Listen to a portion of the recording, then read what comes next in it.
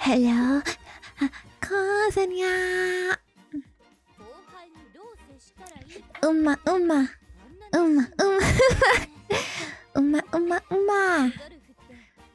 Fury. Hello. Penguins, I'm in my professional racing outfit. Why are there no pants? Okay, there we go. Professional racing outfit. Yeah. New. Yeah, some of these girls, like, they have such cool looking outfits. No, I gotta feel nice to dress formally, appropriately. Anyway, hello. Today we are playing more Umamusume, but with a bit of a catch. Actually, this is not my main account. This is a special account.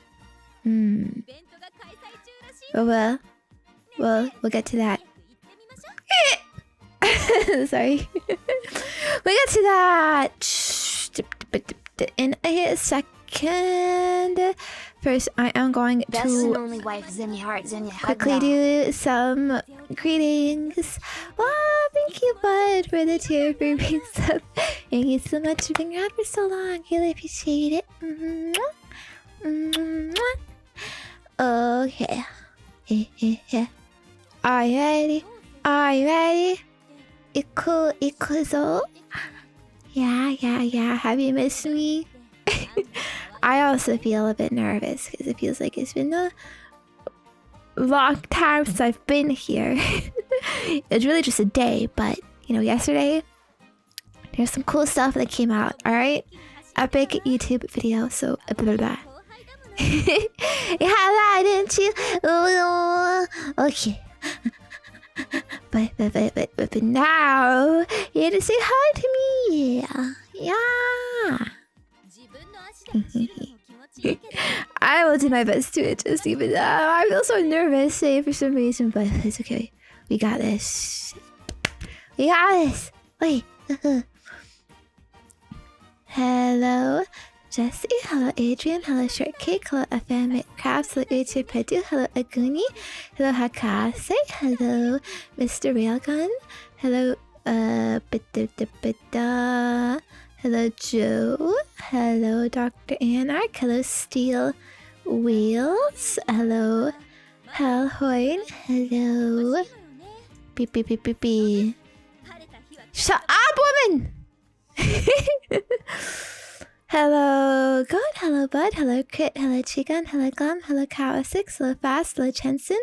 Hello, Relax Vic. Hello, Just a Person. Hello, One Potato Guy. Hello, Faramlageist. Hello, Bahis. Hello, Sonata Weep. Hello, Ike. Hello, Fluffy Tamamo. Hello, Necro. Hello, Devon Noob. Hello, Ross. Hello, Koala. Hello, Psycho. Hello, Beric. Thank you for the tier resub as well. Really glad to see you here still. Hello, Claymore. Hello, Key. Hello, Beachy Boss. Hello, Anta. Hello, Minusnip. Hello, Champmod. Hello, Bacon. Hello, Rain. Hello, Sharkington. Hello, Gumnet. Hello, Average Reef. Hello, Mega Zero. Hello, Me Thief. Hello, Radiates here. Hello, Hello, Dante. Hello, Lim. Hello, Eep Rome Tour. Hello, Phantom. Hello, Lickers. Hello, Butters. Hope you had a great day today. But if not, that's okay, because we are gonna have a lot of fun tonight. It might be keynote, it might be cinema. I think, though, it might more so be a lot of chilling, a lot of chatting, okay? Because you want to know my opinion, Penguins, on this game? It's fun, but I don't think it's the most fun to watch. It does kind of get quite a bit repetitive. Just boom, boom, boom, speed, speed, speed, bing, boom, boom, press the buttons. The same thing every time. Go to train, do the races, you know what I mean? You're like always winning. Like it's really hard to fail. So to the rule, you know, it's just yeah, it's very, you know, not too much going on.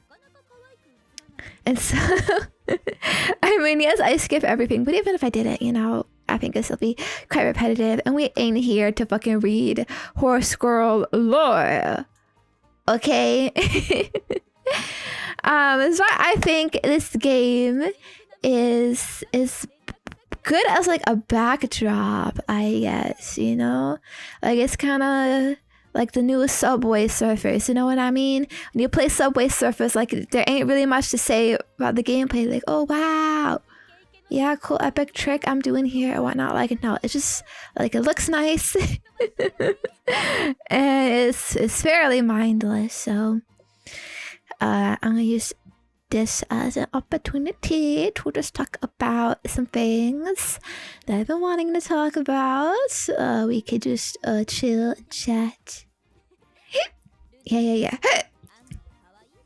And also, there's a little special aspect to this, which I'll explain in a second. Hello, Fighting Ninja. Hello, S and Sky. Hello, Jiro. Hello, for analysis. Have you ever played Goo Goo Babies of your life on the line? What the fuck is Goo Goo Babies, huh? I saw a few of those memes. I think it has to do with like Super Creek. But I've seen like so many videos of her doing that. Like it's not just like some one throwaway line she does in her career. Like, and then, yeah, what? It's just like mommy stuff. You wanna be a baby penguin? Huh? Or are you a stupid little baby? Stupid little small, tiny baby. Ooh, you need to be taken care of. Ooh, you don't know how to do anything. Yeah, want me to feed you your bottle? Goo goo goo goo gaga. You don't even know how to chat. You can't type. You know all you can do is make stupid little sounds. Ooh, I can't do anything. Ooh, take care of me, mommy, mama. Hey, you freaking OG side! It's not messed up, huh? You wanna walk around wearing diapers? Gross. Yeah, I'm the baby here. Alright, let's get that clear, okay? We play Google Babies, but I'm the baby. We can play it, but I'm the baby. You're the mama. I guess Papa in this case. Ooh. It does actually kind of remind me of yeah. When I was a kid in elementary school in the playground, I loved playing with my friends, pretending we were all babies. Yeah, we had a Goo Goo Gaga game. You pretending to be babies, or I don't know if like someone was like a mom or something, and the rest are the babies, or if we were all babies. I don't know. And we would like make stories about it, little comics, and you know, make a fucking fake playground pizza or whatever. Anyways, yeah, I did like way before it was cool or popular or whatever. Okay, fucking Super Creek, more like a super grifter. Fucking stealing the valor of real childhood games. Anyways, I do actually have Super Creek, but I don't know if we're gonna use her, because if you play as Super Creek, you cannot use her card, and I'm trying to use her card. So okay, so this account is a new account because I am part of, let me see here, actually my profile, is it gonna, okay. I just put in random details, but let me, what's my name? Oh wait, this is my name. I just put random numbers is my name. Okay, it's random birthday too. Okay, I don't really hate to say my join date, but we had to make these accounts like almost 2 weeks ago. For a VTUBER tournament event. Mirai Kinan happening tomorrow. And I'll make sure, actually, do I have the hashtag? In the stream. Let me make sure, actually. But yeah, so basically, if you don't, okay, I do have the hashtag. If you don't know what it is, we're gonna be racing horses. We're running out of VTubers for each category of race, which is up here. I can put in one horse for each race, and then ba-da-bum, see who wins. It's as simple as that, really. The specifics, like the specific like distances and whatnot, are gonna be randomized, so we don't know what's gonna happen.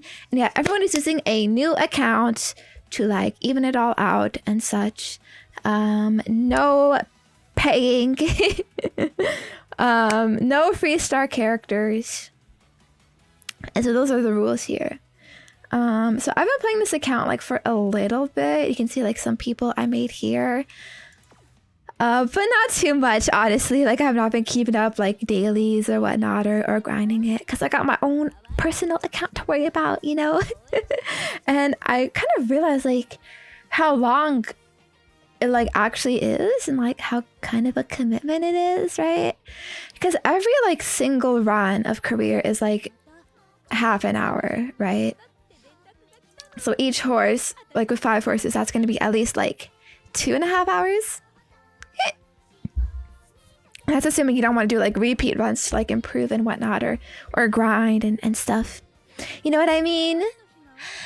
And so that on top of having to keep up and maintain my main account, because obviously, you know, I have like my own like super high level top tier main Umamusume account. Yeah, like really high team level, you know, like getting all those like scores and points and whatnot.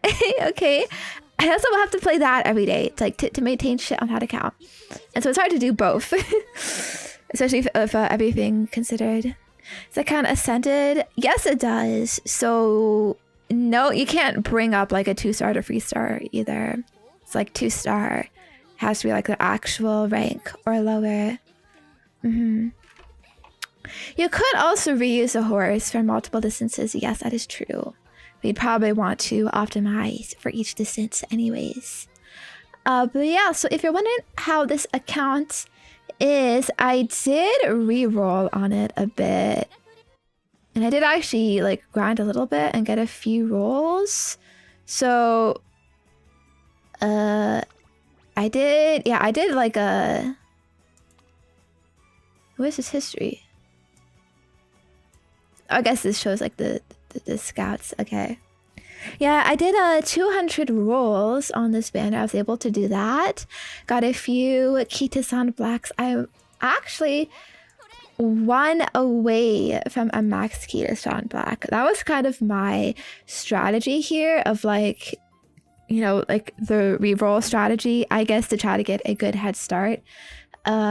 To get like the strongest like Kita-san block I can. I think this is pretty good for like 200 pulls, all things considered, right? It's only like 1 off of max.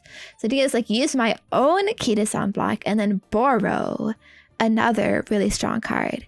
Because getting any other card to high limit breaks would be really difficult right now, you know, because it's all like random and whatnot. But this at least is like somewhat targeted, so yeah, I was able to get that. Yeah.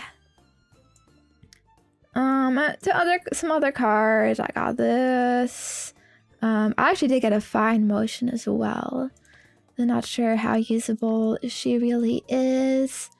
And so I've also mostly been using this Agnes Tachyon high level wit card, Sweep Tosho, and this lady Narita Taishin. I don't have the best like SR levels, to be honest. It is what it is though. It is what it is. Oh yeah, and yeah, rerolling takes a lot of time. It took like 40 rerolls to get MLB Kita-san less than 160 pulls. Well, actually 40 isn't that bad. 40 on each client though, so like 40 times 5. That is a lot. Yeah, the reroll process also takes quite a bit of time, so I didn't want to like spend too long grinding for it. So like, you know, I'm just gonna accept this. In terms of Umas, I think I did 1 10 pull on Umas. So these are the ones I got. I redeemed Marizensky. My idea with her was to use her as a parent to pass on because she has a pretty good skill there. But yeah, so I thought we could talk a bit, I guess, about the game plan. Okay.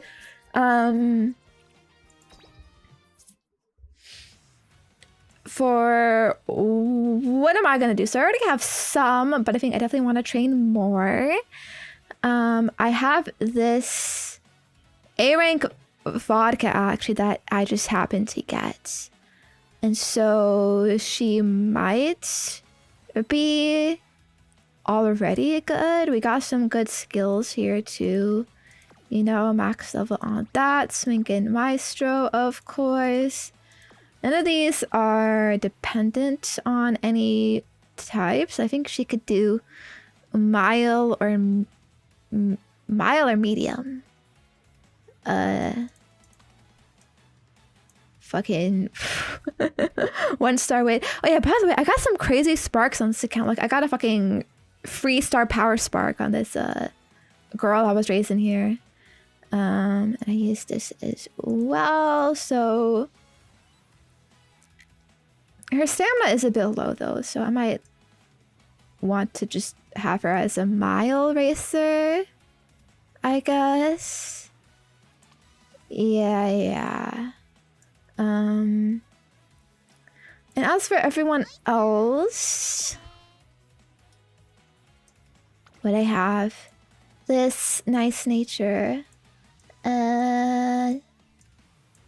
She's okay, I guess.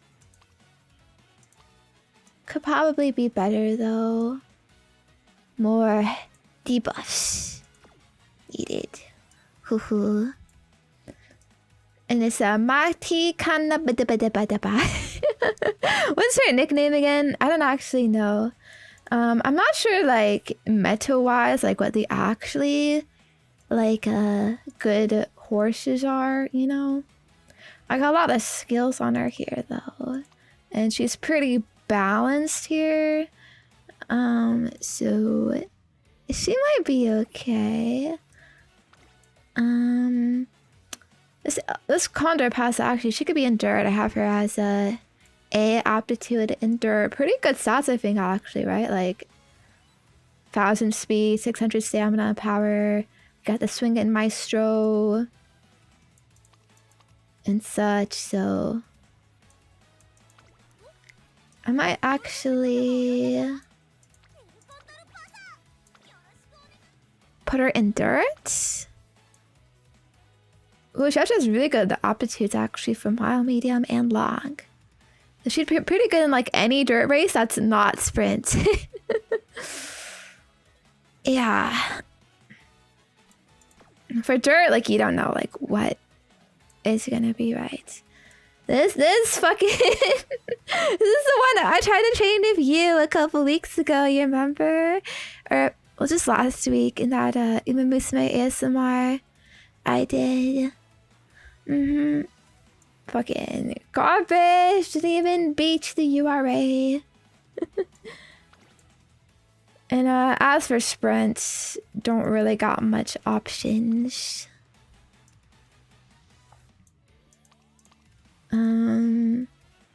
This package actually has a lot of stamina. Might be okay. I'm not sure if her speed would be too low though, but maybe.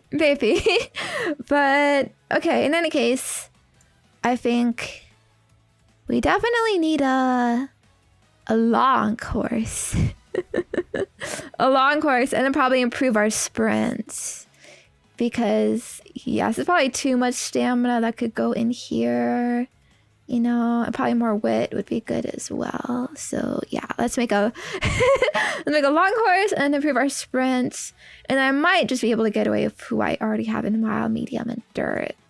Definitely think this Pasa could be a good dirt horse.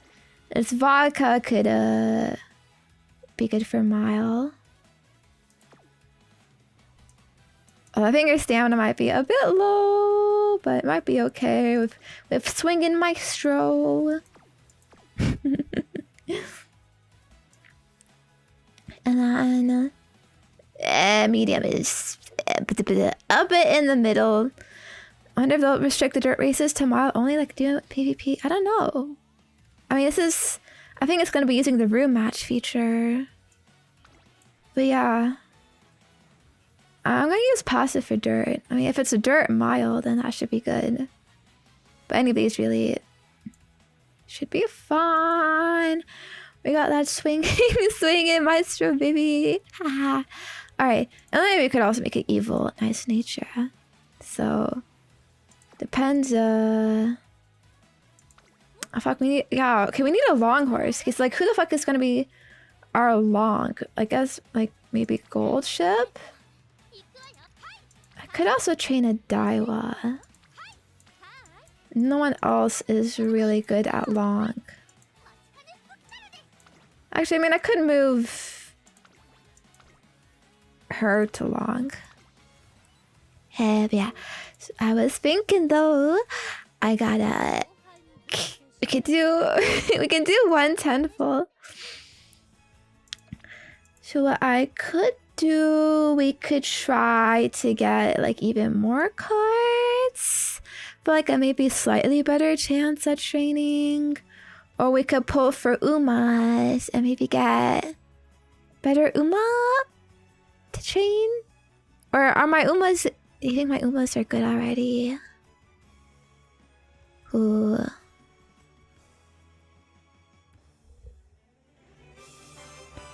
I turn up the volume. We need that horse racing Gamba BGM.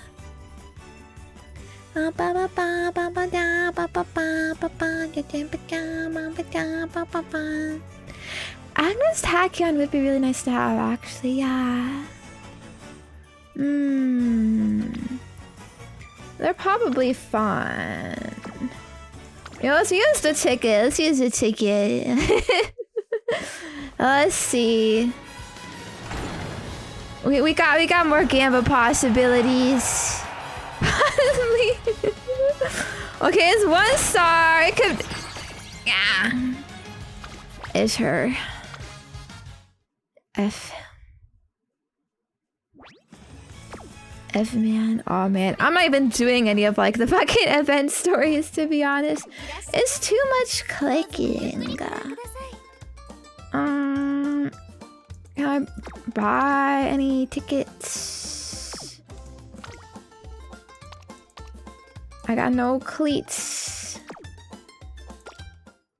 Ooh, I never heard that music before.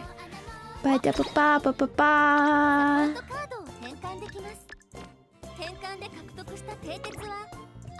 Kill. Die. Let's kill these. Look at all these garbage SRs, bro.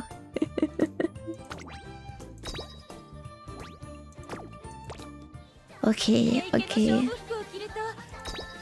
And where is it? The cleats can buy.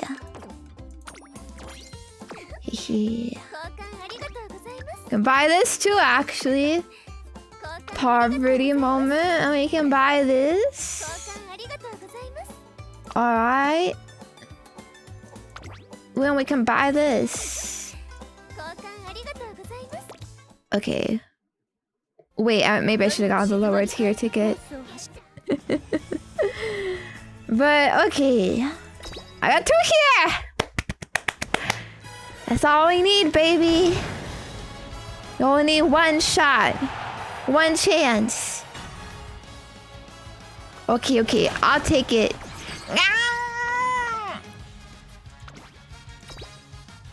Bro, why is it so hard to get like what specific 1 star that you want? Man.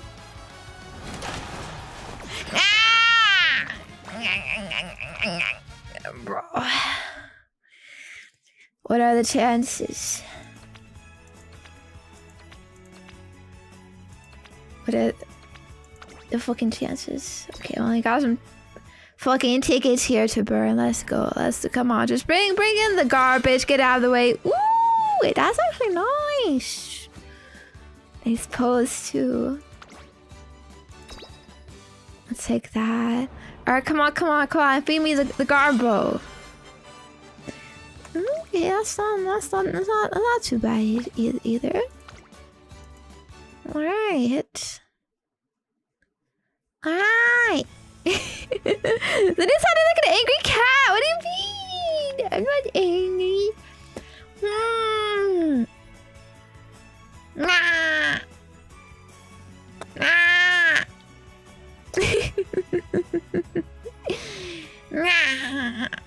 Okay. Let me do some hellos. Hello Jiro. Hello Piri. Hello Lasmu. Hello Imsander. Hello Steve because hello Okamiku. Hello Cyclops. Hello Yox. Hello Antonin. Hello Kerp.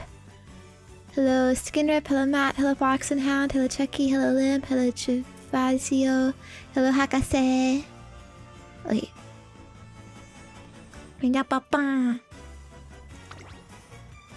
Let's get more cards.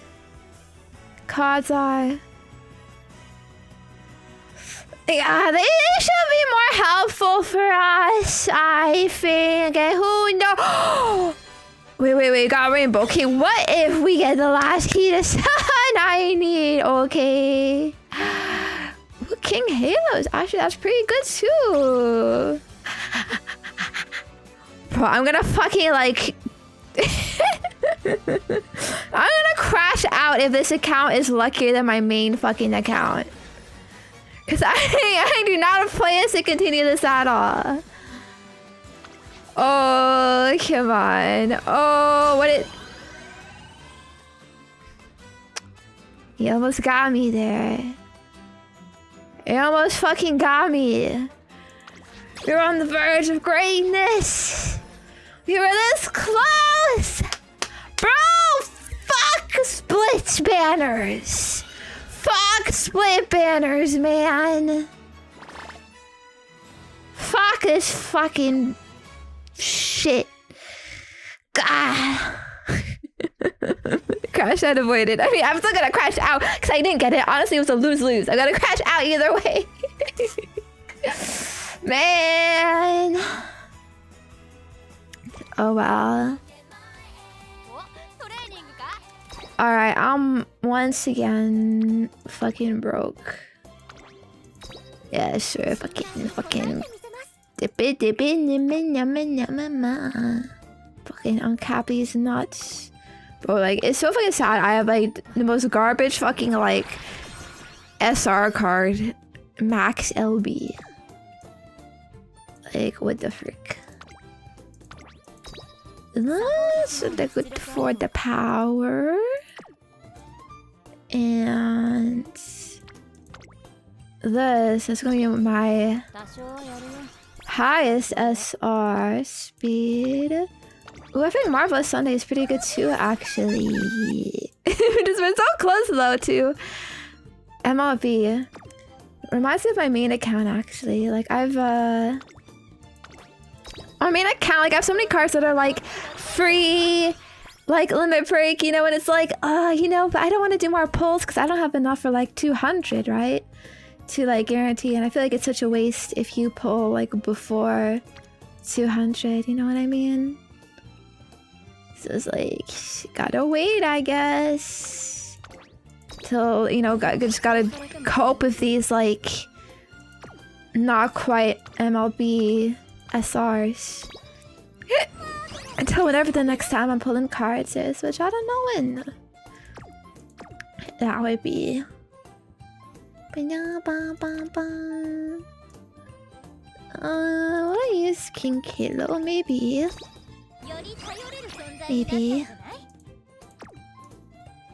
Alright, I think that's all that's relevant for us. Yeah, I might level you up. She gets started? She gets started? I think hopefully we have time to raise like at least 3 horses. Especially if I'm doing the skip.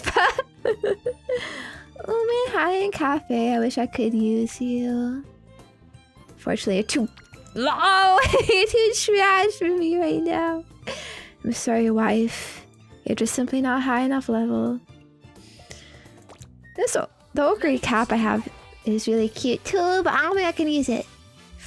Okay, scraping carrots for first time trophy wins? Honestly, yeah. I mean, I have a lot of like probably first time collectibles. I mean, I'm sure I could scrape carrots like fucking here, but it's so fucking boring. You know, click, click, click, click, click, click, click, spam, click, you know. My brain's gonna be fucking mush, you know. Oh yeah, there's fucking the dailies. I could do the dailies too. I could do these special missions. I haven't really bothered like focusing on them too much. Oh, yeah, looks like they don't really have carrots anyways. Oh, they just have SSR guaranteed cards. I don't even care though. Alright. So I think we definitely need a a sprinter. Which my only one is Sakura Bakushin. Probably gonna be everyone's option. Maybe King Halo if they have King Halo.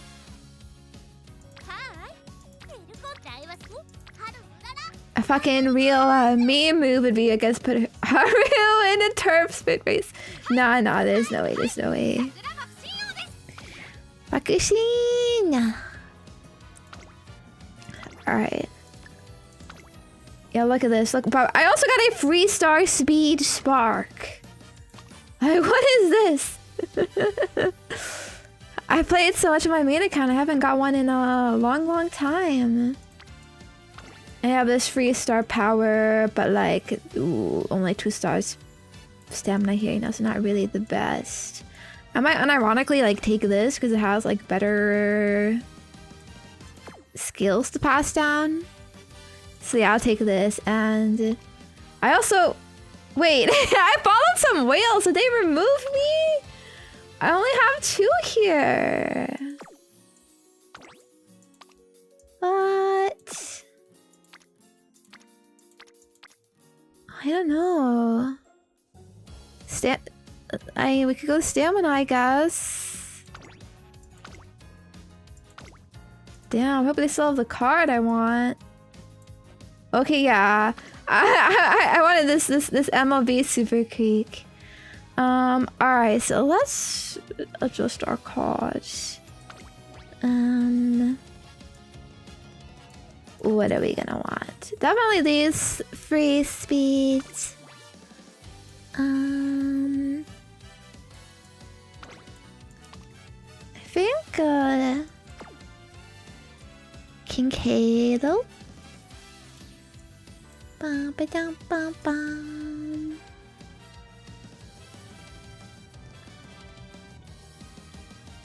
Yeah, I don't really have any other speed. Playing this game makes you want to watch the anime. Yeah, I watched the Oguri Kappa anime Cinderella Grey because of this.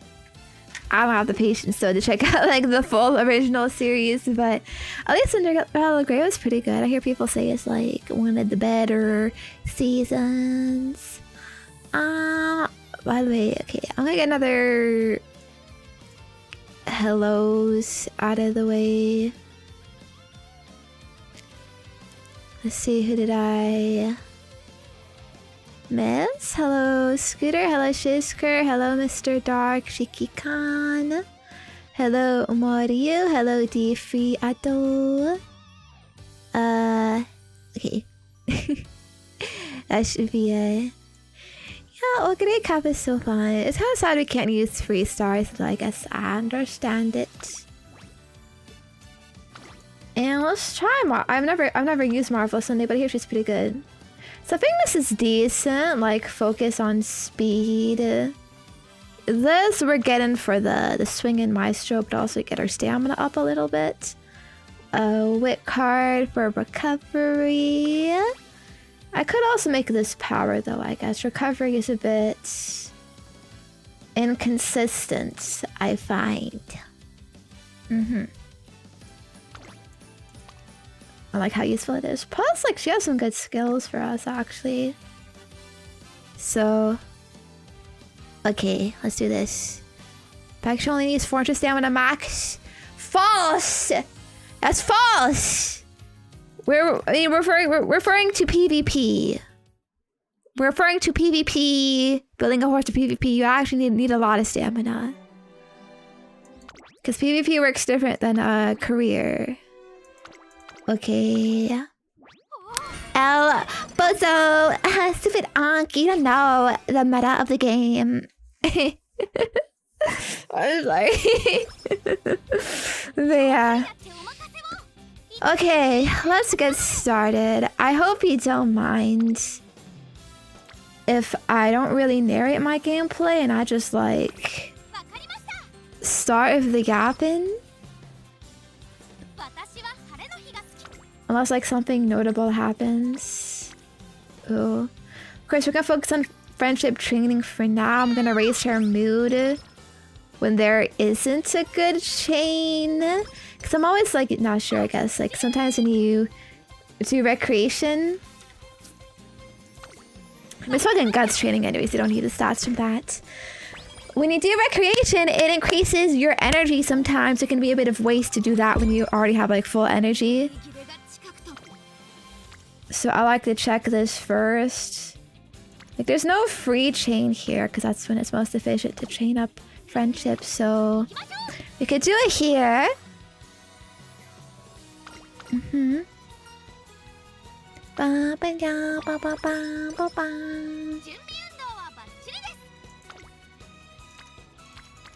Okay. Ooh. Let's mood up again. Ooh. I'd say streaming is my mood up event. It's my recreation event with you. Yeah. Oh, what is this about click and hold? Oh, like this? I know that. Well, I'm not a fucking nerd. Like, optimizing my min-max click per minute, RPM, BPM, flick rate. Okay, like, it's fine to just play, like, casual with this, okay? Gosh, like, okay, you got, like, less clicks per minute. Like, good for you, nerd.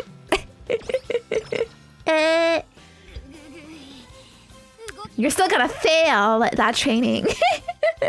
You're still gonna hit the 1% failure. But meanwhile, I win the 10% every time. Sometimes I do go a bit crazy if the chances, to be honest. Like fuck it, like 15%, I'll be like, fuck it, let's go. And you know what? I win those. We win those every time. Every freaking time. Ooh. I'm not sure, like, these two have like 2 people in them. This has 2 people in them. I guess wit would be like better. Get that wit up. We witty. With it. Yeah. Honestly, 15% is like huge. If you play any chance game, strategy game, fucking like Fire Emblem and shit, you know, 15% miss, like, ooh, that's like, ooh, that's really high actually. Gacha games and Fire Emblem have told me that 3% is actually huge. It's a huge chance. Oh, we already got a I don't know, sometimes I like getting skills early on to ensure early victories so I don't have to redo races and whatnot.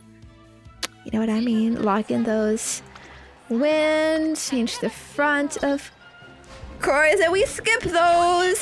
Yeah. Ooh. Oh, thank you, our favorite cast. My Twitch sub. Hello. Good to see you here. And hello, Sky.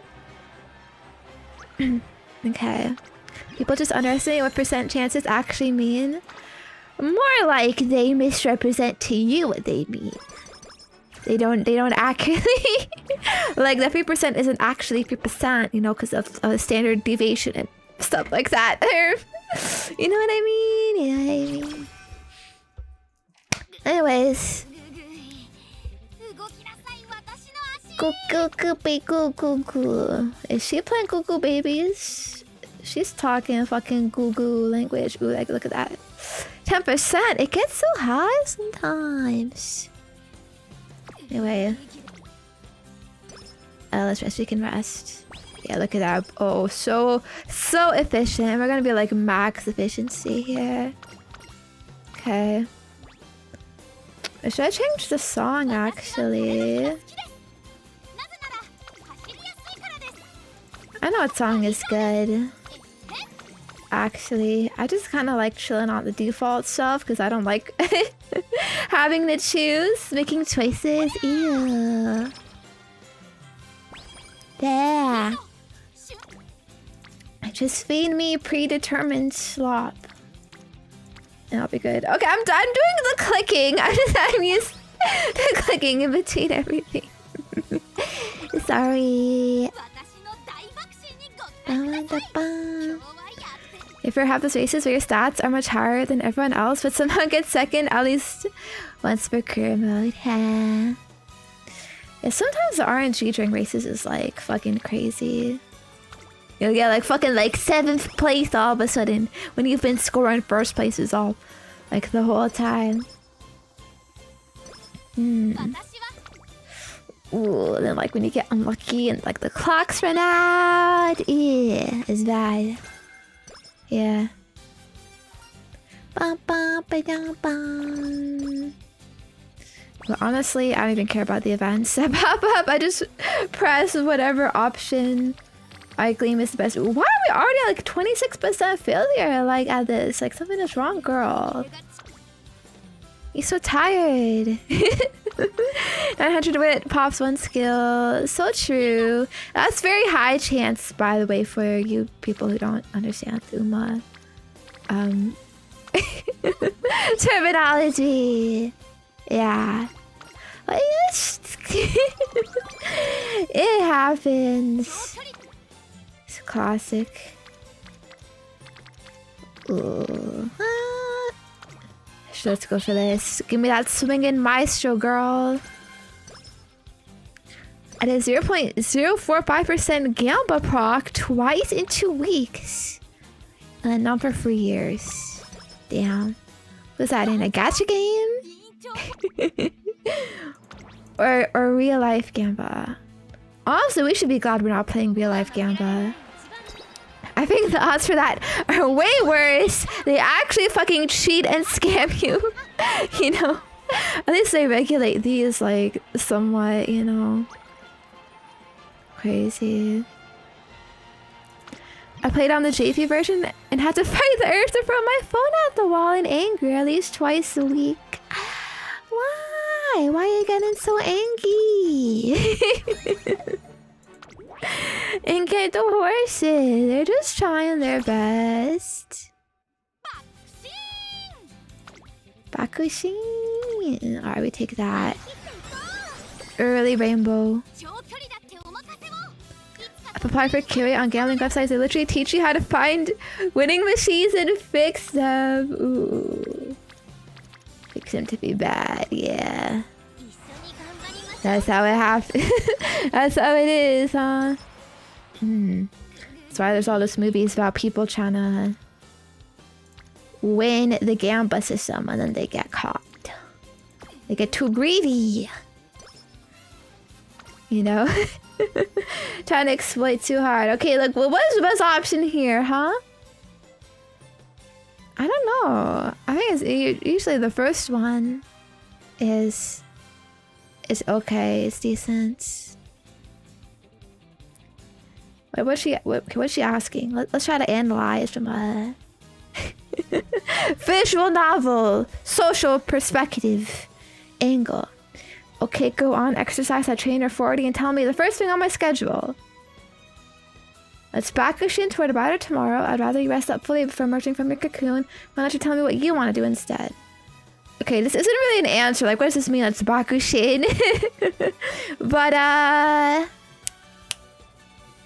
I think, yeah, we gotta tell her what to do. Girls love that. Girls love being, dominated and having authoritative figures. Tell to lead them through life, you know, very hard to make decisions as a girly. Yeah. Alright. Anyways, what I wanted to talk about. Okay, right, so quick life updates, I guess. Where a lot of people play this gamble game. It's not really a gamble game. Also because it's fun. It is actually pretty fun, but I do think this game, like for a lot of people, it's maybe like their first gacha game or their first one in a while, and they fall to like propaganda too hard, you know, thinking they need to spend money and all of that, you know. Ooh, I gotta get the MLB Kita Sun Black, you know, and then they way overspend. Or, you know, and they get mad at the rates, like, what is this? I'm not getting anything, you know? And it's like, you know, well, yeah, that's actually normal how it is. But it does feel bad in this game because, you know, like, you do really want, like, improved cards. You want, like, the cute Umas, you know? So just be careful. You know?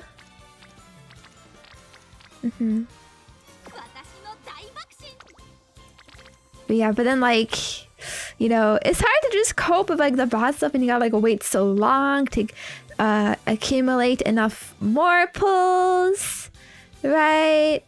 You know, you gotta wait so long for, like, the good banner. It's like, we got Kita-san back now, and she's gonna come back, but it's gonna take, like, a few months until then, you know? And so what? You just can't spend on anything until then? Well, I mean, yeah, you gotta go months and months and months with what you have. And, that can be hard. I tried to get cute Tiger Girl and ZZZ. I failed 50-50 pity and my friend got it in 10 pulls. I quit. Ooh. You can't fall to the rage, okay? These games, it's a mental battle, alright? You know, like, it's like any fucking sport. It's like chess. All these trainings kind of shit. Yeah, fuck it. Let's do a race instead. We already did this race before, apparently. Yeah, let's go. We win those. Ah, ha ha ha ha. But yes, that though, like, I understand though that rage, okay? That feeling of FOMO. That is why, like, you have to only pull if you have enough, like, to guarantee. Or otherwise, just understand that, like, you might not get it, right? So, like, for example, in this game, like, the guarantee is, like, 200 pulls or whatever. Honestly, in this game, it's really bad if you pull under 200 pulls. Like, at least in other games, the pity will carry over, right? So you can just throw pulls at, like, anything and it'll be fine. It's all gonna, like, count, quote-unquote, count to, like, whatever your future goals may be if you fail this one. But in this one, if you fail your pulls and you're not able to, like, redeem it, if, like, the only pity system they have here is the 200 spark thing. Other games will have, like, a building pity, they'll have 50-50 systems, and right, this does not have it, like, any of that at all. And so MoHoYo games are actually, yeah, like, much more generous and lenient in that regard, right? This game's actually, it's quite cruel, which is why it's like, I feel like it's such, like, a phenomenon, because it's like so many people are playing this game, like, it's so popular, but then the gacha system is, like, one of the worst in the whole industry. So it's like many people are like, what? Like, what is going on here? And it's like, yeah, that's that's how it is. You gotta be patient. You gotta have self-control.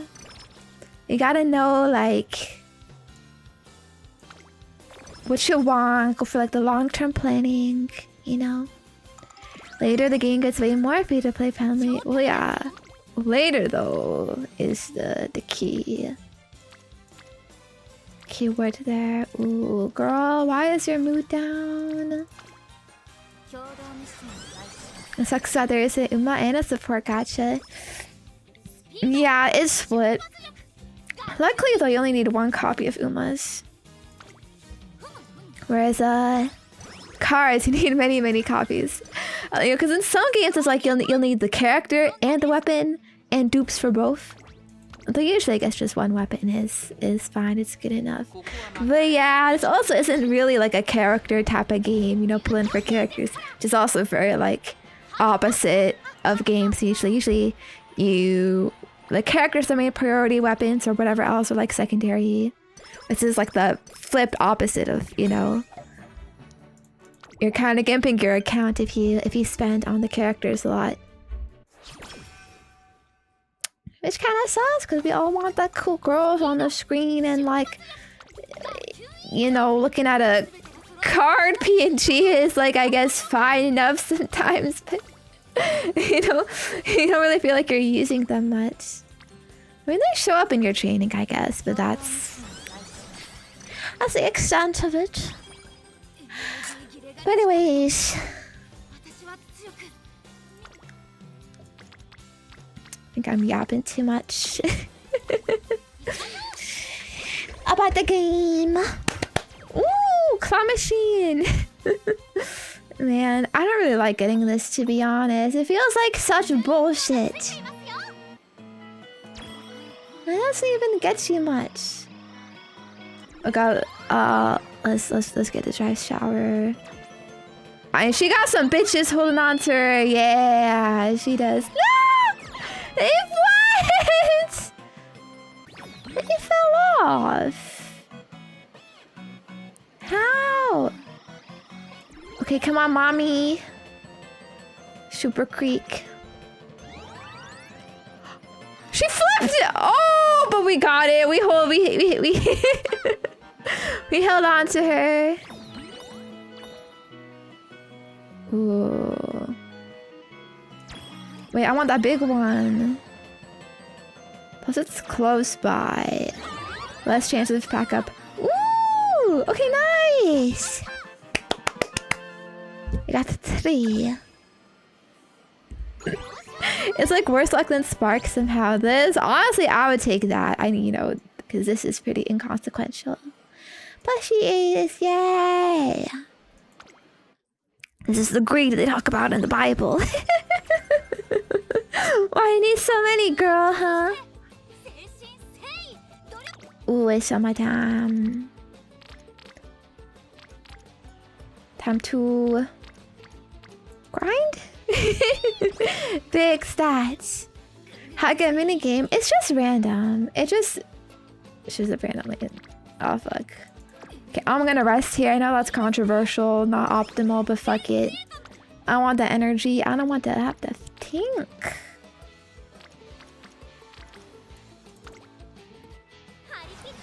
Ah, papa na. Ikuzo. I think this is for power. Yeah. Yeah. You know, screw guys. I'll use my own brain. Okay, how they did it in the old days. You just trial and error yourself all the options and see what happens. And then you remember and then you use it for the future playthroughs. Yeah. Bum, bum, bum. Yeah, the claw machine permanently later. Oh, interesting. Ooh. 83% failure. I wonder. We could totally win that.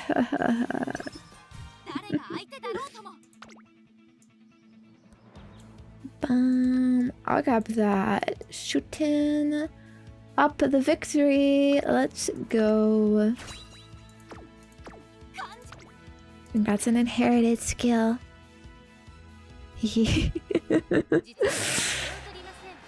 Definitely would want that. Anyway, hey, sorry, does it upset you if I skip the races? I don't know. I feel like it's kind, it can be kind of sleeper, like when you know you're gonna win. Cause I know we're gonna win. Cause like I'm just so good.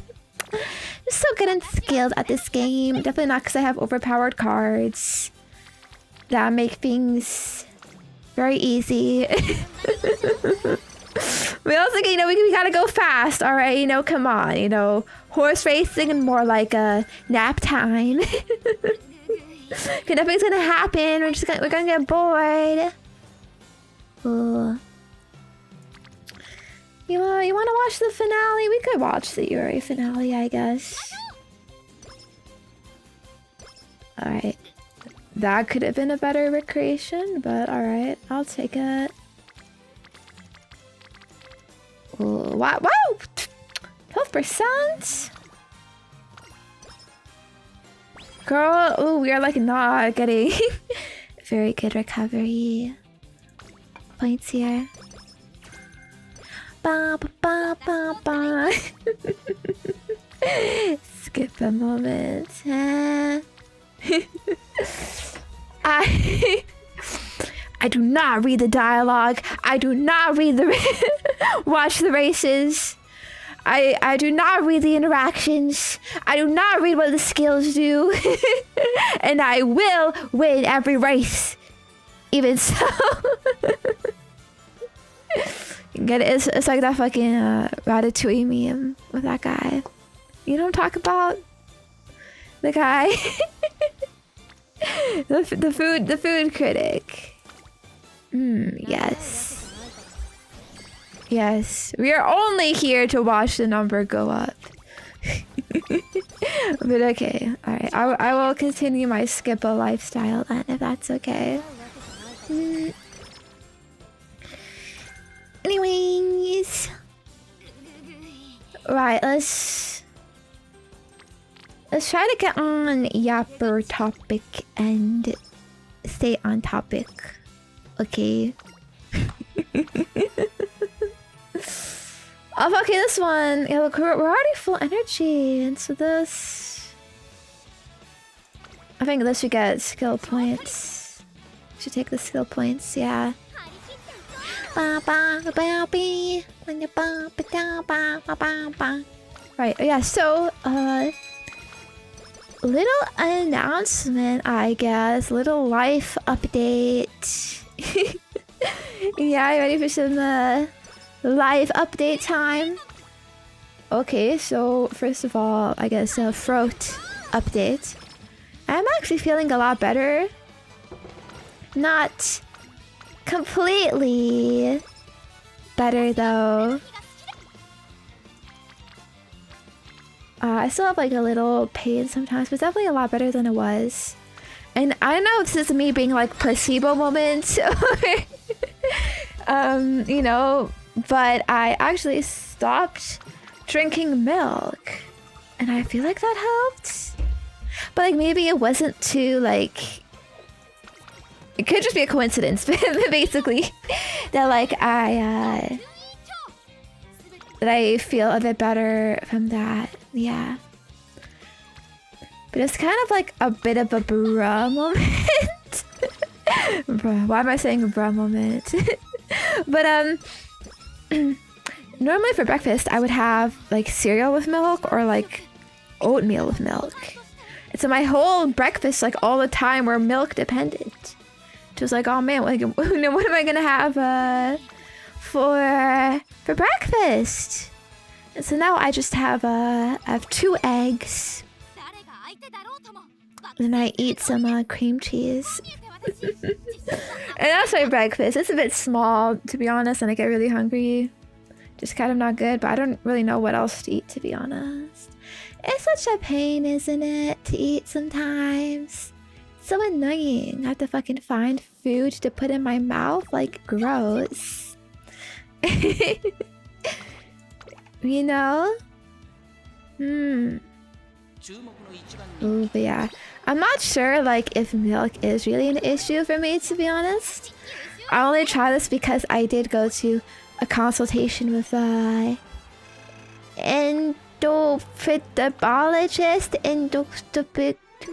we call it gastroenterologist and something like that.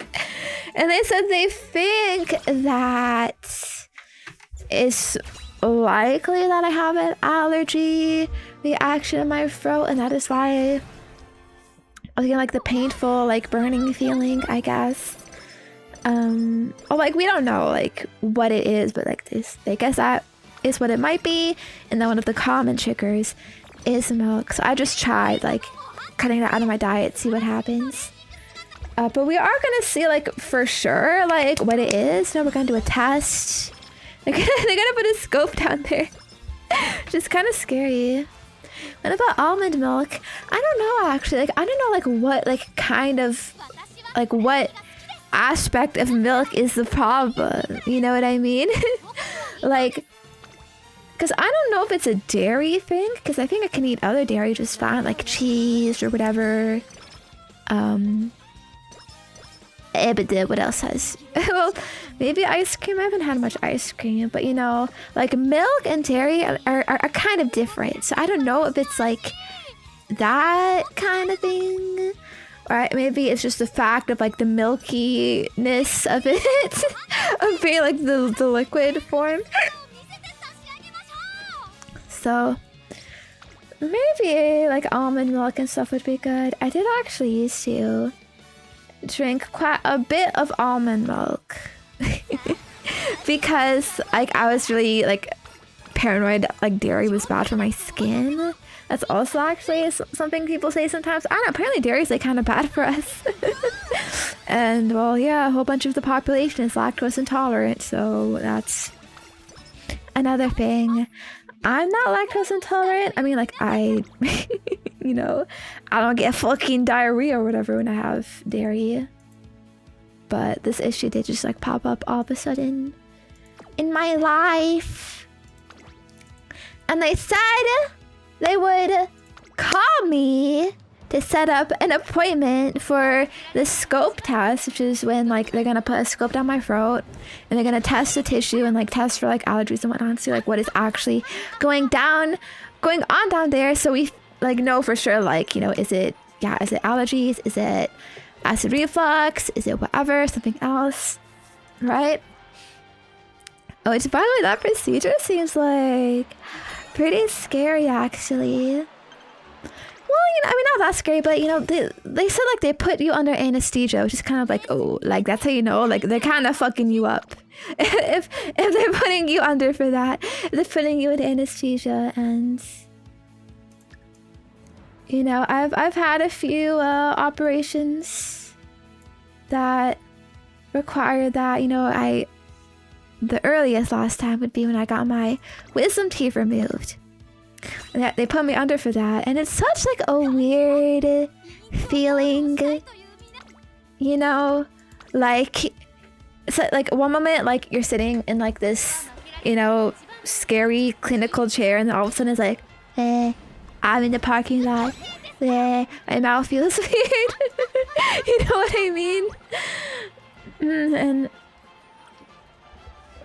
I just worry like that anticipation for it, like it's gonna feel weird, like it's gonna kind of fuck me up. Like I know I'm not gonna feel it, I know like I'm not gonna like experience any of it, but I also know like I'm gonna get fucked up like during this, and like I'm gonna wake up and like it's, you know, I don't even know what is gonna have happened. You know what I mean? You know, and like I know it's not gonna like fuck up like the anesthesia or whatever, but like what if it does? Okay. And I think for this one too, actually, like it's gonna hurt afterwards when cause you know, they fucking shove it like down your throat. You're not like awake to feel the pain, but it certainly probably has some aspect of pain, right? So I'm gonna wake up and like, you know, my foot's gonna fucking extra hurt because of that. I honestly wonder how much. I hope it doesn't hurt too much, because like I got a fucking job to do here. You won't feel physical damage, but you'll feel psychic damage. And maybe that too, of like, I know bro, I know something fucked up here. But yeah, you know what though, I have a new fear unlocked, because I read that there is a phenomenon that happens in certain operations, okay, where they don't give you anesthesia like during the operation, but they give it to you after. And it's like this type of anesthesia that makes you like forget the experience, right? Like let's say a certain like, I don't know, like eye surgeries, or like surgeries where you need to be awake for it. Like they cannot like physically put you under, like maybe because like they need your body to be like responsive or like awake in some way, right? And like it's a very painful experience that they would normally want to put you under for, right? Like they would normally put you under for that, but they can't, because like they need your body to be like responsive in some way for it. But because it's so like traumatizing and painful of an experience, they give you a drug afterwards to make you forget it. And so then after, you feel as if you were actually put under for it. You feel as if like, you know, I didn't really experience this, you know, it's whatever, right? Like you don't remember what happened, but you did actually go through with it, you know, like you did feel it while it was happening, but they just wiped your memory, you know? I'm not gaslighting. I heard it's like it's a real thing.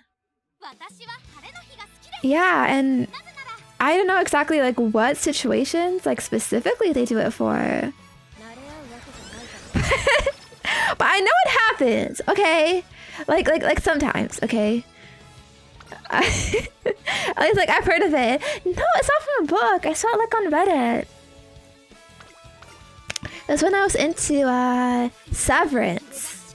And people were talking about like, oh, like what would it be like to be severed like IRL or to have an innie, you know? If you don't know, like Severance is this show where like they split your consciousness between like your work life and your home life.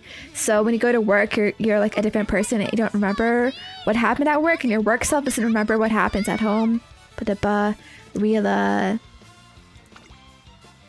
you know, short synopsis. If it is Redditor, what's wrong with Reddit, huh? It's better than Twitter. Alright. That's going away to shit. But anyways, I think this is a legit thing though. Like, it's basically, I think that's how anesthesia works normally anyways, right? Like, that you don't remember what happens like during it, right? And so I think it's a slight like tweaked version of that where you also don't remember what happened like a little bit before that, you know? Okay, but it's real. Okay, it's real. It's possible. Okay. You can look it up. Probably. Definitely confident. This is legit. But well, anyways, it's crazy to think about though, isn't it? Like, fuck, man. You could go into some surgery and like not even know. And like, I don't even know if they tell you like which version, you know, is it gonna be like we're gonna give you anesthesia like during it or after it, you know? What if they don't tell you and all of a sudden it's like, yeah, you have to sit through this, but don't worry, you're not gonna remember it because I'm gonna give you something like after for it or whatever, you know what I mean? Yeah, people have woken up under anesthesia and seen themselves getting operated on and have been able to do anything about it. Oh my gosh. Like their body is frozen? You know, I guess this make you go limb? I guess it does, but God, imagine being conscious for that.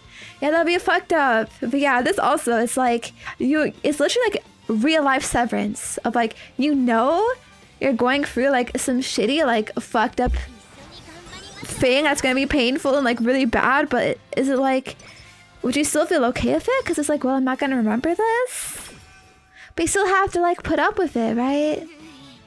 That's crazy.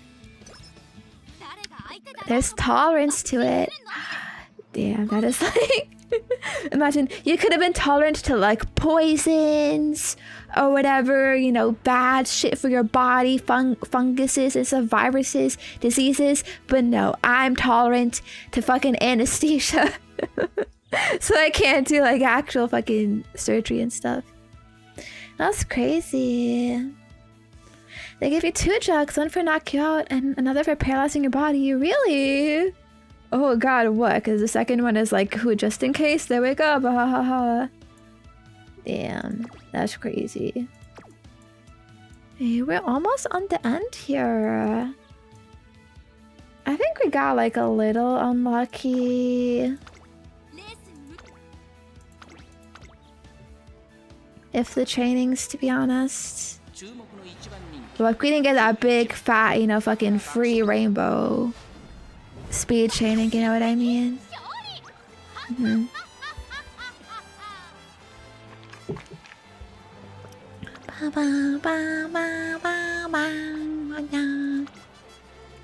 Pretty sure you have to accept before getting put under anesthesia. Well, yeah, but you know, what if your only choice is to accept it and then it happens after? You know what I mean? Getting choked out works as an anesthesia replacement. Yeah. Doctor gonna check you out real quick. If you have resistance. You bank your head a bit. Yeah, that should work. Alright, nice. Easy semi-final win. Alright, we got the finals to watch. Man, I feel like these got kind of garbled stats though.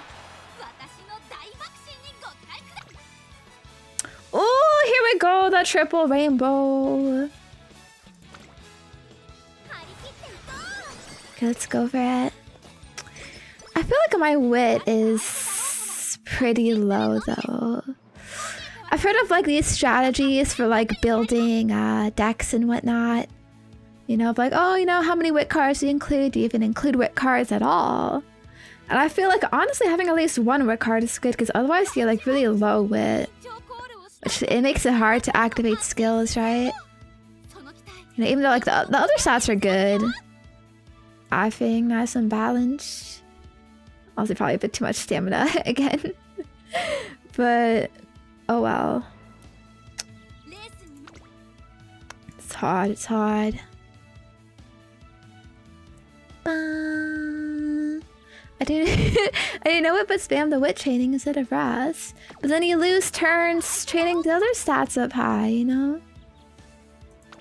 So it's hard, it's hard.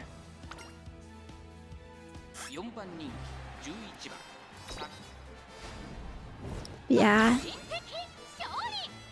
So I would think this horse is pretty good otherwise. It's just, you know, man, that wit. She's a bit hearted, this one. Wait! I'm sorry, I skipped it! I skipped the race. It just fucking have it, man. It just fucking have it. I'm too fucking brainless, mindless at this shit. You know, click, click, click, skip, skip, skip. Come on, let's go, let's go. Just give me the stat ups. You know? Ba-ba.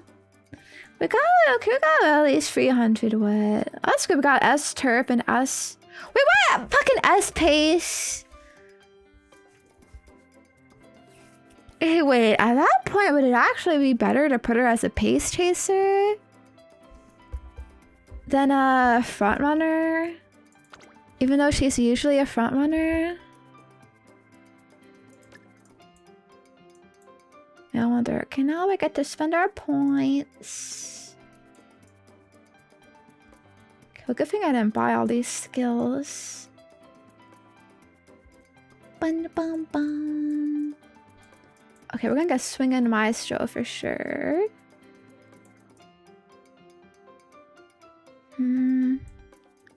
Firm conditions could be good.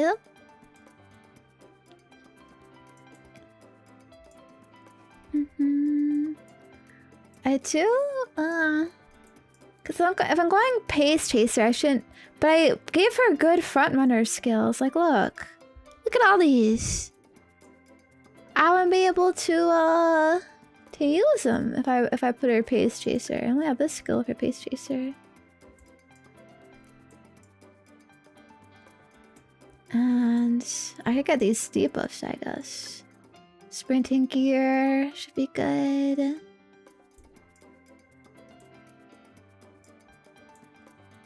I know how good straightaway recovery is.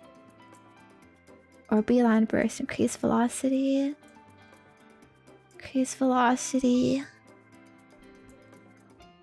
What do you think? Ba-da-bum-bum. Ba-da-bum-bum. Ba-da-bum-bum. I'm thinking we should have enough recovery, so we should need more recovery. So maybe one of these gold skill.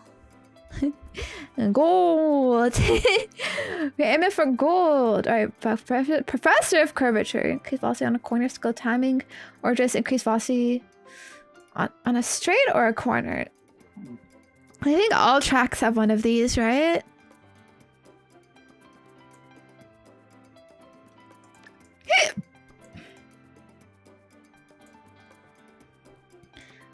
Mine is sprint, both golden. You don't like the sprint skill I picked up. This one? But isn't acceleration good? I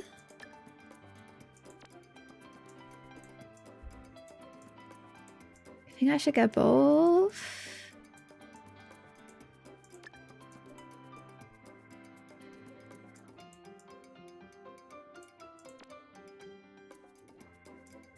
Actually, I'll take away this pace chaser and then give her the sprint one for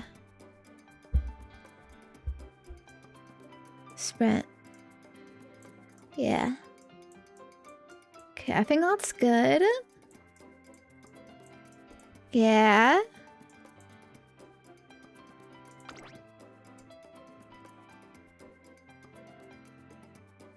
We got it. Good, Hans. I'll take it. Okay, I think this might be our sprinter.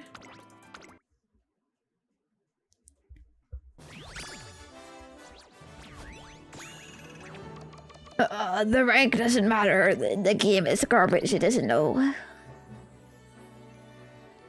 Oh, okay. I don't really expect 3-star sparks at this point, to be honest.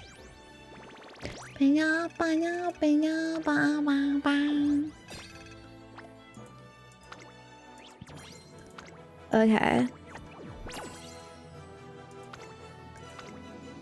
That's good though. So now...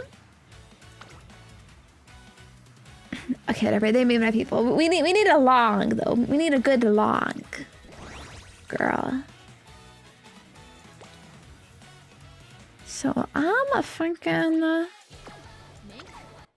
We do a gold ship. Gold ship. And I could give her like some good end closer skills. Hi, hi. Hi.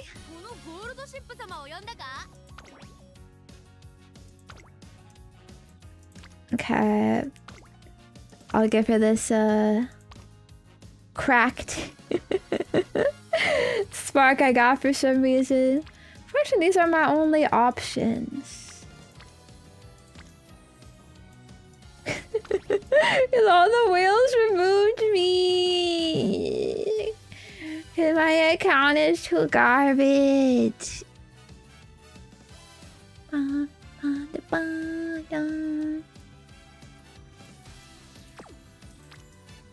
don't know what would be better here. Maybe Metro McQueen.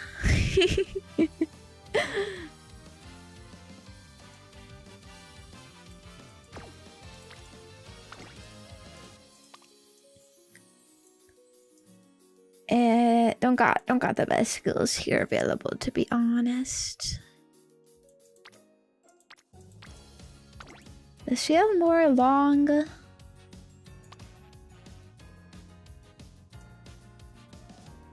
things? I think her skill is actually like pretty decent. Okay, I'll try this. I'll borrow the Super Creek. And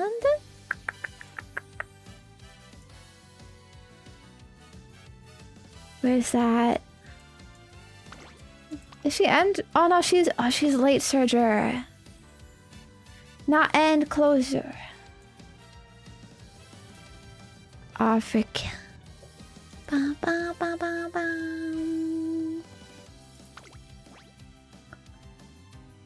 Okay, I think we go stamina. I don't actually have good stamina though. Good stamina cards.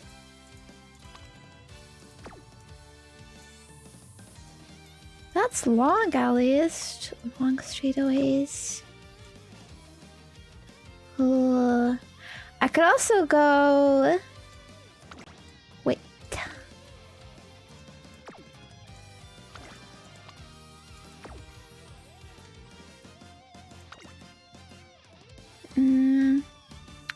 Training speed, I should already get power.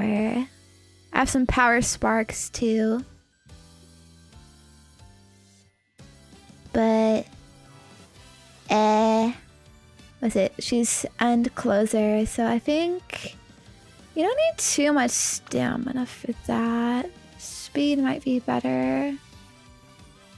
But... Ooh my god. Like if I'm gonna pick this one because it's like a bit higher level. And... Try to get this one. This one. Who? Or more stamina.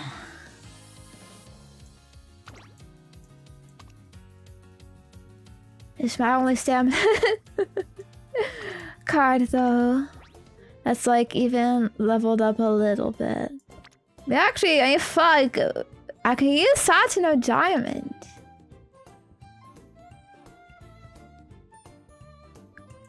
But she's not the best. I don't think. But she's at least high level. Oh, bro, guts bonus. The fuck is that, man? Alright, fuck it. Let's... Satino Diamond Gaming?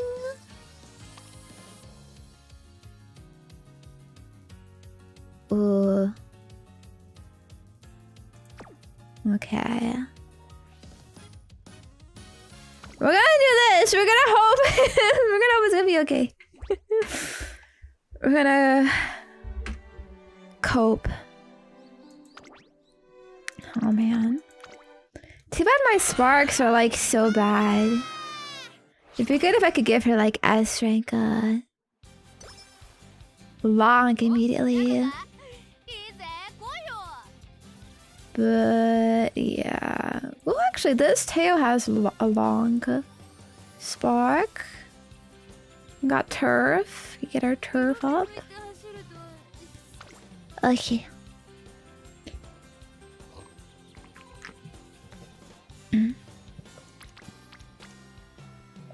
Drinky. Let's go out. Go out, girly. Alright, so... Right, the other... life update I have is that I'm gonna be going on a trip next month with my family. Little family summer vacation at the end of August. I'm really nervous for it though. I'm nervous for it. I've talked a bit about it yeah, in my like Discord like sub chat already, but yeah, if you don't know then I'm saying it. I wanted to say it on stream a bit earlier, but I always forgot or ran out of time. But yeah, I'm gonna miss you lots, of course. But it's nice to travel, I guess, especially if it's it's all covered for me.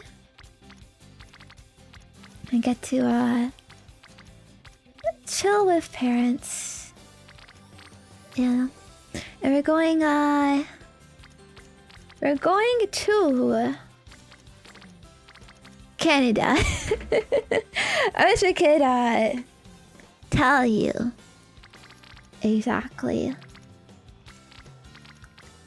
But you know how it is. It's just somewhere in Canada, yeah. So it's a bit more chill, I guess. Not like some super huge, you know, big undertaking or whatever. And it's just gonna be like 2 weeks. So yeah. Road trip would be fun. Maybe. There's lots of nature in Canada. Yeah. Canadians go to Canada all the time. Yeah. Because it's hard to travel out of here. Yeah. Ooh, yeah, lots of trees and stuff. Yeah. Unfortunately, it's not a cruise. I would kind of like a cruise, to be honest. They do have some cruises in Canada, but not much. But maybe some other time though. I would like to take my parents on a cruise. You know, they're in the proper age demographic for that. It's all fucking old people for some reason. The fucking cruise statistics and whatnot. But yeah. It's kind of annoying though because I have actually been planning a lot of stuff for the recent future, guys. A lot of banger Zenya Hima events and content scheduled to come out and now has to be pushed back because of this. But we're gonna try to make the most of it and I guess schedule it all for after, so it's gonna be a big hype thing when I come back. I'll have a lot to show you, so I hope you look forward to it. Yeah, I'm gonna do my best, obviously, to keep up with things. I will be valuing you. I'm gonna miss you. Ooh. And I hope I've like been doing enough recently to, you know, feel like I like messed up on some streams recently. But I think I'll be okay. There's still gonna be stuff for you, videos and whatnot. And I think like I could try to watch movies too with you when I can. Ooh, baby, if only this was a 5 friendship your family trip, link. Spend it all in one place. You're so good. Then you check in and miss you a lot. Also, I'm very tired, might fall asleep during stream. Thank you, Sky. No worries. It's understandable. You know, gotta succumb to that OG-san napping instinct. Yeah. Thank you. I will try my best. I don't really like going on breaks, you know. As a streamer, I don't think it doesn't feel that good, but you know, sometimes it's necessary.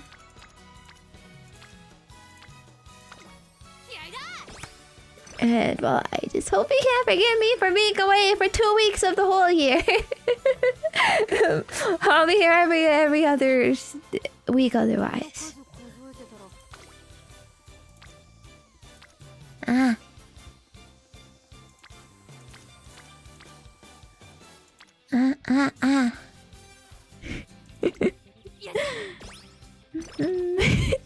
No, not the touching grass. They're gonna have to drag me out of my room screaming. Man, I actually kind of used to hate going on family vacations when I was younger. Because it's kind of a yearly tradition for us. I remember, like, as a teenager, I was like, man, I just want to sit in my room playing my video games all day, grinding on my PC, playing my my MMOs. You can't. I'll be so grumpy, like, oh, man, it's so lame. I want to go here, stupid fucking museum, stupid nature. Man, I don't want to walk. Man. Yeah. Honestly, I'm a bit more chill about it though. You know, I can bring my Switch with me. I can play games still. I don't really get to play games much, honestly. I mean, it's kind of the opposite of like, I don't play games now, and so a break is like, that's my chance, that's my moment, my opportunity, even if it's not like 100%, you know, it's gonna be mixed in with whatever touristy things. But yeah. Yeah. Hopefully run into nice nature, not evil nature. Ooh. Sometimes the nature do be evil though. Let's hope for no storms and whatnot. But yeah. Yeah. Honestly, I don't even remember the places I went to that much as a kid, but I do remember the melties I had and how I didn't want to go. Yeah. Oh, you have a really cute voice, you guys say. Jeez, shucks. No. What? You don't have to say that. Thanks. Yeah. New person. That's how I know it's real. Yeah. So all your other penguins, you've been groomed into thinking I sound good. Alright. Can't even be trusted anymore. I don't know. Ooh, we have to actually kind of somewhat watch this race, guys. Because I haven't unlocked the skipper function. But if you go to the ocean or a pool, micro bikinis.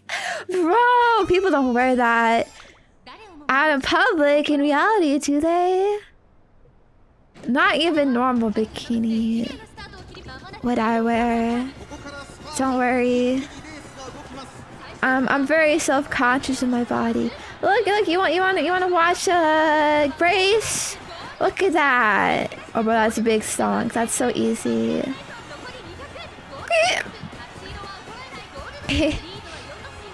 Yeah, I always wear swim shorts and like a sports bra usually. would be like my beach wear. We're definitely gonna skip those nudist beaches, okay? Yeah, no. My parents are old, but I don't think they're in that demographic. We're gonna fucking...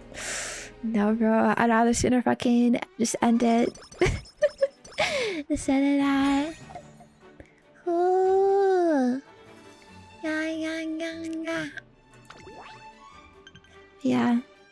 I am a bit more confident about my body now, but... It is so true of like... I did not want to like show my butt.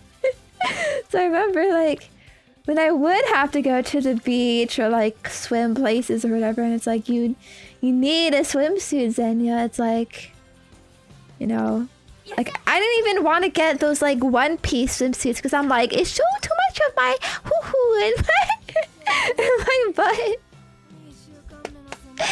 So yeah, the shorts are pretty safe in that respect. Yeah, I'm still not sure if I would want to wear that out in public, to be honest. Ooh. Yeah. No, we're not talking about the hoo-hoo. Okay, I'm just saying though that like you would be able to see it in like a normal swimsuit. Yeah, because they're like, it can be pretty tight, right? And stuff, and well, you know, what if like you get sand in there? Like that would just suck. Oh man, free rainbows. What are we gonna do? Ah. Chef!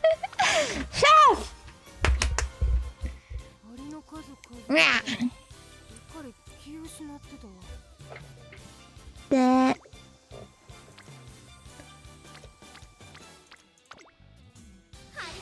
Oh god, I didn't mean to click, but it worked out. You ever misclick in this game? Misclicking can be like absolutely fucking disastrous, monstrous, ruin the whole fucking run, you know what I mean? So like, you know, you want to play on like autopilot, but also a little bit like, ugh, gotta like be careful, conscious of what you're clicking. I think it should be fine. Ooh, speaking of swimsuits, yeah, I got swimsuits on your mind. I do wonder what kind of swimsuit I would wear. I would wear to show you. I wonder if such a thing, if you would ever see it anytime soon in any capacity. I wonder.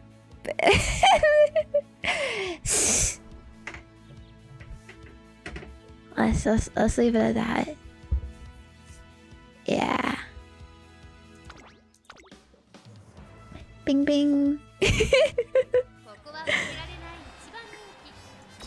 Yay, skipper!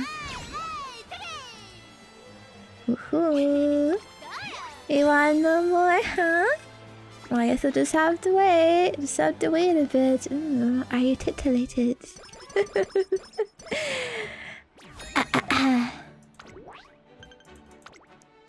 Yeah, that's what you call teasing? Hype? I don't know.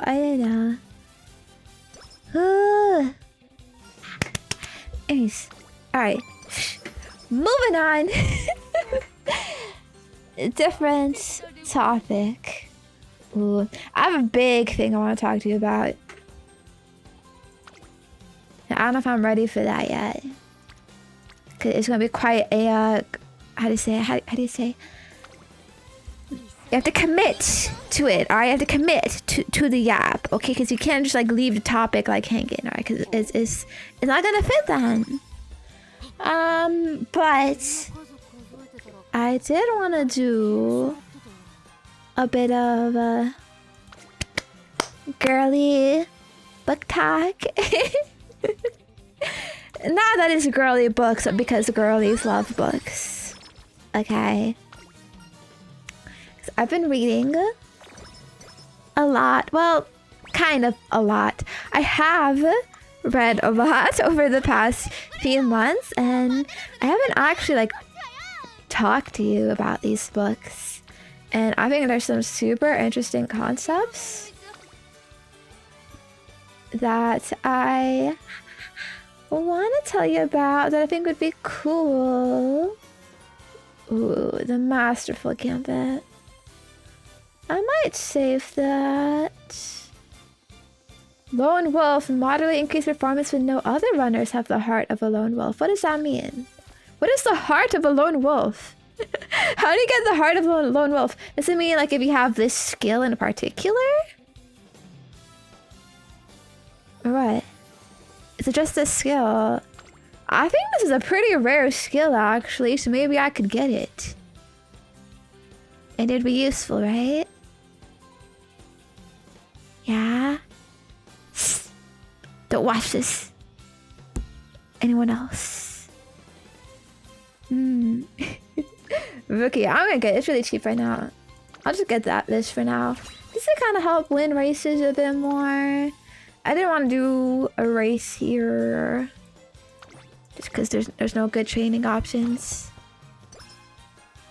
Ba-ba-ba. Sleep Tosha gives a guaranteed of an option. Wait, really? I've played with max MLB Sleep Tosha on my main account and I've never gone that before. Kessa. Guess I haven't been clicking correctly. My click spam has backfired. Ooh. Lone Wolf is a pretty badass way to say social anxiety. Hell yeah. I mean, I will say I have both. What? Furred fucking useless shitter. Off to the fucking glue factory. What is this? Number one fave. You get fucking furred. Bro.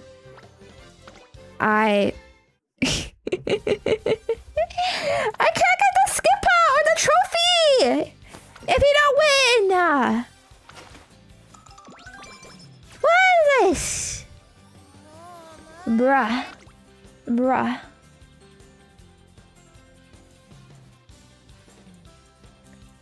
There's no Japan cup here.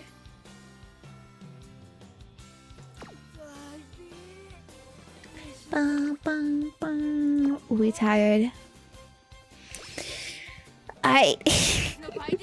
Yeah. Lone Wolf sounds sexy, you know. Ooh, and like you're just so cool.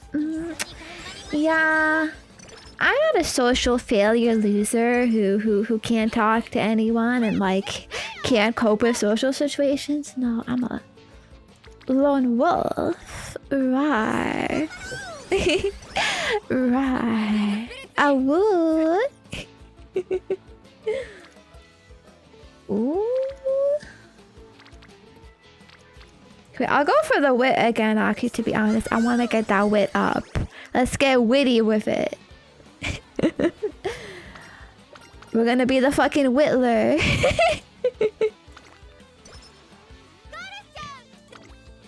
Yeah. Ooh, let's go for the double rainbow. Skill spark.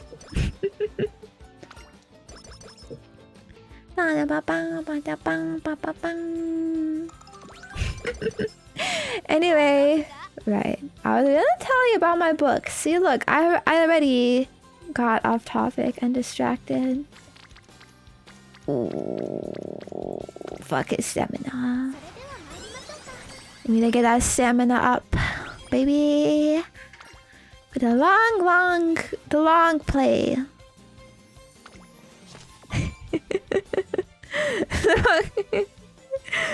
Wait, wait, I just realized Whittler, that definitely does not sound like anything else. Don't worry about it. You know, it's like the Rizzler, okay? Gosh. Okay, sussy baka penguins.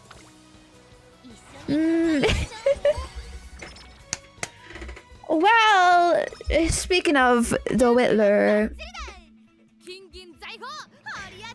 you wanna know about a book I've been reading? Yeah. Well, I'll tell you. Wait, is Masterful Gambit good? Master. Move up in preparation to close the gap. Late race. I mean, she do be closing that gap. Because she's an end closer. I think I might grab it. Cause she been struggling a bit in these races.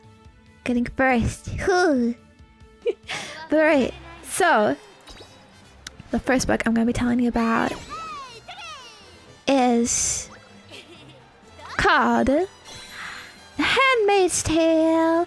You've probably heard about it because it's a pretty old book, I think. I think it's fairly old. And there's also a TV show about it. Yeah. I will say though, I think the TV show is a bit stinky. I didn't watch all of it.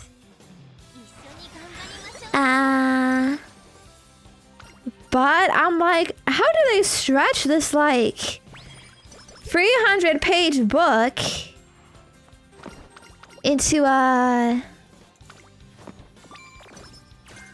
fucking several season TV show? Japan Cup. What's so good about the Japan Cup?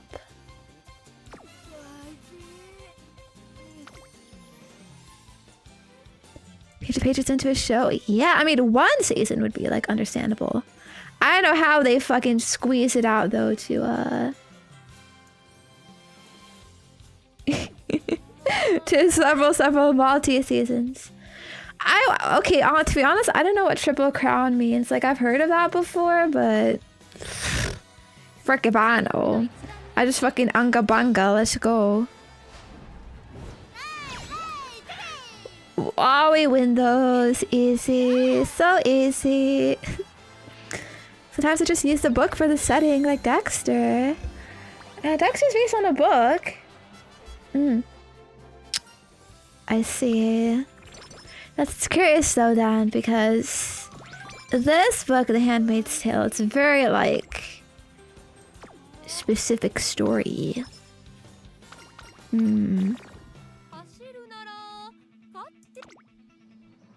Oh man. This is looking a bit too balanced of stats for me, but I know we're gonna want a lot of stamina, so hopefully we can get this speed up more a bit later. But yeah, alright. So I wrote all of this down, by the way, so I'm hoping I can I can keep track. Alright, I got my notes. I'm gonna tell you all about this this classic book, The Handmaid's Tale. Revolutionary, very is it topical? I don't know. Probably topical, relevant to all time periods and what's not.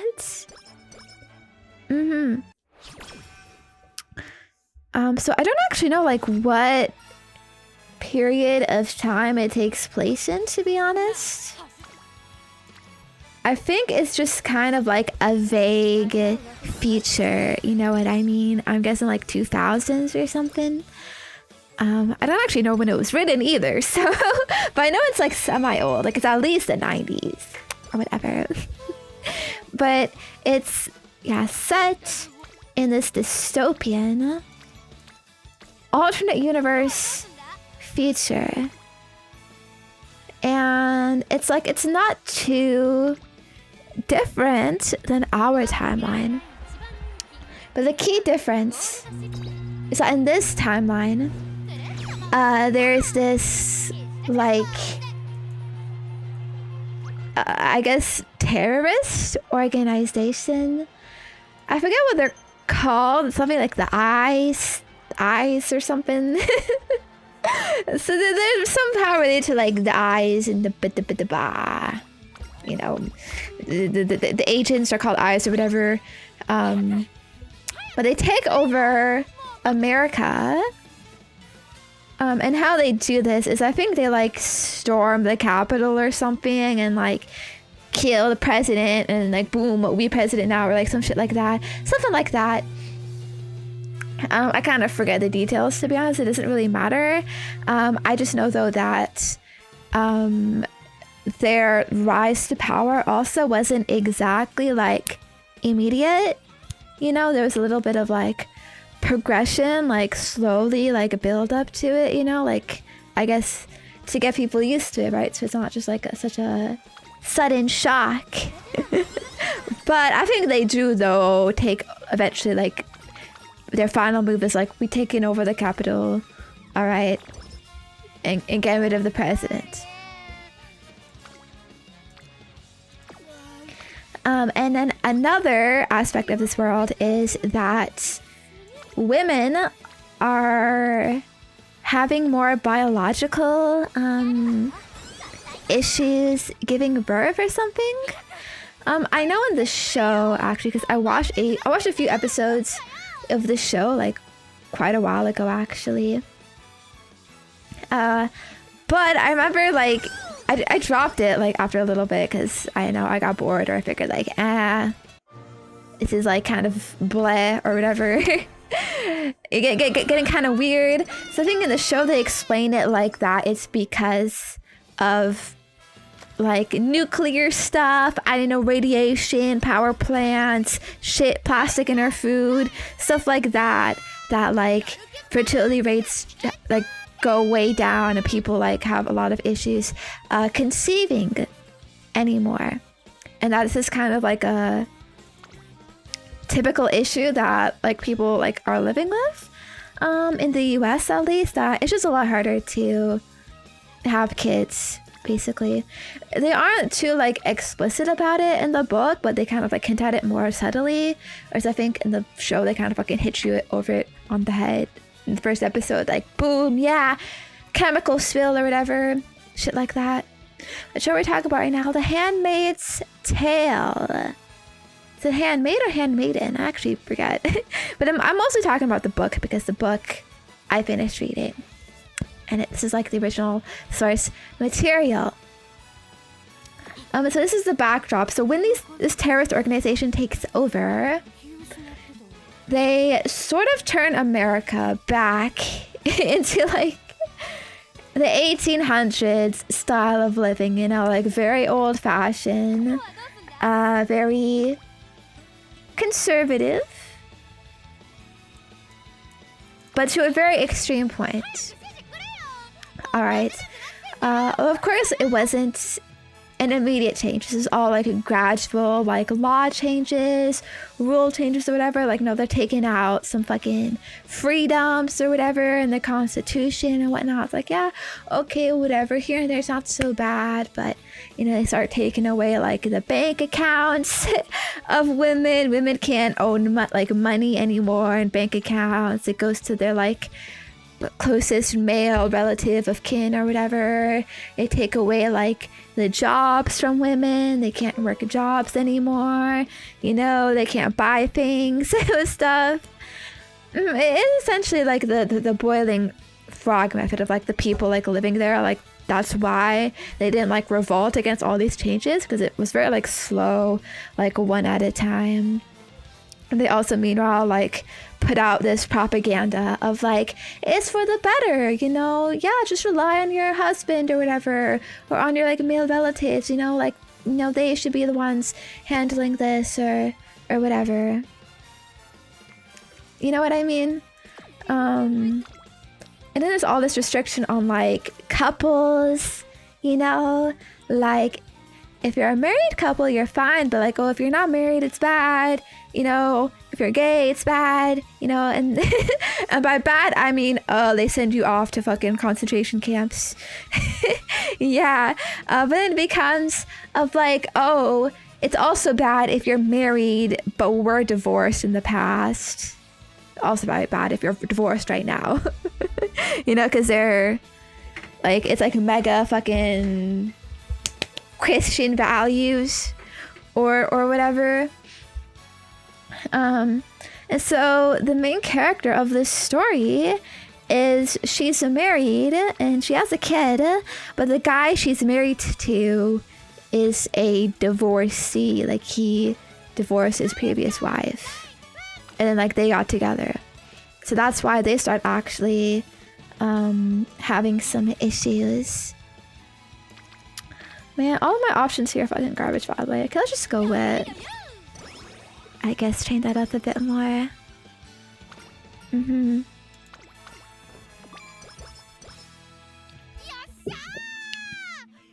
then so the main character and her family may start, you know, getting like nervous about all of these changes, right? And they're like, you know, okay, like let's try to flee the country. You know, because it's just getting like more and more like restrictive, and they can tell like something is going bad, going wrong. So they try to escape to Canada with their daughter in the car, but like it's very like restrictive society. Like they have so many spies everywhere, right? They have like these benefit programs of like, if you snitch on your neighbor, you know, we'll give you some benefits or whatever. It's like, tell us if your neighbor is breaking any rules or whatnot. You know what I mean? So they try to conspicuously like leave the country, you know, be like, oh yeah, we're just going on a camping trip over the border. But you know, guess what? They get caught. They get caught and they try to run. Unfortunately though, when they're running, they split up. And so our main character, she gets captured. Her daughter gets captured. Her husband is kind of like, question mark right now. Because like they went in different directions, I guess. And she heard like a shot, like gunfire. So she doesn't know if her husband was shot, if he was killed. What the fuck happened to him? And her daughter actually gets taken away from her. Because remember how I said there's like birthing issues, right? Biological issues. So children are actually like a big commodity. And so the kid goes to some fucking other like rich woman and is like, yep, you're getting adopted now. And like the kid has no choice. The biological mom has no choice. It's just like, yep, we're taking your kid because you're quote unquote not fit to be a mother or whatever. Which is like pretty fucked up. Yeah. Like imagine just having your kid taken away from you like that. And the woman is sent to a school, basically, to be a handmaiden. A handmaid. Boom, cue the title of the book of the show. It's like this new occupation, I guess. And the reason why she was not sent to the fucking gulag while she was not sent to these whatever concentration camps is because they know she's like biologically fertile because she has had a kid before. Because what they plan to do is that what a handmaid is a person who make the baby, who give birth to the baby. All right. And basically in this society, it's like if you're not a high-ranking woman, if you're not married, if you don't have any social status, and if you're not fertile, you're sent to the fucking gulag. Yeah. And so this idea of a handmaiden, it's based on the Bible. Some verse in fucking like Genesis or something. I forget the exact verse or the exact quote, but it's basically like, oh husband, if you cannot have kids by me, then have them by my dear handmaiden Jenna or whatever, my handmaid Jenna, and by that we shall have the fruits of our labor, or like some shit like that. Like basically saying like, ayo husband, I'm sorry, I am infertile, my body no make baby, but we want the baby, so make please fuck my handmaiden to make her pregnant, said, and we'll use that baby. Basically that is like, that's like a verse or shit they did in like the Bible times. All right, surrogate, basically, yeah. Although of course in the Bible times they didn't have like technology to like implant shit, you know, like semen or whatever. So it's like the only way to fucking put your cum into a woman is to actually frick her. So it's like it's you actually fucking frick the other person. It's basically a concubine, but like there's supposed to be no like emotional connection there or whatever. It's just literally no like pleasure aspect of it. It's just literally like to make baby. All right, you know what I mean? Oh, and like by the way, let me also just clarify with this new terrorist regime that I was talking about, the eyes, I think it's something like angel eyes or something is what they're called. They also disavow most science. So they also like fucking gulagged most of the scientists. Anyone who participates in any kind of like abortion, birth control, birth clinics, all to the gulag. The only way is fucking natural, baby. All right, no science involved with procreation. We cannot have that. For some reason, it's bad. It's no bad morals or shit like that. For, you know, some reason or whatever. The only doctors that they let remain are those who have not done any kind of procedures in any of that sort of vein, and who also follow their fucking regime and laws and whatnot.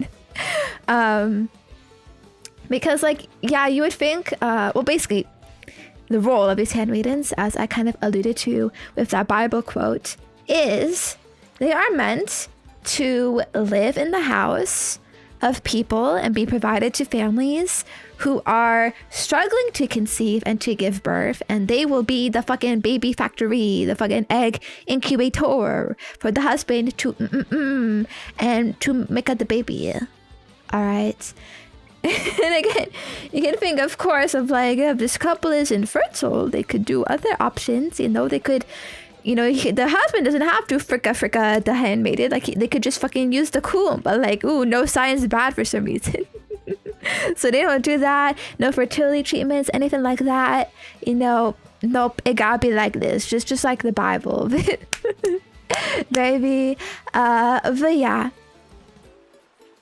And so our protagonist gets sent to the Babu handmaiden training school, basically, where like they show all this propaganda. They try to be like, oh, this is a good thing, you know, you're a service to people or whatever, you know, your bodies are so pure in like temples, you're the only ones like possible of conceiving or whatever, and all of that, and like, oh, like this is better for society, you know, because like we were so like disconnected before, and like so like, I don't know, tainted like whorish media or like shit like that, right? And like this is better actually, you know, and like yeah, it's like hard now, you know, losing all your rights, but hey, everyone in the future generations will be born into this, so they won't know any better, and it'll all like totally be perfectly fine and acceptable.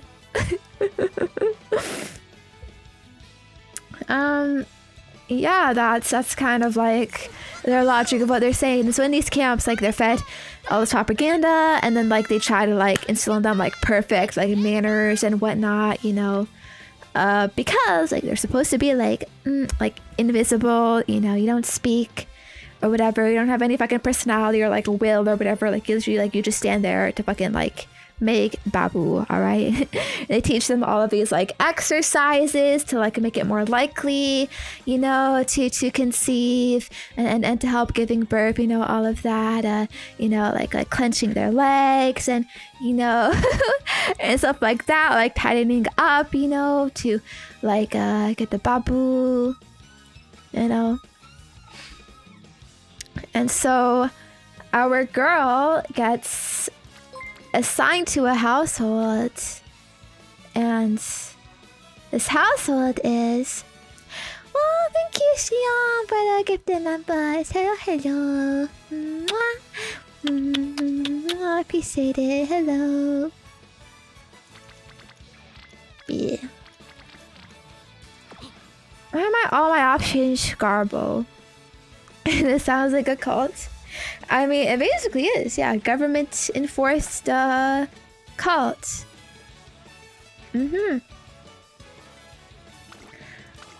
So the family she gets assigned to, the typical layout of it is there's the commander, which is the husband of the family, has whatever, some kind of like big government position, military position.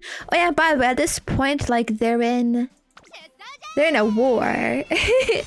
They're in some kind of like war. I think it's like a civil war in America between this terrorist organization, like some other freedom fighters or whatever.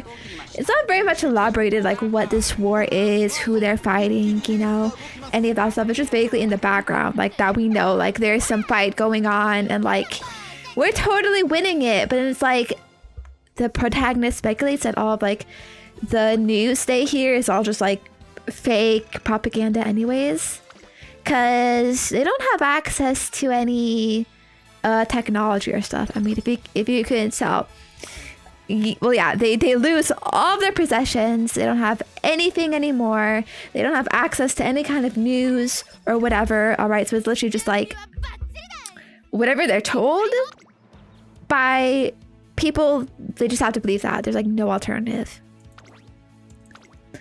Also, someone asked if they have a name. That's kind of interesting because they have to give up their name. We don't know her real actual name. We just know that she goes by Offred. And they have this naming scheme of you're named after the person you're assigned to. So it's always of, so OF, and then the last part, what's the word for like the last letters in a word? Saint Anton, the pre, the sub, something, you know what I mean. The last part of the word is the name of the commander that they're assigned to. So her commander's name is Fred, and so her name is Offred because she is of Fred. She belongs to him, basically. That is the idea of it. She does not have a name. Is suffix for suffix? Yeah, suffix. The very the end of a word.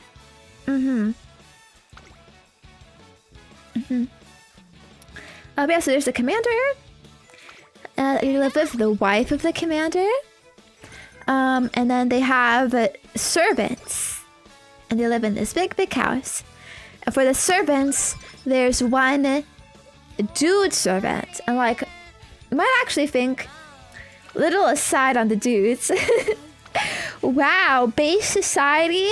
Actually, it's not so base because only the men in power have access to these handmaids.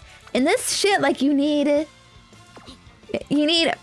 permission to get married. You need to be assigned a woman, and you only get assigned a woman if you are like ranked high enough, like in power, if you have enough status, right? And so all of the young men, like, they're not even allowed to have any women. They're not allowed to jork it. They're not allowed to have any kind of like pornographic material. All right. Like in the book, like, she talks about how, like, you know, she has to pass through like some checks sometimes. Like there's all these guards around everywhere all the time. They check her identity and whatnot, and they're all these like young men.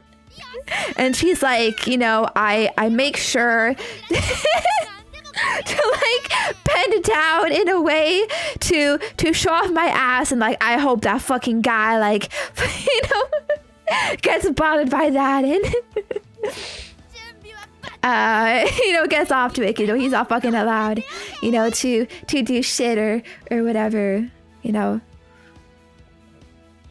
Yeah, it's crazy. So in her house they have like one like male servant or whatever, and he is in charge of like the car. He's like the driver for the family. But you know, he is not allowed to have a woman either. He has obvious restrictions on himself too, like no access to media and whatnot, all that stuff, right? And they have women servants too, called Marfas. I don't know why Marfa. I think it might also be some biblical reference or something. And these women are typically, they're older women. Like, they're women who couldn't be handmaids because, you know, they can't actually give birth. They just do shit like, they do all the cooking. Bro, no rainbow or anything. It's just so garbage. And like cleaning of the house and all of that stuff, right? The handmaids are typically seen as like higher in society, like a higher position, like a somewhat relatively high-ranking position, though in reality, like, they're kind of treated like garbage, where they're just regarded highly because they're a commodity, I guess. They're wombs when there are not a lot of working wombs, you know what I mean? But then, you know, I'll tell you, they have like literally like no fucking rights or freedoms, even with that taken in consideration, right? Our girl, so living as a handmaiden, she typically, like, she can go out shopping and whatnot. Like, she does like the daily groceries for the day, so she can walk outside, of course, in a very particular manner. Not by herself though, because it's dangerous to be by herself. So they always operate in pairs with a handmaid from another household. They meet up like close by to their houses, and they walk together to the store, and they have to use tokens that they get from their house to buy whatever ingredients that their household wants. And they come back and then they go up to their room and they fucking sit there like all day. You know, there's like literally like they're not allowed to go outside any more than that. They're not allowed to roam around the house. They can't fucking watch TV, read the news, whatever. They can't even read books. Like, they literally just have to like sit in their room and do nothing until they're called upon, and until like they're allowed to eat. But also they only eat in their room because it would be too embarrassing or whatever to have them eat in the fucking downstairs fucking kitchen or whatever. Did they at least get to play on their Switch? No, I don't think they're allowed to play on their Switch. Okay, look, we'll watch this final race, I guess. Yeah, I can't have them be smart. Can't have them get any information or, you know, thinking or personality, because their whole purpose is just to be this like fucking holy womb. Right? Like, that's why I'm saying at least the Marthas, at least the servants, like get to like talk and like make food and whatever, walk around the house, whatever. It honestly seems much more preferable than being a handmaiden like this. You know? Alright, here, let's do a little pause and watch this.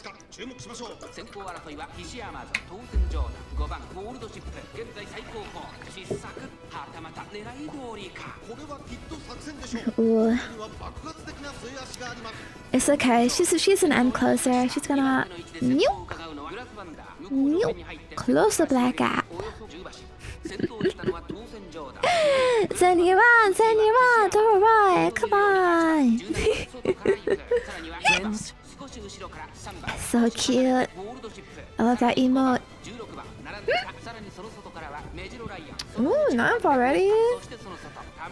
Alright, I want to see those fat skill activations. How do they look so slow, all of them? What is the camera doing back here? Hello? Okay. Ooh, okay. Big fucking tree in the way. Oh, let's go. Okay. Shooting for victory. Skill activation. Ooh, we're going. Accelerate up, baby. Hit that drift. Yeah.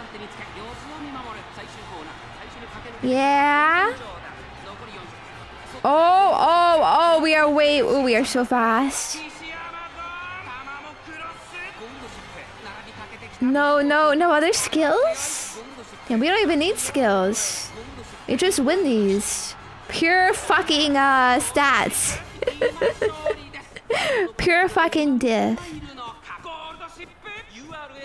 Let's go. Easy clap. The fucking kick.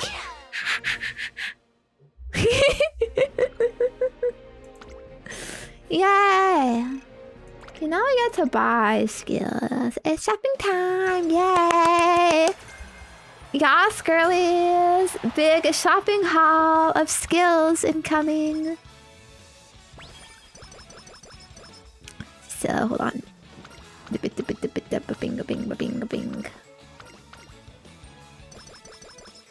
Give me the satch. Yo, look at this big fat cash we got. Alright, so what do we want? I think I like those. We like those curves. Yeah, we like the swinging maestro. Alright, ooh, home stretch haze. Very, very good one. What else should we get?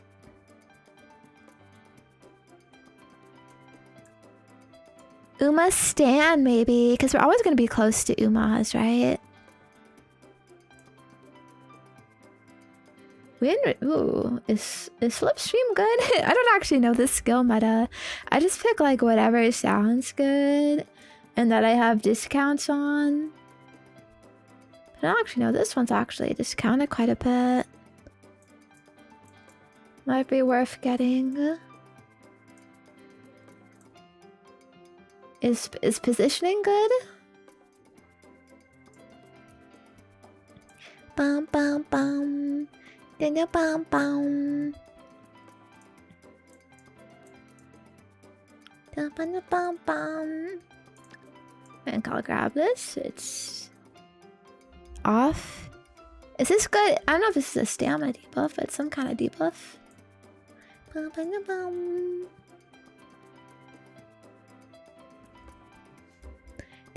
Bum bum.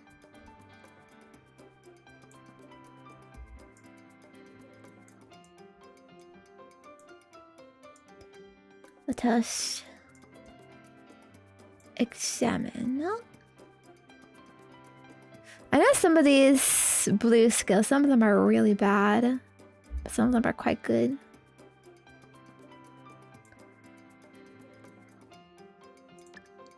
I'll get that, why not?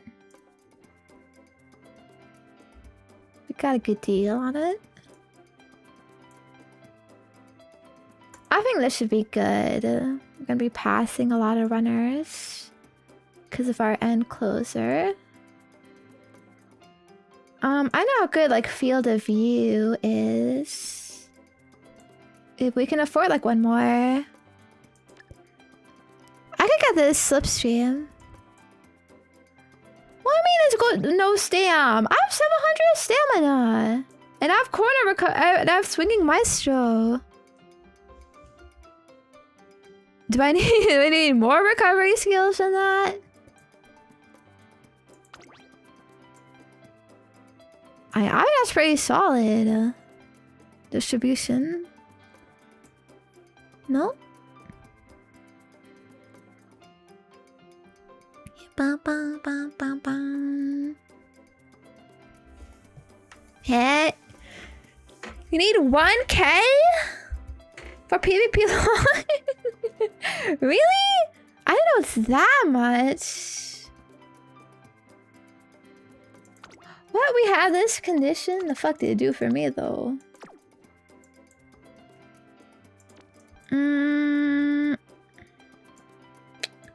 Is everyone else gonna be getting that much stamina though? I mean, maybe if they learn these tricks. Yeah, fuck then. I might have to redo.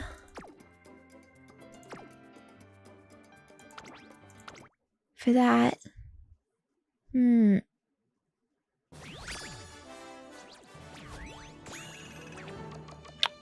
A rank though. Nice. Bad sparks. That's okay. Oh fuck, I'm feeling hungry, penguins. I forgot about it.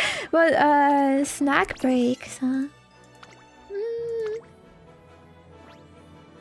Not sure if I want to do them though. Oh, I got Reese's Pieces recently and they're so good. But they're bad for you. They're freaking bad for you. So it's like, baby dots. Make it all this shit. Ooh. Okay, wait. If I play Die with Scarlet and I do this shit, then I can get a ticket. But I know how useful that ticket is going to be, to be honest. At this point, this one would probably be more useful. This is for a card.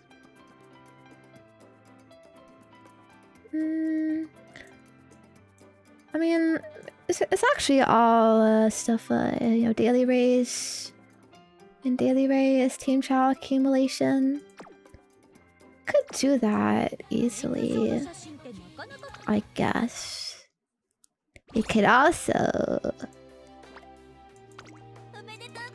do another 10 roll.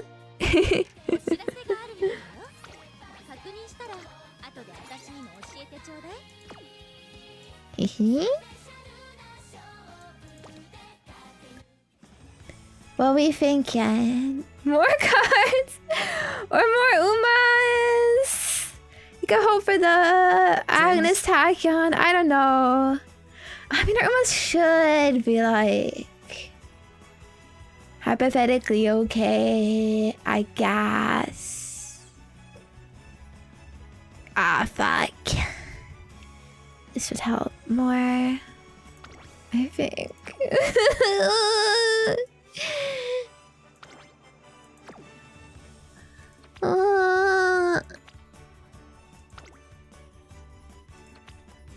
I don't even have the time to raise that many Umas, to be honest. I think we just go card for potentially easier runs going forward. Yeah, it's a min roll. It's a min roll. Yeah, it's the shit, the garbo, the absolute. Okay, yeah, that's how it be sometimes. You know, sometimes they win, sometimes you get one SR card. Let's be well hide. Yeah. Okay.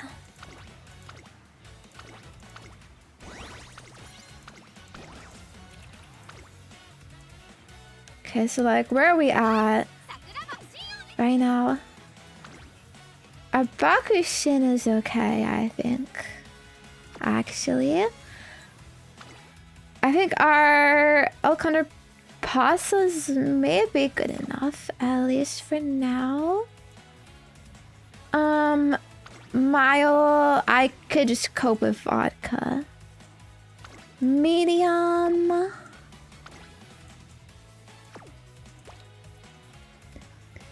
Do you want to try raising an evil, nice nature? Medium? Nice nature desu. Garbo ass sparks, man. You know what I could do? I could look up fucking whales online and like try to like add people.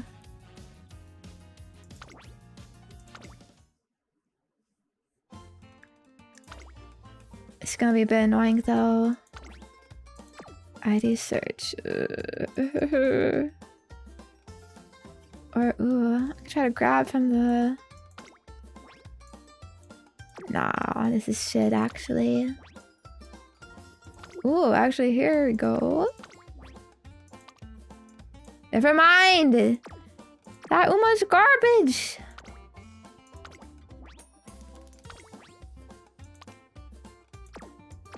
Bruh. People don't put their fucking, their Umas up. What is this?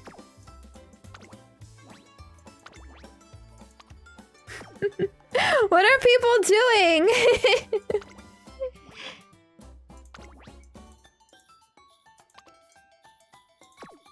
Ooh. Alright, hold on. I'm opening.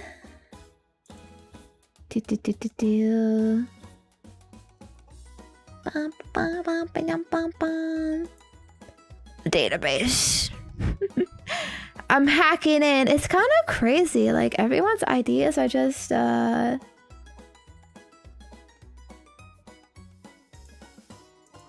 public knowledge. All right, for sparks, let's try to get the stamina sparks. I honestly don't care about the cards. I can just use the fucking Super Creek person I have added. So okay. I found some people.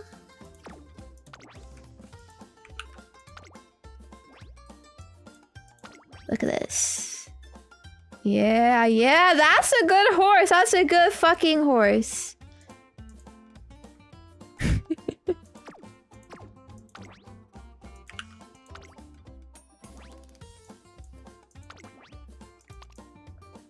That's a good horse too. That's a great horse. Sexy. Amazing. What? For more snacks as a new pop BTW, you'll do great tomorrow. Penguins believe. Thank you, Wee. Thank you. I'm gonna try, but I don't know how good it's looking, to be honest. Again, these some elbows of horses. We'll see. Be cute. Okay, and ooh, this is also a good one. I'm not even using my own Mario Zensuke, I'm just fucking stealing others. Alright. This should be good enough. Let's go. We're gonna make the fucking The evilest. The best. Wait. Let me in! Wait. There's so much of memes about Umamusume lagging. It hasn't really been too bad for me, honestly.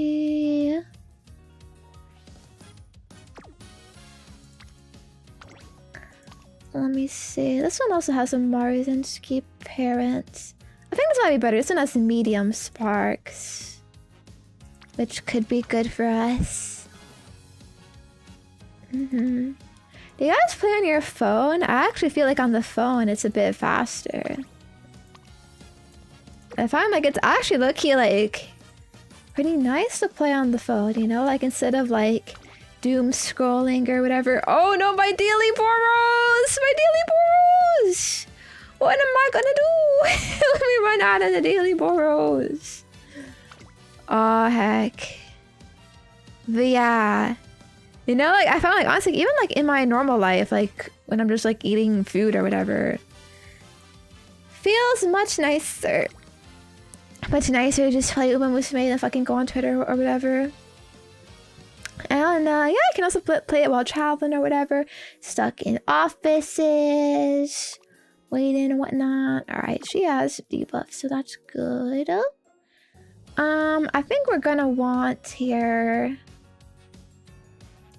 I mean, maybe just the same setup? She has debuffs too, actually.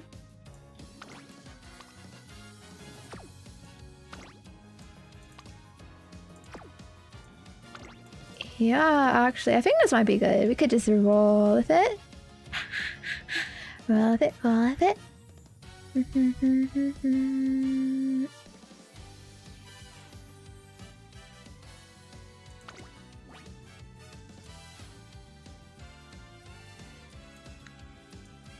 Rudolph, this bozo.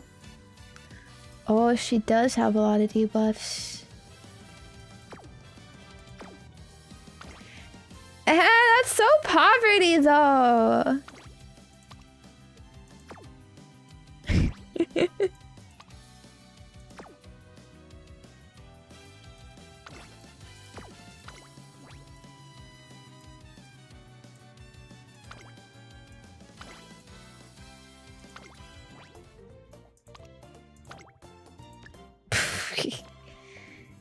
I have no dupes. Oh, did I kill them accidentally? Oopsie. Oopsie.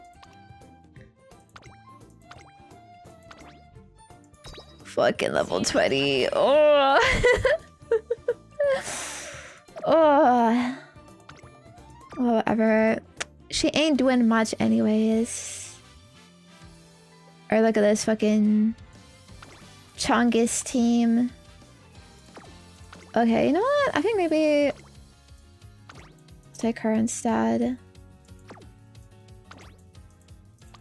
Might be better than more stamina card. I know. She does have a lot of reds. So I could just go for that. Alright, fuck it, we roll! We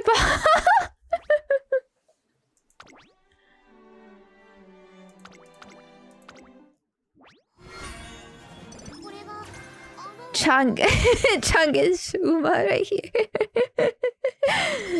Yeah. Our strategy is to just Chungus all around. Make them sad about their Chungus lives and slow down. Oh. Not a good proc. Could be better. Oh well. Ooh, nice. 4. Anyway. Okay, we took a little break in my storytelling of the book. But should I continue? Unless we got other stuff to say. Have I freestart any Umas on my main? No, actually.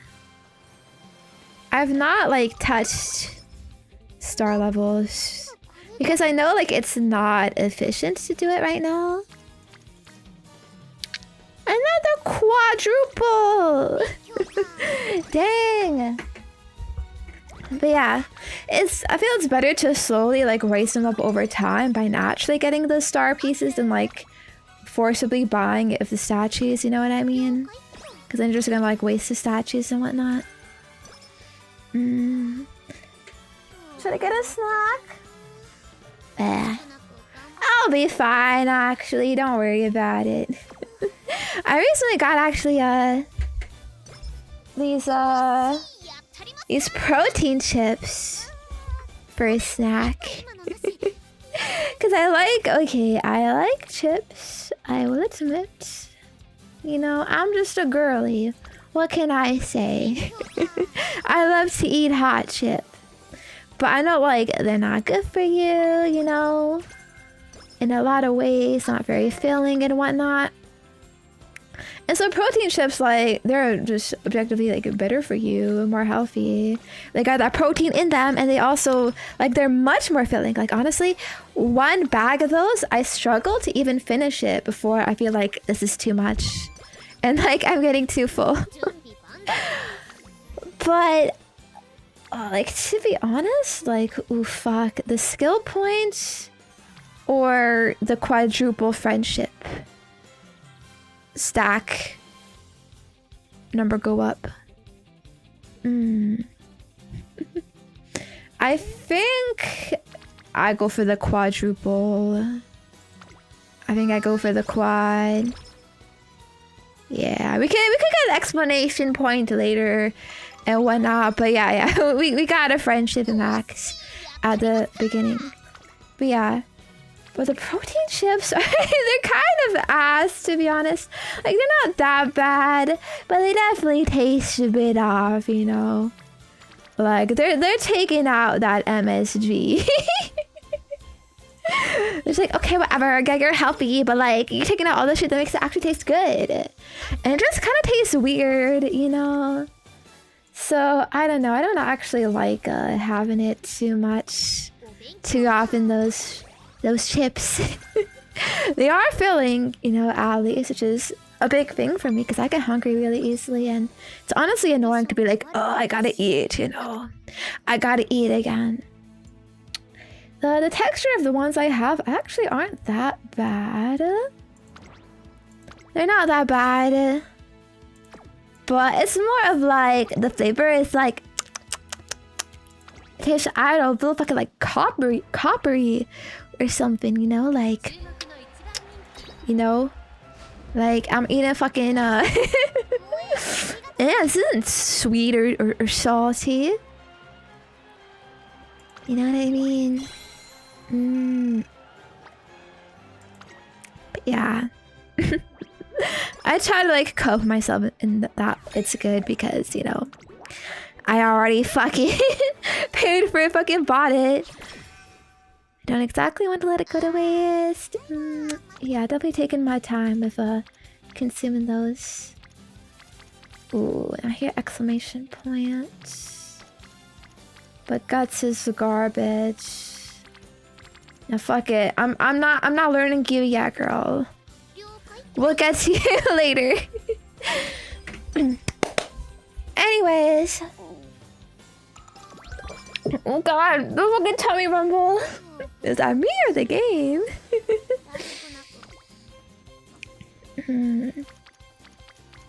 So real, so relatable.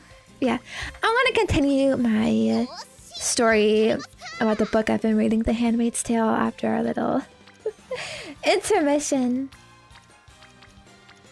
Yapping intermission. So, I think, let me see. So, the handmaids do get to do things sometimes.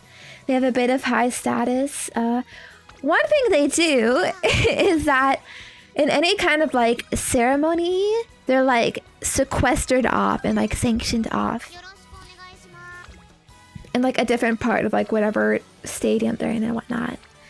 And you know, I wonder what this totalitarian, authoritarian, dystopian 1800s society does with criminals. Well, you know, yeah, they fucking they punish them hard.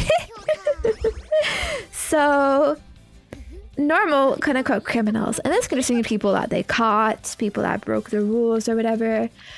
They hang them. They hang up their bodies on this fucking like wall that everybody like walks by on their way to the grocery store. Well, I actually don't know. I think they might be killed in like other ways, but they're also hanged afterwards. They're killed and then hanged up for everyone to see. But if they're like really bad criminals, or at least what they deem as really bad criminals, then the handmaids get to stone them to death, fucking beat them to death as a big fucking horde of women. And you know, the criminals I think are like drugged up or something, so they can't really fight back.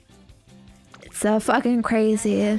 But it's also seen as like a method to, you know, control them, I guess, you know, because it's like, yeah, we treat you like shit most of the time. Don't you want to let out that anger and whatnot, that frustration? Yeah, let it out on this fucking quote unquote criminal. You know what I mean? Yeah. But yeah. Oh, and of course, the clothing is also very restrictive. We're back to the fucking no ankles showing, full length dresses, shoulders covered. You know, having to wear stuffy ass clothing all year round, baby. Yeah, so I said the handmaidens are basically fancy wombs, right? So they execute their womb duties. Every month there is a ceremony they do in the house, which is some fucking birthing ritual. Basically, it's like, yes, we're all gathered here today. Everyone in the house gathers in a room. The commander reads some fucking Bible verse, and then it's like, all right, let's go to the fucking bedroom. So actually, the wife goes too. So it's the commander, the wife, and the handmaiden. So the commander fricks the handmaid, but there is some restrictions on it.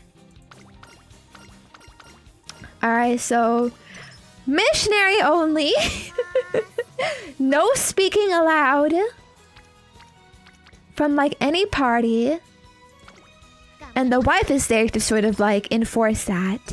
And actually the wife the wife sits on top of the handmaiden and like also like spreads her legs and like does the sound, so it's sort of like replicating it, you know. So like physically the guy is like freaking the handmaiden, but it's sort of like spiritually he's freaking the wife, you know what I mean?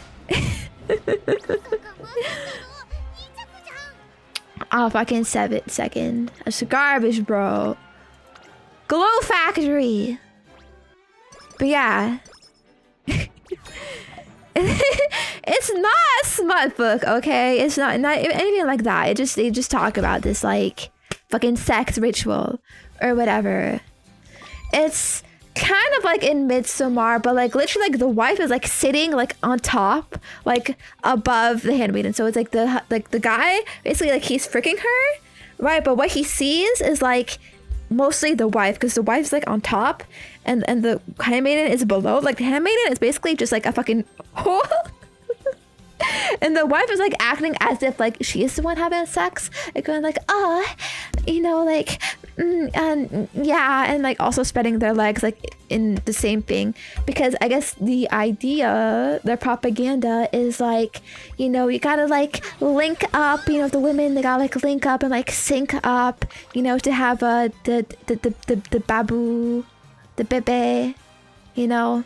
And like it's all very clinical, like I said, like nobody is really having fun here, all right? Like The dude honestly like seems like they fucking struggle to like get off or anything because like there's no talking, no positions, no whatever. It's just like you just sit there. Honestly, reading it, I kind of wondered like, what if like the handmaiden, like if she's not like ready, you know what I mean? Like if she's not like oiled up enough to do it, you know what I mean? Like how do they make sure that like, because like you couldn't put it, you couldn't like insert the babu maker like if it's but like they're not allowed to kiss or anything, like absolutely no kissing, and they don't do foreplay. From what I remember, at least they don't do foreplay. So I don't know, they use lube, but lube is not Christian. I don't think it's all natural. And they're all about the all natural, no science involved, no helping, no helper products involved at all. That's kind of disgusting and horrible, actually. I mean, yeah, they kind of equate it to like grape a little bit, but it's not exactly grape because like the handmaid, like she is consenting to be there. Like it's her choice to be there. She could not be a handmaid if she wants to, although it's sort of a bit of a messed up choice because he's like, okay, it's either you go to the gulag or you're a handmaiden, fucking doing this sex shit. Right? But yeah, they do this like once a month. I'm guessing it's on like the most fertile day or whatever to maximize the chance of pregnancy or something. But yeah, it is a bit sort of like backwards though, because even with that, like if you really like, if the goal is to make a bebe, like you should be doing it a lot, right? Like not just one day a month, you gotta do it like many times. So it's sort of like a bit messed up of like they're trying to be like conservative and like holy about it, but at the same time like the premise itself, the situation is like fucked up and perverted anyways, right? This fucking having sex of your fucking servant maid basically while your wife is like watching on top. It's like they might as well just go all the way to actually like ensure the pregnancy, because like guess what, even with all of this effort they often don't get pregnant, because guess what, it's not just the women, the men also have fertility issues. So if this fucking commander, if this guy, if he's just fucking fucked, no fucking babu in him, then no matter how much they do, no matter how much they try, it's not gonna happen anyways. But if they really did want it, to happen, like they should do it like a lot more often, right? Except of course in this society it's all the women's fault. If the woman can't make babu, then it's because her womb is fucked up. Nothing can be wrong with the guy at all, because this is a society where they put the men in the all extreme levels and positions of power.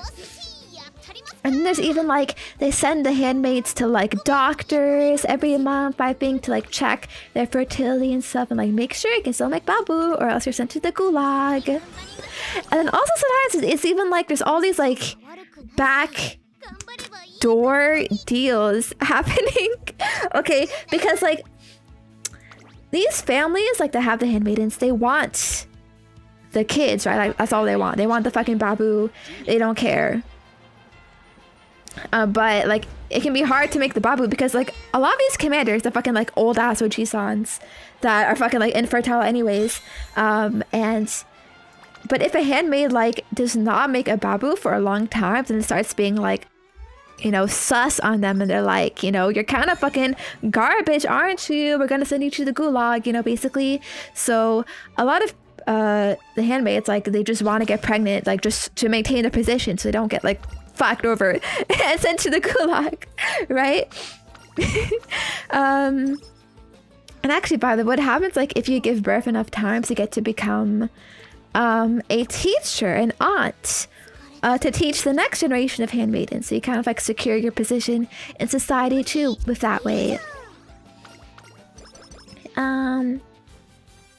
Like, I didn't realize it was already the end of summer. Oops. So what people do is they'll have sex in secret with other men to try to give birth. And it's actually kind of fucked up. Like the doctor she goes to check her fertility, it's like this male doctor. And he's like, yeah, you know, I can help out with your pregnancy problem. We'll just do it like around the time of your ceremony so that timing matches up and people think it's his baby. But actually, like, you know, I've already helped lots of girls, you know, get pregnant, get the babu, you know. And even actually the wife of this family, like, is getting annoyed at the situation. He's like, she's like, yo, just like frick the servant boy and like have a babu with him, all right? Because like we just want to like get this over with, you know. But I also think like, because this is obviously like a very like humiliating thing, right? Like for everyone involved. You know, for the wife, commander, handmaiden, whatever. So that's why I'm also like, why don't we do this like once a month? Like at least like fucking like get it over with quicker, because otherwise like the handmaiden has to stay there for months and months and months until it just happens to work. But if they did it like, I don't know, every day, then they could leave a lot sooner, you know, increase those pregnancy chance procs, right?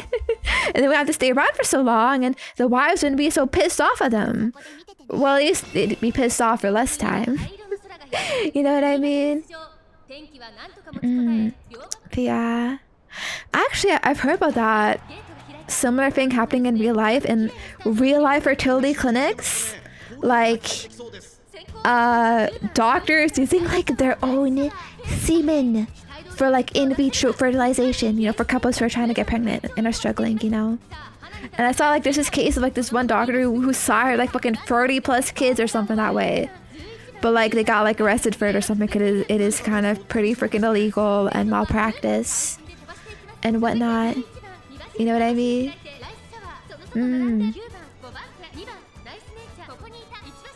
Yeah. Ooh. Come on! Don't be sick! Is she gonna make it? We don't have our debuff build yet. Ooh, nice! I even see Gulshi ever activate skills. Ooh, first off! Nice, nice, nice!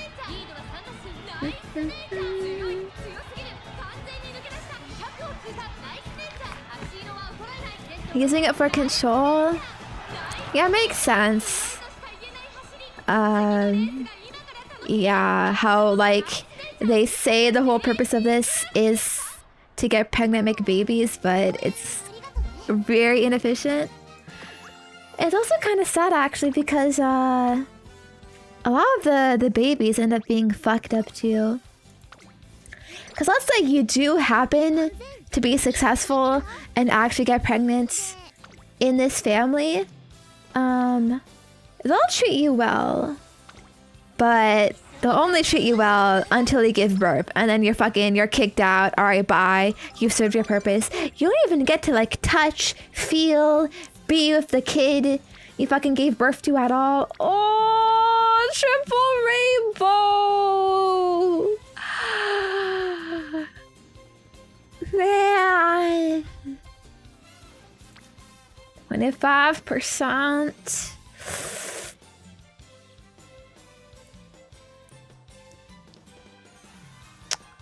I mean, we're more likely to hit it than not. Oh, we win those. Let's go. Easy. Easy, easy, easy. Yeah. Big songs. Alright, we continue. Imagine spending your whole life popping up babies. Yeah, like it's It's honestly so fucked up and you can't even like be close to them at all. Not even like, yeah, to be like a wet nurse. I think they just use like fucking baby formula or something like that. No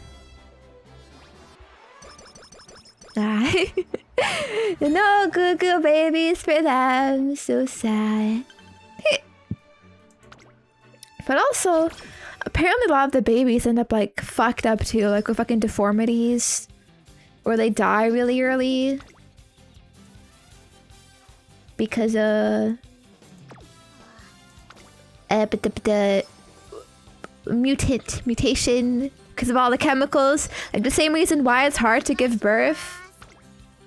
They also like struggle too. Even the babies that do get birth, like they end up like coming out fucked up sometimes. Yeah. Ooh. I wonder if I should buy anything to make it a bit easier.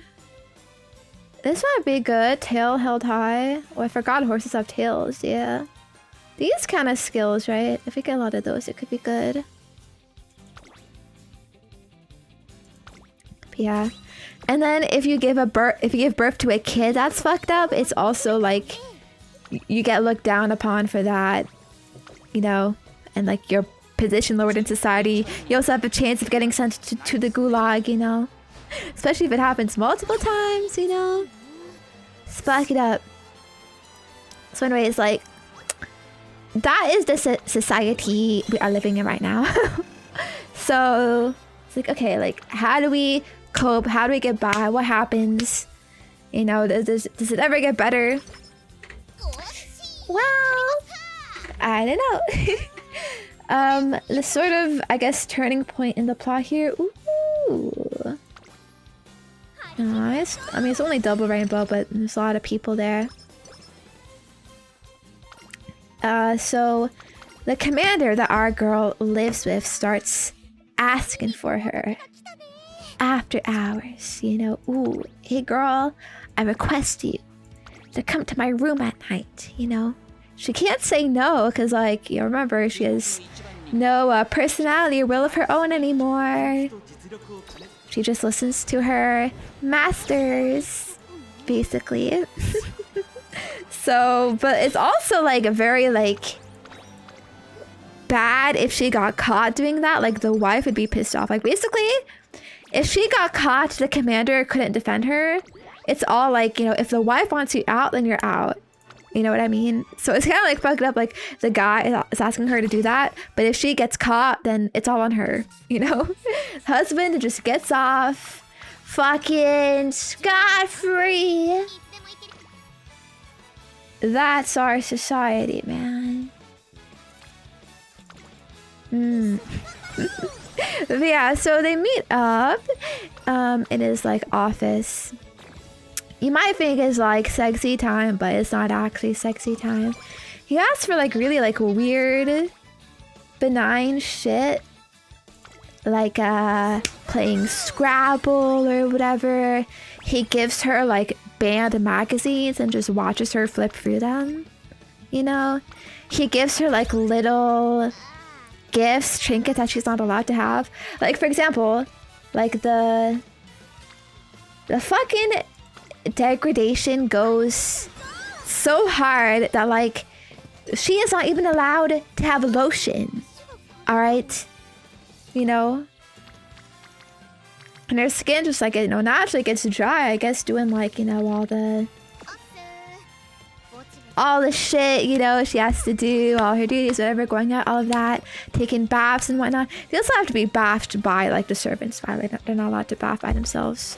At least I think. Or well, the Marthas prepare the bath, but they can be in the bath by themselves. But yeah, like they don't even give them lotion because like the wives are so like, you know, bitchy and jealous. They're like, we'll tolerate you being around, but we're not going to give you any comforts, you know?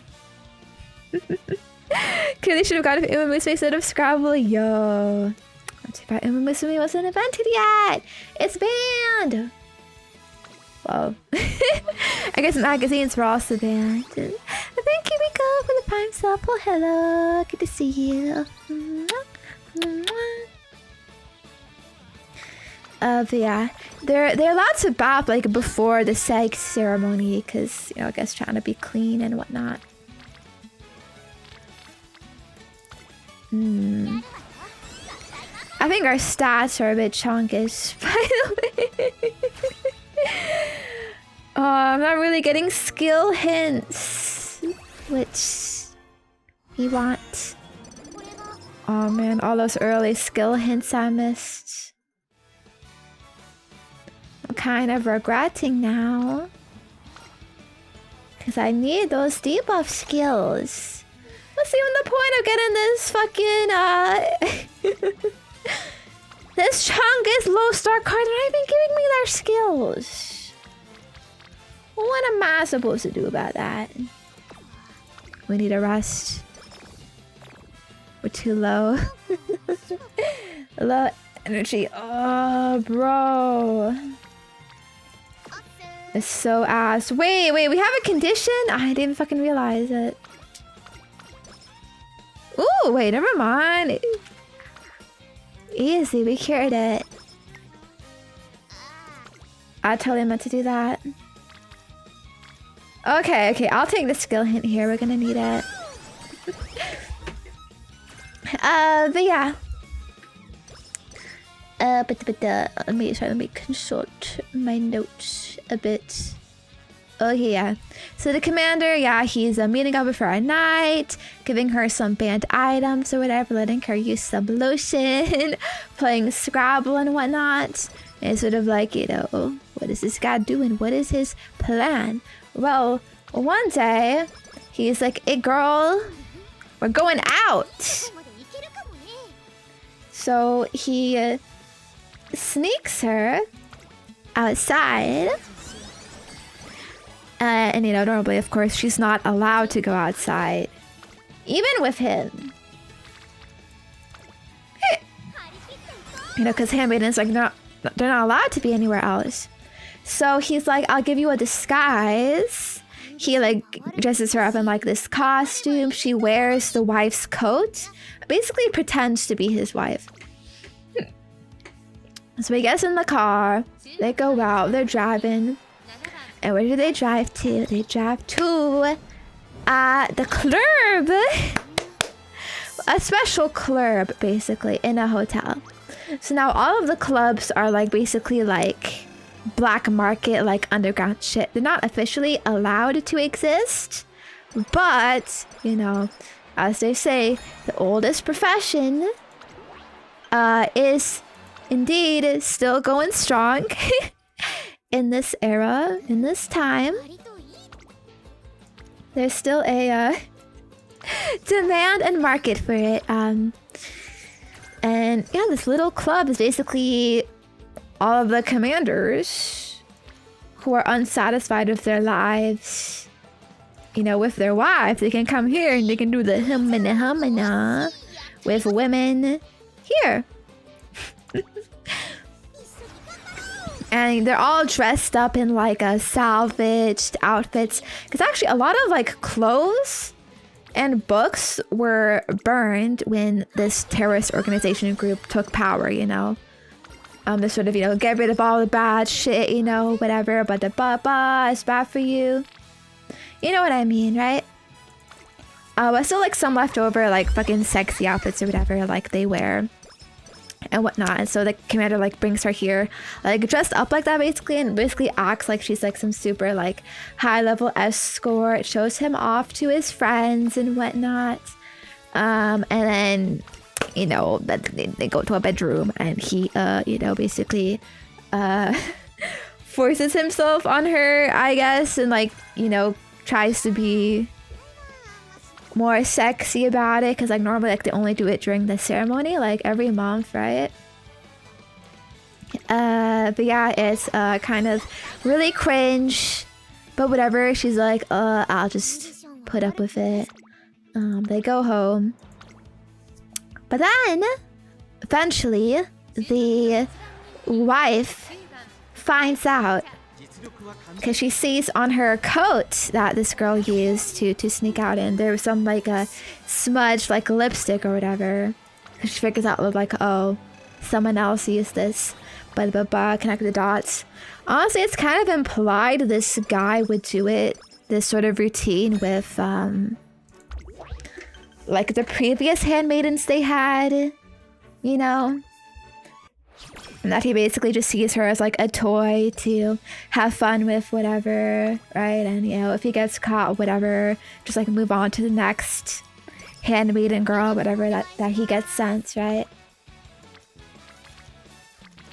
Oh, this is garble. Osu. Ooh, wait, there's another Japan cup. Should do that. You really do this show? It's a book. I'm into the book. I'm just describing the events. I'm not into it. Never said I was into it. I mean, it is a good book though, I will say. Like it's just like really compelling the way they say the story. Like honestly, I'm saying it all in order. But, you know, in reality, like, they could sort of like change the order of events somewhat. Like they intersplice like the lore of the background as they're going through like the chronological like actual story. At that point, why even bother staying married? Because in this world, you have to be married or you're sent to the gulag. As I said, alright. We should grab... Okay, let's grab that.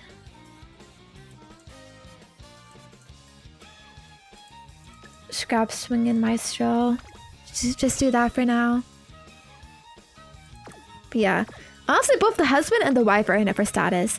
It's kind of implied like that they don't really like each other that much. It might be like an arrangement of like circumstance, or you know, like in the old days, basically, where like, you know, old men or whatever, they just, you know, get whatever wife or whatever, you know what I mean? Doesn't mean he like actually likes her though. It's just all, you know, because being married in itself is a status. And you're basically not allowed to not be married, you know? And getting divorced would be like a very severe crime. Pretty much. But yeah. So because she gets caught, she's really scared that like she's gonna get sent away. She's gonna be sent to the gulag. And then in come in the servant boy. I mentioned him a bit before, that they were freaking on the side together to try to like make a baby for the household. They kind of like developed feelings for each other, but like that's, I guess, not really too important. Turns out this servant boy is actually like a double agent, secret service, like he's part of like the underground resistance. And so he sets up a thing of where like the secret service like that is official, they come and like request for her to be taken away, but they're really like the good guys, you know what I mean? Like it's like the good guys dressed as the bad guys, but they're like really convincing at it because like they have the same uniforms, the same like equipment, whatever, but like they're, you know, the good guys on the inside, you know what I mean? So he like tells them to come and get her, and it's easily played off because also like the husband and wife, they think she's getting taken away because of like the crime she did of like sneaking out with the husband, and you know, the wife finding out and all of that. Although actually like the wife wants her to stay because the wife like really wants that baby. Like she's willing to overlook like everything that happened because like she wants that baby, like, you know, because if she's gone, she's gonna have to deal with a new handmaiden, and that's just, I guess, annoying to deal with, you know, like a whole new girl or whatever, whole new arrangement and whatever, like all that fuck. Like, because even the wife was taking some risks, like telling the girl like to go sleep with the guy or whatever, because like she could be reported for that too and like sent to the gulag or whatever. However, like our girl like didn't know that the wife still wanted her around, so it's kind of like a miscommunication that way, but it's a good thing she gets sent away anyways, because the good guys, like, they sort of basically use it as to sort of like smuggle her out of the house. But they have like plausible like deniability, like the okay to do it because like, oh well, yeah, she's in trouble, you know, but she's not really in trouble. But they pretend she is, and they basically use that to fucking, you know, transport her somewhere else to some safe location, whatever, escape from this whole society that is getting fucked up, right? Yeah. Yeah, honestly, like, even having a kid is seen as like high status. Like, all of the wives are apparently friends and they gossip with each other, and it's like a whole big, oh my gosh, yes girl, like if they have a babu. Oh bro, I've not been getting these skill procs, man.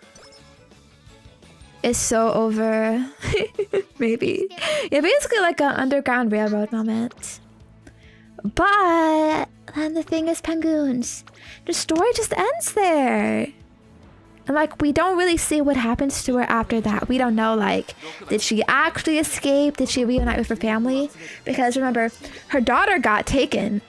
And we actually find out that her daughter, like, is with, fuck. wait, let's watch it. Let's watch the oh no, it's just semi-final. We don't have to watch the semi-final. Okay, there you go first. Yeah. You better not mess up again. But yeah, we found out like the daughter was taken to some like rich family or whatever. She gets the info from like the wife that she was with.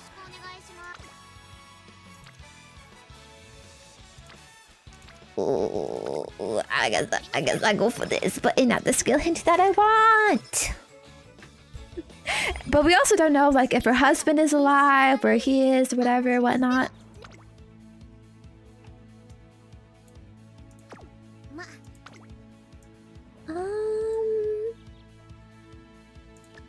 Let's get both of these actually. Standard distance, non-standard distance. Oh look, I didn't even get to like learn that many debuffs. They didn't even teach it to me! What the fuck was the use of this, huh? Don't tell me I gotta redo this whole thing. And just hope for those hints. What the fuck, bro? This is garbage. It's absolutely garbage. Would have been cool to see her trying to get her daughter, but she doesn't want to because she's basically brainwashed. Oh, the daughter.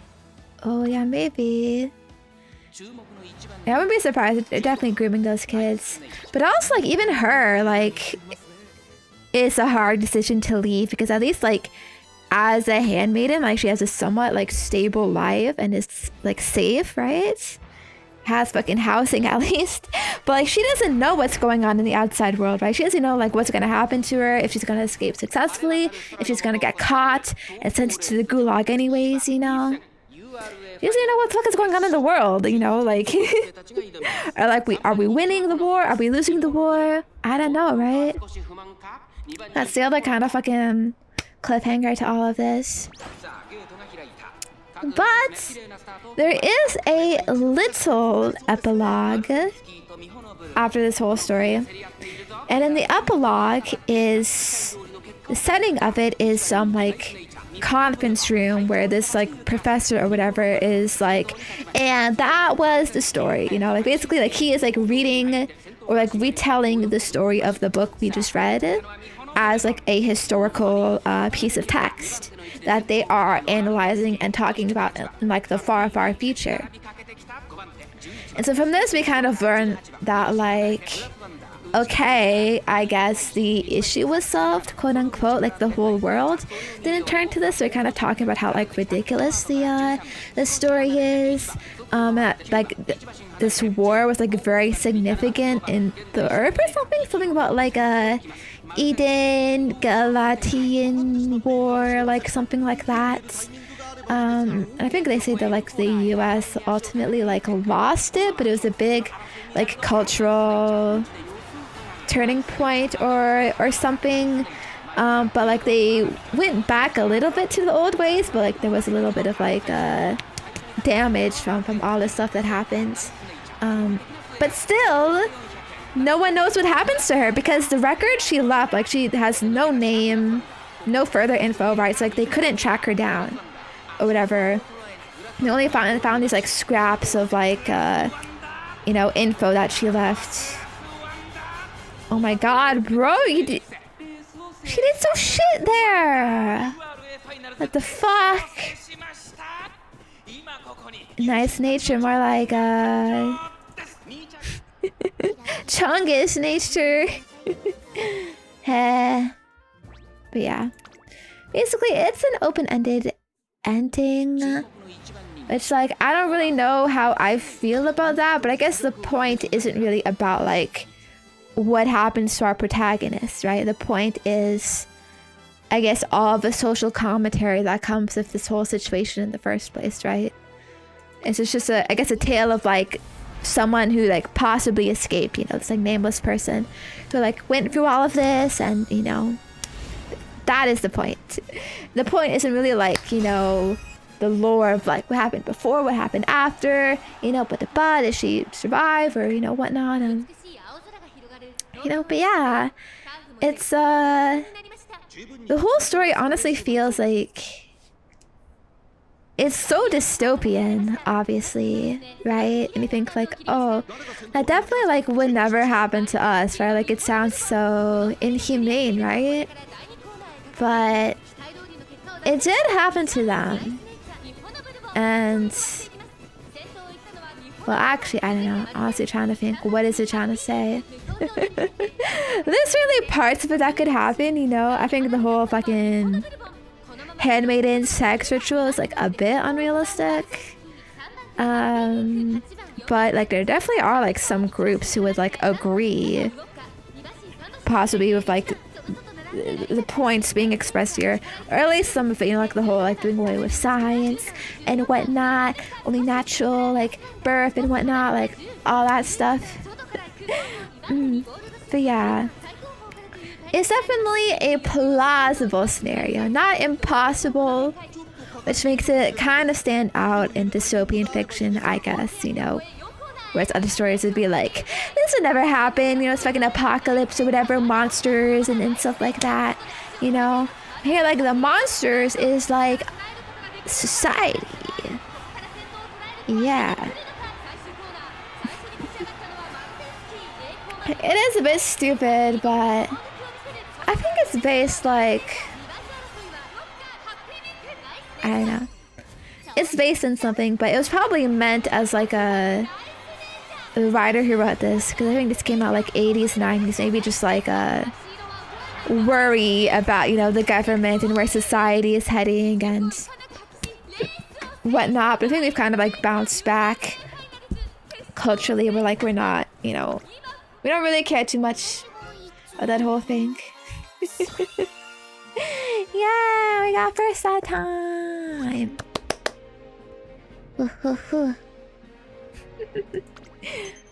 Yeah, we definitely live in a society. Yeah. We tell a Korean some centuries ago about North Korea, they'd say it's an impossible, stupid fiction.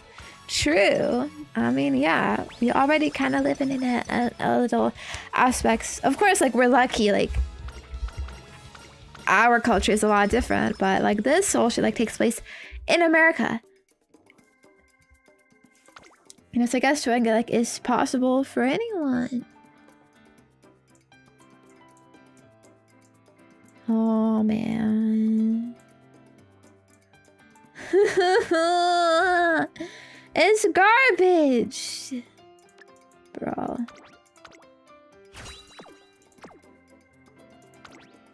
Well, yeah, I'm not so sure how well this girlie's gonna do. Take Eric? Really? Cool.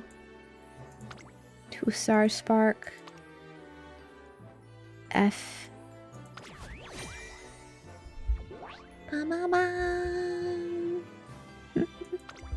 She was being too nice. She didn't want to be evil. Oh.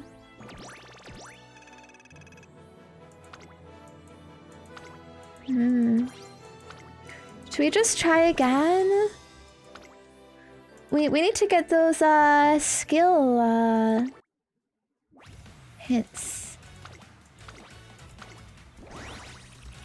Oh, I forget, like, who are we trying to raise? I mean, okay. Bakushin is good. El Condor Pasa. We're gonna use her for dirt. I'm not sure if she'd be mile medium. I could use her for mile too, I guess, actually. Because she has decent stats for it. So you can reuse them. And then medium, or no, sorry, gold was supposed to be for our long. But she's a little higher stamina. Sabrito for Satana Diamond for more reliable skill hints. Is that? How do you get more reliable skill hints?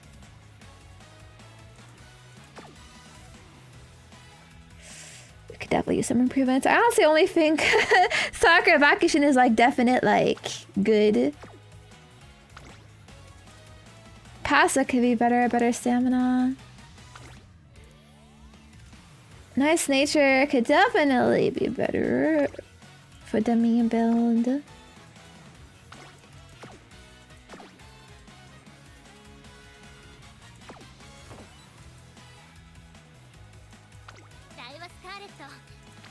Bueno, Ace, just put you in the front position. Bum, bum, bum, bum, bum, bum, bum.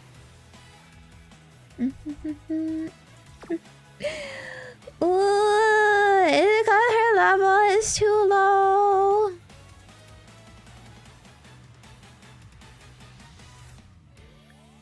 Yeah.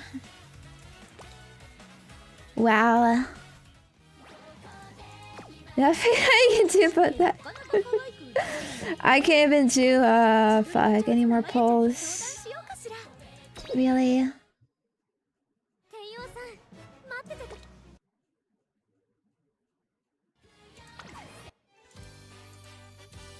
Okay, fuck. Let's try.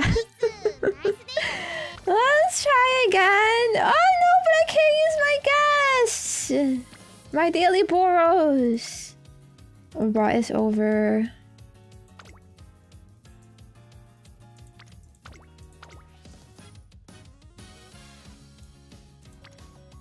What the fuck am I gonna use? I guess I can just put you in, but it's got kind of garbage shit too. Oh. Oh. Okay. Was that a free star wit? I don't think so. No. Only one size. Okay. At least maybe I could use her for medium and long. I need a lot of stamina though. Look, I got these two. Okay. Ah! Yosh. Ikuzo. Might be the last run we can do. Unfortunately, with how long this shit takes. Bro, I'm feeling kind of nervous, man. One of my shit isn't good enough. Alright. We gotta lock it in, bros. Yeah. Ooh, fuck. Okay, fuck. We take the skill hints. Okay, now I'm like... We fucking skill hint crap. Oh, yeah, she gave us a debuff. Okay, yeah. Even though our mood is like kind of fucked. Okay. Okay, fuck the stats. Ooh. Okay, she has the debuff skills. This girl doesn't. So we go for this one. Ba, ba, ba, ba. Alright. Your outfit looks so commanding. Yeah, it's my commander racing outfit. So I'm wondering if I should wear it to the event tomorrow. Although I really like the PNG I gave them for the event, like what I look like. It's my princess outfit, so I don't have to be like, who are you? I don't recognize you.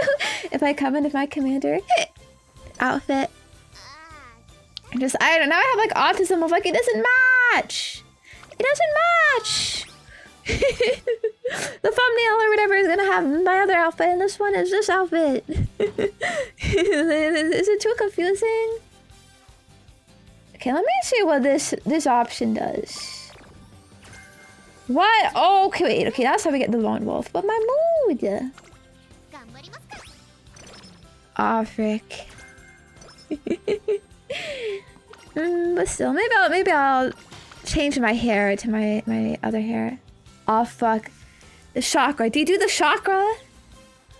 I've had this work like before. But if it fails, like it hurts.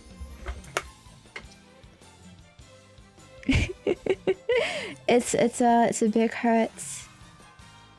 Oh, but we got a gamba. If the stonks, let's go.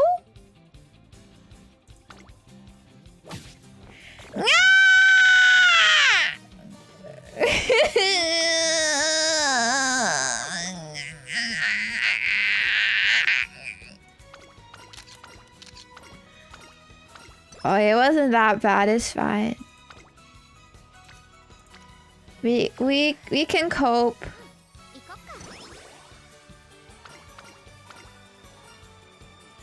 Ooh. I've never failed that event before. Yeah. You wanna go buy some fucking lottery tickets then? Ooh.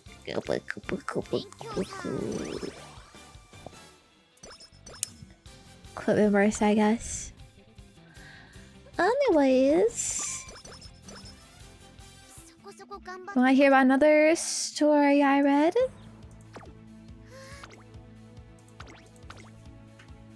Because I do have more.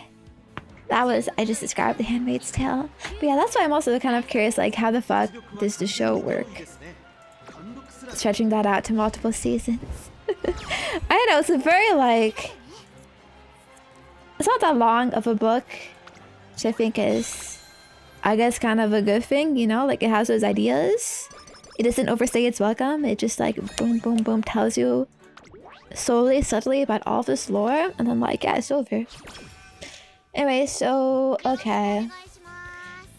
There's a big book I read that I kind of want to tell you about, but I think I'll save that for later because I don't know if I can lock in and like tell you all of it in the time I have remaining. Let's go for this one.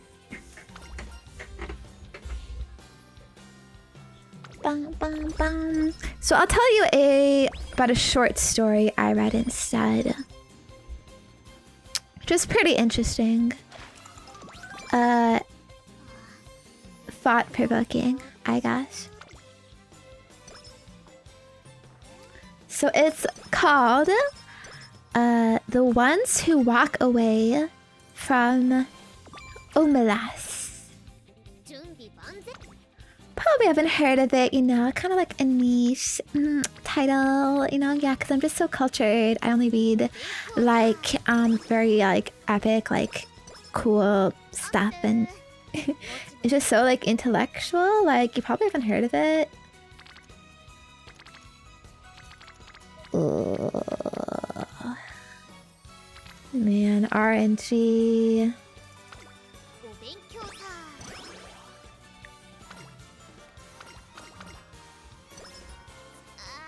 I didn't know what to go for. Hopefully this works out though.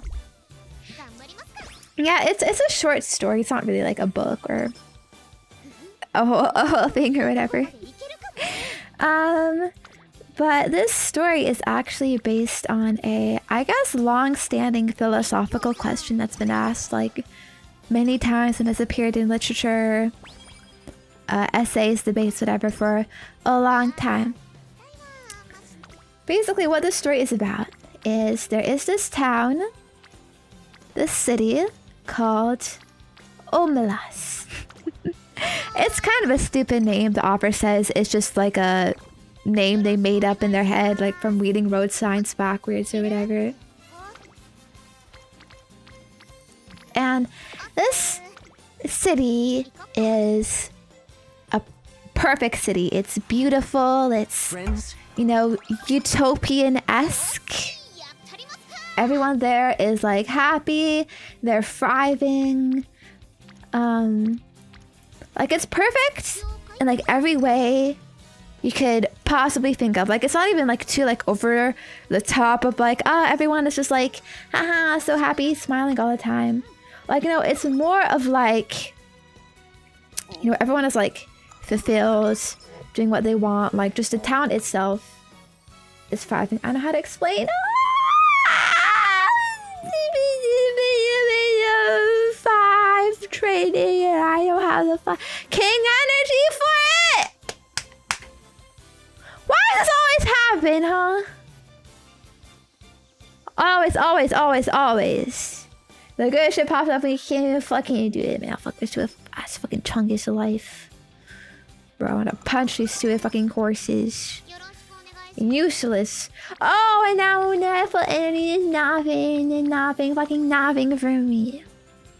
I couldn't risk it, bro. That's like over 1/3 chance. Like, you know, I can't. it would fuck us up too much if I failed it. So yeah. Yeah, I should take in the risk. Yeah. How about you risk? These nuts. I don't know. But whatever. Anyways, sorry. Back to my wonderful story. Yeah. Omelas is this really good, perfect city. Is, you know, the best place ever to live. All right. But there's a catch to this perfect city, to the happiness that everyone is experiencing. All right, because everyone do be happy here. And that is the fact that somewhere in this town, there's a basement with a child locked inside a cellar there. And the cellar is small. It's no light, no windows. It's dirty. It's stinky. No bathroom. There's fucking straw everywhere. They're fed scraps. They're suffering, basically. They are intensely suffering.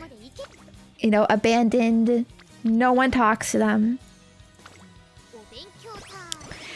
And they're not even born into this position. There's someone who knows the warmth and comfort of like human love, and they're taken like away from it. That is the point of like maximum suffering for that. So the idea is that the city depends on the suffering of this innocent child. And that if that child was not suffering, if they remove them from that, then the city would no longer prosper. And like everything that holds the city up, the happiness of all these people, it would not exist. It would all like crumble. I know. Fucking slacker fucking guy. You wanna be fucking whipped horse, huh? Yeah! Fucking cure that. You wanna go to the glue factory, do you? Ah, shit, bro. My stats! My stats!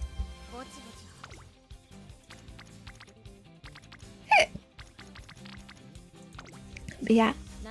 And so this story is, I'm sure, like, as you can tell, it's kind of a common, like, philosophical issue that has been brought up, like, a lot over time. Basically, oh fuck, free skill hands. The fuck do I go for? I guess I'll try you because you're rainbow. There's this idea of like sacrificing one person for the greater good of everyone else. In a nutshell. But yeah, in this specific case, it's the happiness of a group of people depends on the suffering of one helpless, innocent person. And in this city, people are allowed to visit the child, but they're not allowed to speak to it, right? And most people, like, do actually visit the kid, like, sometime in their life. And, like, it's like, oh my god, yeah, so horrifying, so bad. People are appalled by it. But ultimately, most people, like, come to realize of, like, well, they know that the happiness, their own happiness, the happiness of everyone they know, is dependent on this suffering child, right? And they come to accept it, and it's even like, it's because that they accept it and they know that this is happening is the reason why they're able to be happy, right? Because, you know, they take it as like, oh, we might as well be as happy as we can or whatever, or, you know, like that kind of thing or whatever. Or like they're just like grateful that it's not them under there, it's not anyone they know that's under there, you know, and whatnot. But some people, when they see this suffering child, they choose to leave. They choose to basically not participate in this society. And so they leave the city and they leave Omalas, and they are the ones who walk away from Omalas. And that's the name of the story. And that's where it ends, basically. It's this, I guess, philosophical, like, story of, you know, some people would accept this deal and some people wouldn't. And it's not even really like offering any, you know, like what is like the right thing here, right? I think, you know, no one knows.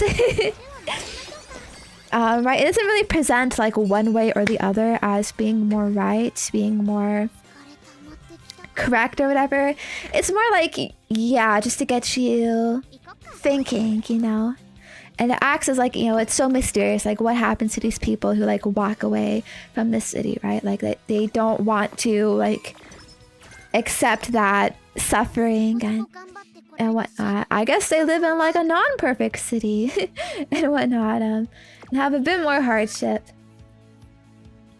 And I think it's probably easy for us to accept that scenario because like that's what we live with now, right? But I think the origin of this, like the earliest time this was brought up was I think in some Russian story of like these brothers like debating or like philosophizing or whatever, and one brother like asked this question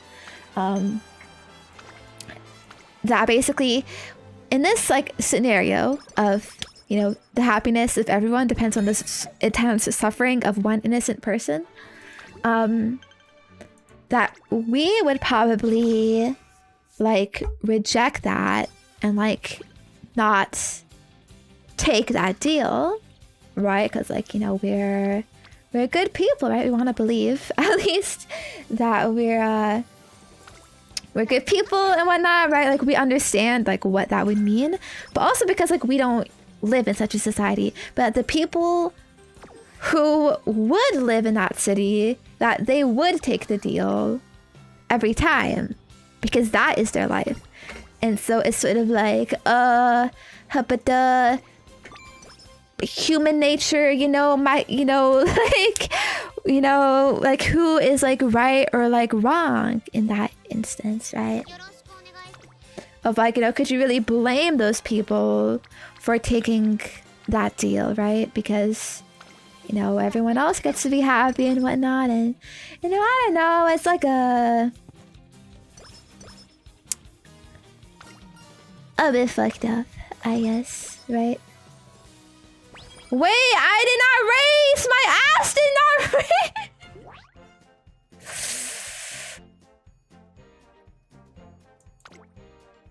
Oh. Oh. Bruh. Brother. Oh, no. No!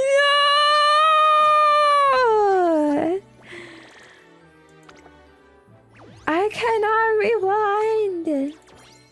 Oh, fuck. Fuck, we have to go again.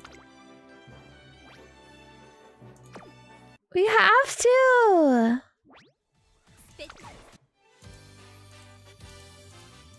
Oh, it was actually going kind of decent.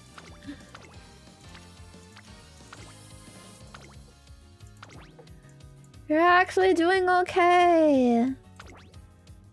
Getting the things we need. Okay.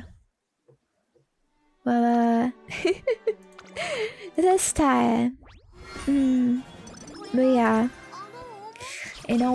If you kind of think about it though, alright, and you get real deep about it, it's like, we're kind of living in a bit of our own, Omelas. Or, it's either like we already live in Omelas, or we've already walked away from it, right? Are we ignorant to the suffering of others? Or like we're too aware of it and like we live in a society where we're all suffering, or I don't know. Something like that, Yeah. What, neo-colonialism? Oh god, what's that? What is neo-colonialism mean? Is that the opposite of colonization? I uncolonize, I leave.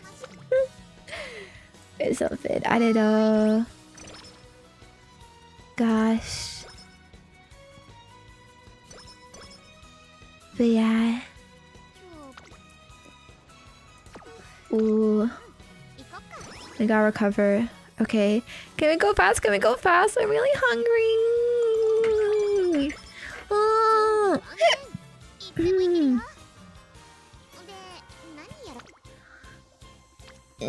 Colonialism is okay, you know what? I'm not built.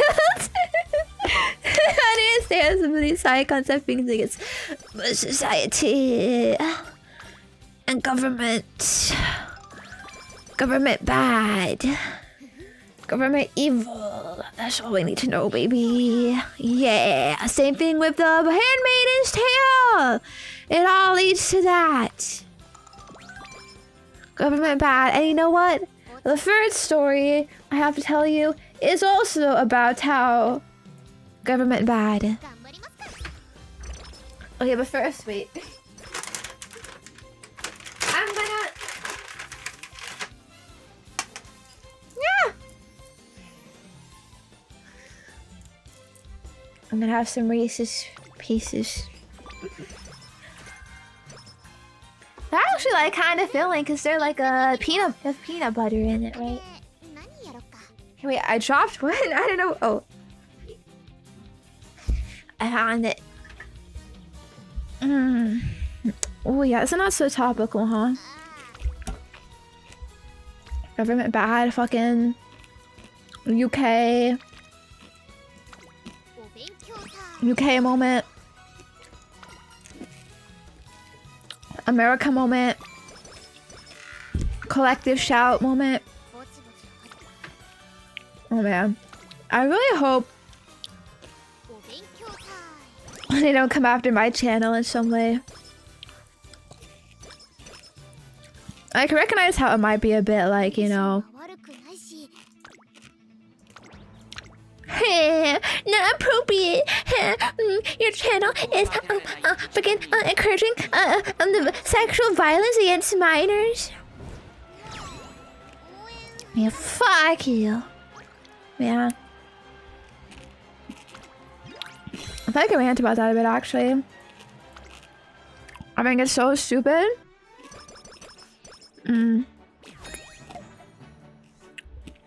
Credit card companies have already been fucking shit up. We've already been seeing sites like taken down or like banning more certain types of content. Now it's like much more like extreme all of a sudden. Like in games getting taken down and stuff. I've even seen like horror games getting taken down. And it's fucked up, you know, that's a whole genre of media. But like, well, like, you know, we can't fucking play pretend. We can't have, you know, fantasy can't exist, you know? Oh my god, people really can't separate reality from fiction.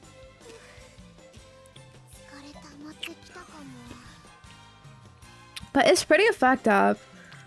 Because, like, I think I read some statement from them or something that was like, our goal is to end, like, the violence against women and whatnot. And it's like, you really think fucking taking down some games on Steam or whatever the fuck is gonna end violence against women? You know, whoa, because there's some horror elements. Ooh, because there's some incest, you know? Yeah, because people are doing incest because of fucking video games online. Like, bro.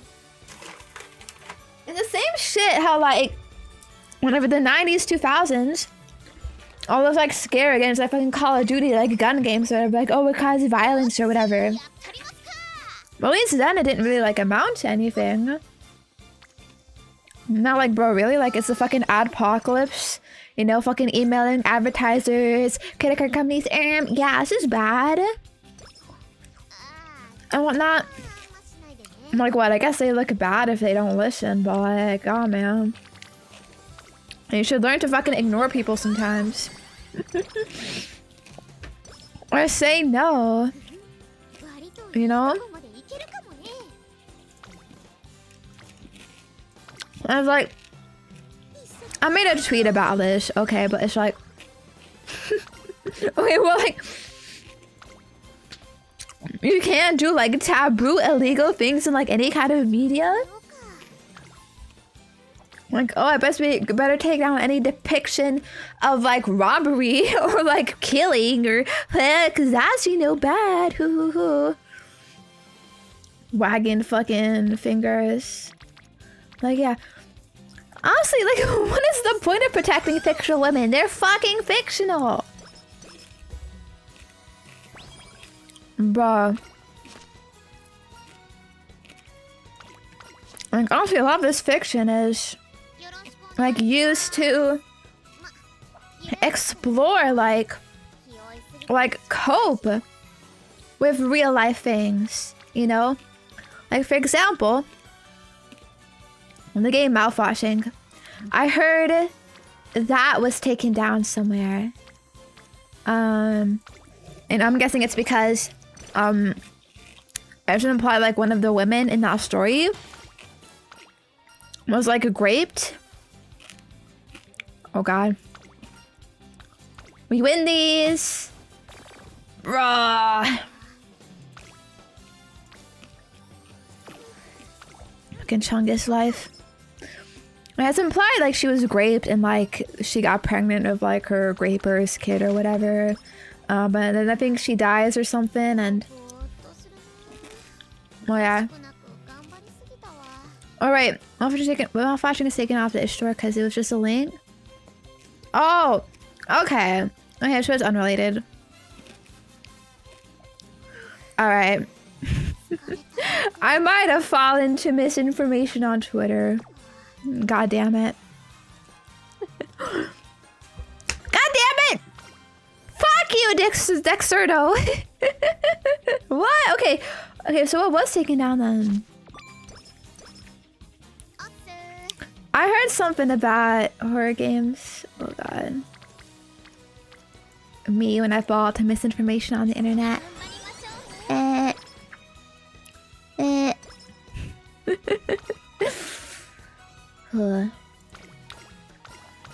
Okay.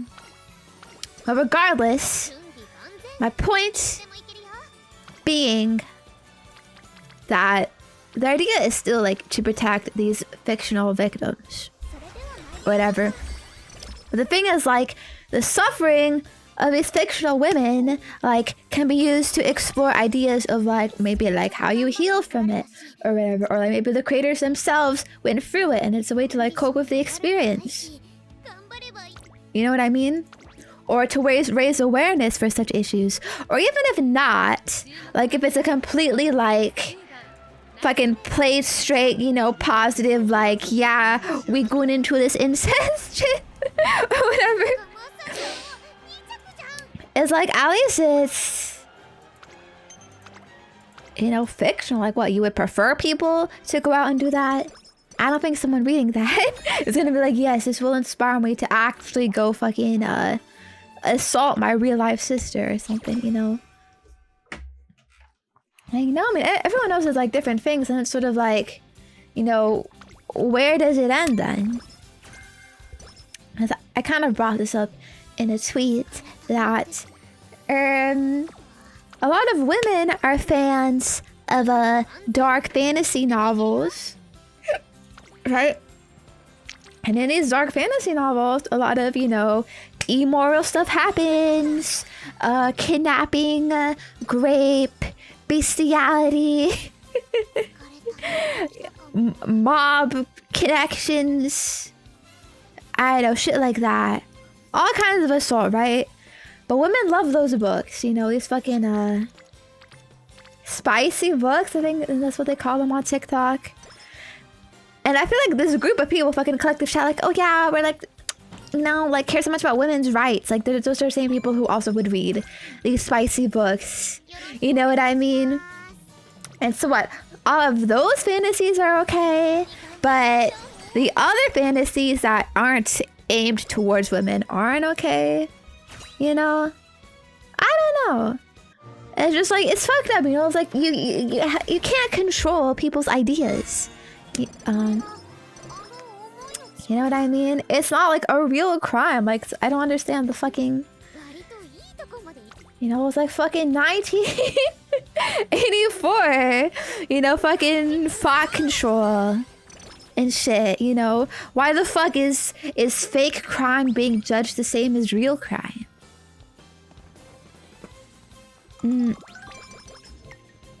yeah. It reminds me of fucking, I don't know, what was it called? Was it called a Gamergate? I think in around like 2014, 2016 or so. And there's like this whole movement of like, men only want like one thing in video games or whatever. Or no, it was like this thing of like, you know, like, ooh, video games are so like sexist against women or whatever. And like, oh, they always look so like fucking like objectifying or whatever. You know, all of us. At least those people were like clowned on for the most part. Oh god, come on, alright, yeah. We win that. Like, that didn't really go anywhere, although it might have had a bit of damage on games, to be honest.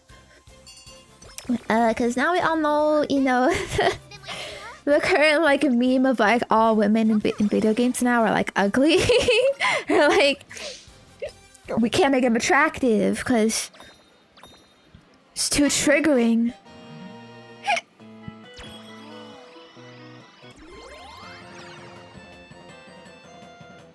God, their stupid fucking hair. Ooh. Bruh.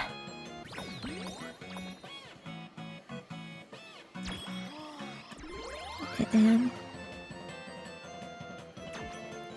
I've always played CS games, but I didn't even think of shooting another person. Well, yeah, exactly. I mean, you want to know something? I'm pretty sure in countries that are like very strict about showing that kind of stuff, they have more like sexual assaults, you know?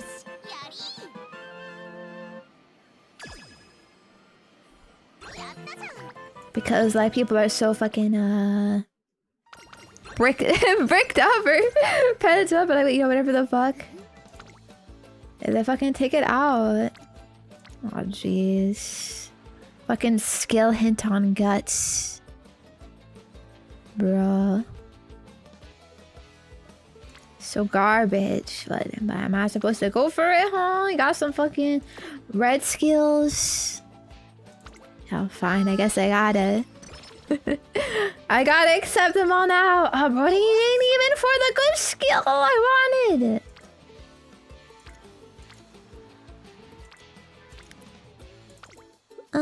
Let's take this.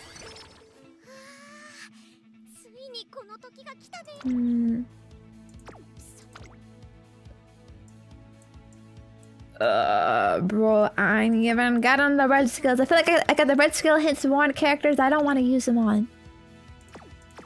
Crazy.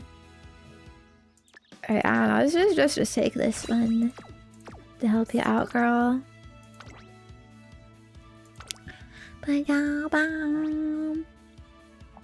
Speaking of games, gamer games. Yeah, I hope nothing more really comes of it. I guess time will tell.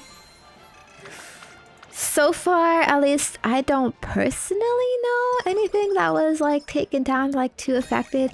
But I do know the whole like UK like age verification online, the rumors of US age verification on YouTube. I don't know if that is all related or like the same thing. Oh fuck, bro! The triple rainbow!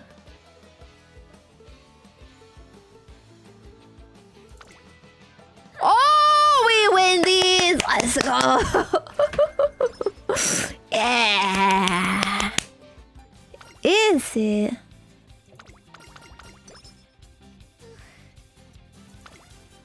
Oh yeah, we definitely got it.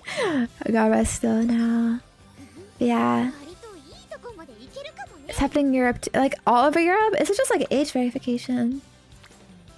Is it related to like the collective shout censoring? Or just like randomly?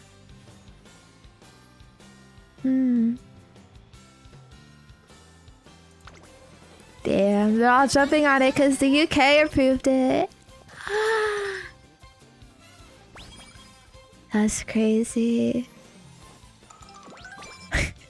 The age verification doesn't even work good. I have a beard. It did recognize me as an adult.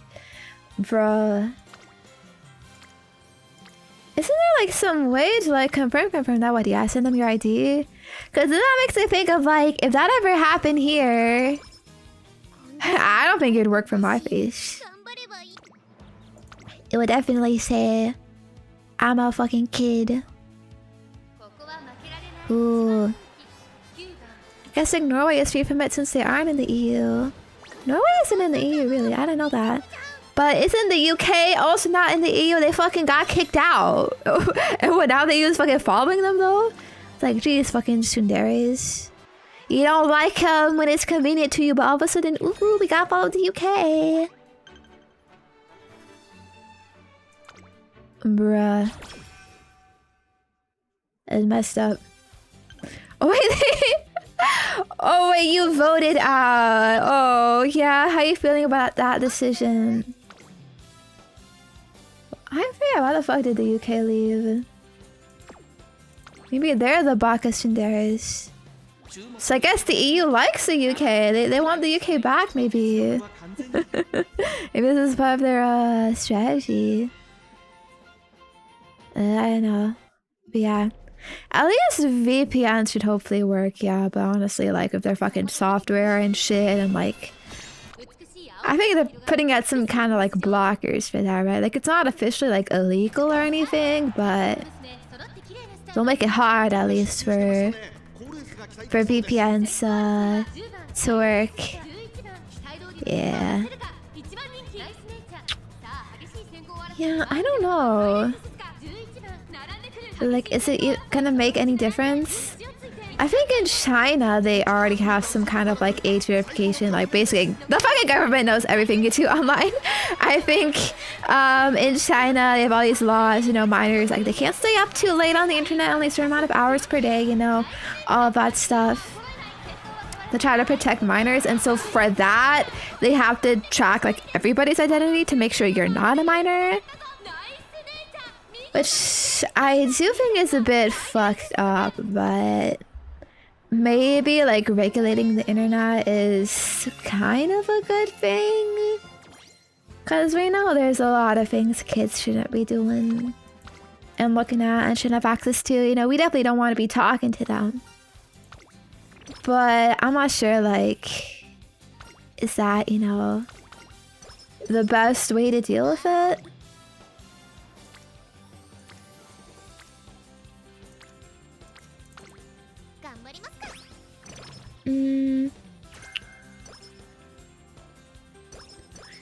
So if a censorship, then a kid safety thing. But what's the point of, verifying your identity though? Age verification. I thought the content stays the same, it's just like your access to it. We grew up just fine though. I don't think we did, but also it's sort of different environments, right? A lot of us now, like we grew up on a different kind of internet, and the internet now is a lot different, so. But I would also argue it's just generally more sanitized than it was before anyways, you know? Used to call it the Wild West of the internet, right? For like a reason. It's probably a lot easier to accidentally stumble upon like whatever shit, right? But yeah. Honestly, education would be good. I actually watched a video recently about internet education amongst youth. And kind of connecting to like online games, how we used to have more online games for kids, but we don't anymore. This like YouTuber, like they did a survey of like different age groups of people, and it basically they learned that younger people were actually being taught less how to be safe online. And that people have this very like you know, scared approach of like, oh, we don't want to tell kids what's online. We don't want to tell them the bad things, you know, like, you know, we can't like be open about it. We can't tell them they're gonna get groomed or whatever. Whereas like earlier generations are very like, you know, don't tell anyone your fucking name, you know, they're gonna fucking groom you or whatever, like all that shit, like being very more explicit about it. And he says for some reason it's like they don't want to tell kids what the dangers are because they're scared that will make them do the danger, you know what I mean? Like if they know about the danger, then like, you know, like we have to protect them even from the concept of knowing like what the fuck the danger is, like, you know, what like the issues is. Just kind of like fucked up. And the data also found that parents who were restrictive and had like all of these, you know, lockout apps and all that stuff, that those kids actually were on the internet more, and that they experienced like more bad things on the internet because they would go out of their way to try to bypass that, you know, using a friend's computer, using whatever, some like 3DS console, internet browser, you know, all that kind of stuff. So hello, Mutsu. Thank you for the prime makeup. Hello, good to see you. 9-month baby, let's go. But yeah, I think honestly, we gotta bring back, Club Penguin. Okay, like unironically, like actual like spaces for kids online, you know, like specifically designed for them. Because now like There's nothing. There's nothing. Where the fuck are kids gonna go? Flashlights are dead.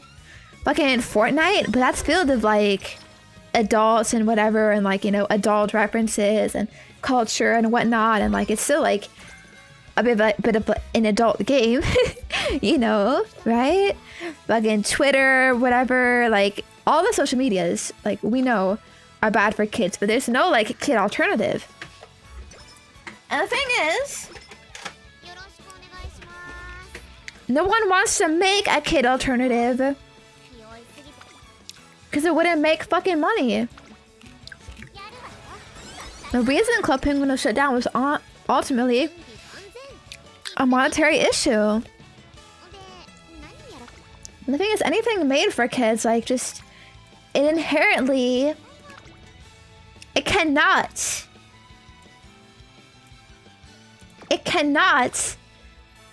be profitable. It cannot make money because it's a moral dilemma, because a lot of these things, how to make money is ads. But Club Penguin, for example, explicitly never put ads on their site because, you know, you can't like regulate what ads kids are gonna see online, and advertisement for children is supposed to follow a lot of like regulations and whatnot. You know, it's literally like what TV like stations have to follow, right? Especially TV stations aimed at kids specifically. They have to follow all these regulations for the ads are going to show, because, you know, you can't just like, you know, because kids are very impressionable, you know, like if they saw fucking like SpongeBob SquarePants being like, oh yeah, I love this product, like they're gonna like want to get it. It doesn't even matter like what the fuck it is. You know what I mean? So yeah, so like sites like Club Penguin did not have any ads, but it was hard for them to make a lot of money with their subscription system. I mean, I'm sure they were making money, but it wasn't enough money. It wasn't year over year, boom, boom, boom, explosive growth, right? It's just kind of what all shareholders care about right now, right? So yeah, there's products targeted towards kids, but I'm talking about websites, online spaces for kids. Those don't exist, right? Like all this shit like we grew up on.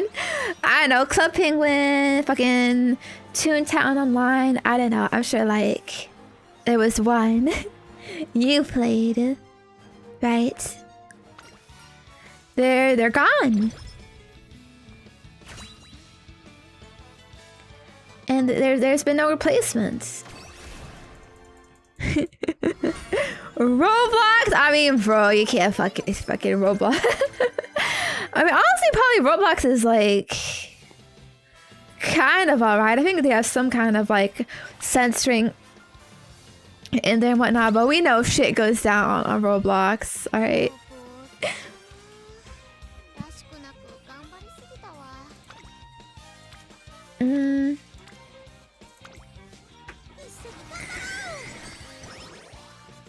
But yeah, if they want to, like, I guess restrict internet access for kids, I think it could kind of be a good thing, but I think the problem is ultimately that there is no alternative place for them to go to. That's why they're even going to fucking Twitter and whatnot or whatever.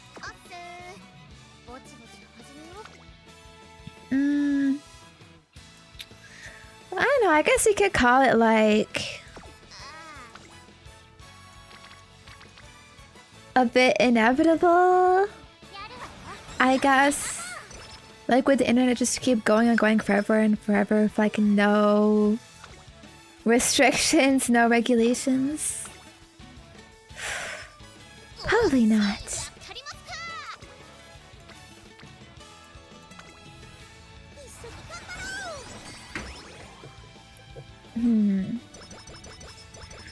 Everything will get worse.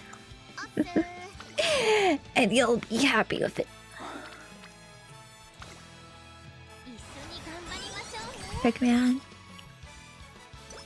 I don't know if there is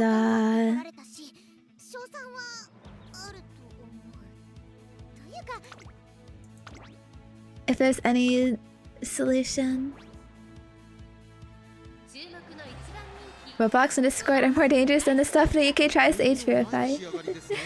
Yeah, I thought they are age verifying Discord, though. Roblox, though, yeah, but I think Roblox also has their own stuff for age verification, like built in, or some things that you would want to access. So I don't know, man. We're at a point where everything has to be kid friendly, less and less adult spaces every day. The thing is, so for an adult space, a true adult space, you would also actually probably want to age verify, right? And just simply clicking a button of like, yup, I'm an adult, totally, like, that wouldn't be enough. Obviously, kids would go in there. And if you would want a truly child-free space, you would have to verify your age.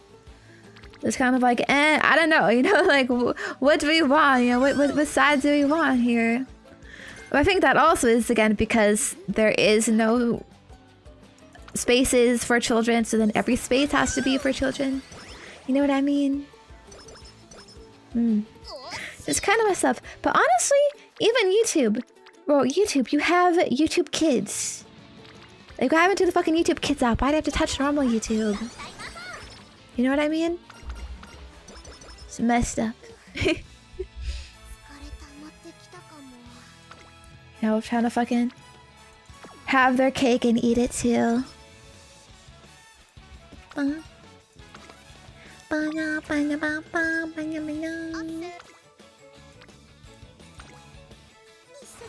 Okay, I remember the big race is coming up. Ooh, triple rainbow. You'll love to see it.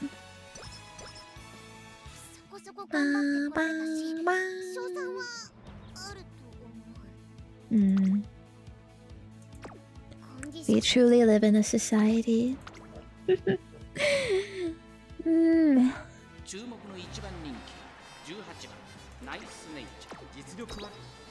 I wonder though, what is the government gonna control? Rather like, if age verification, ID verification, if it's not for protecting kids, like what, you know, the whole oh, you got a license to go into that, bruv. Well, they're gonna fucking arrest you if they see your internet history? Oh yeah, they're fucking watching Zenya Hima. Alright. So did I just race? I forgot. So I'm kind of thinking of racing again right now. I don't know if it would be 3 races in a row. They don't like 3 races in a row.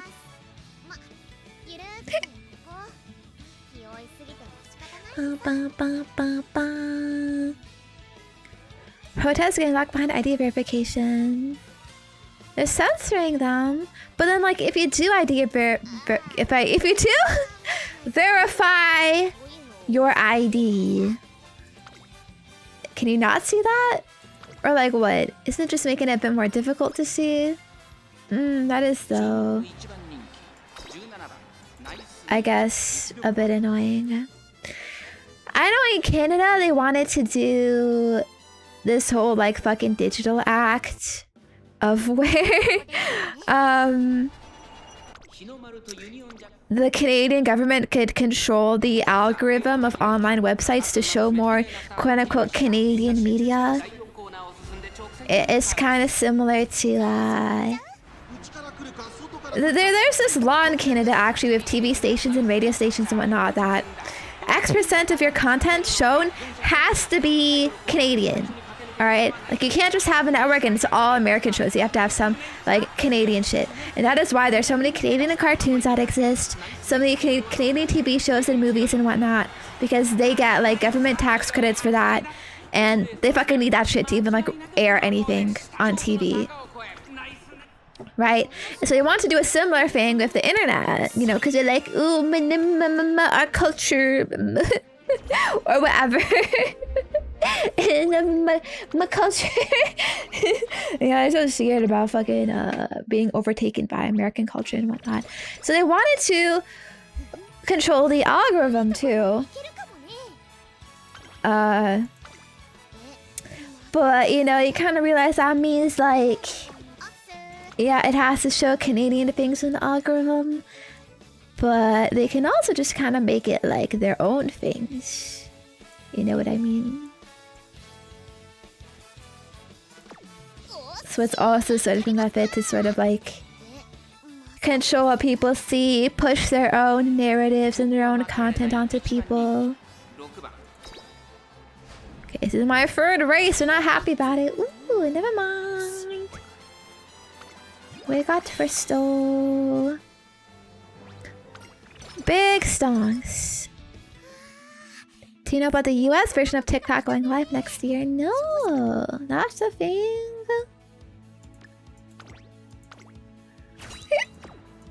What's it gonna be called? I mean, honestly, it's probably not gonna work.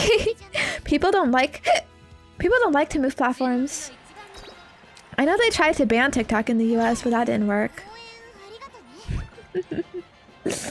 Got TikTok at home, bro, imagine. And the app's all like fucked up, it barely works.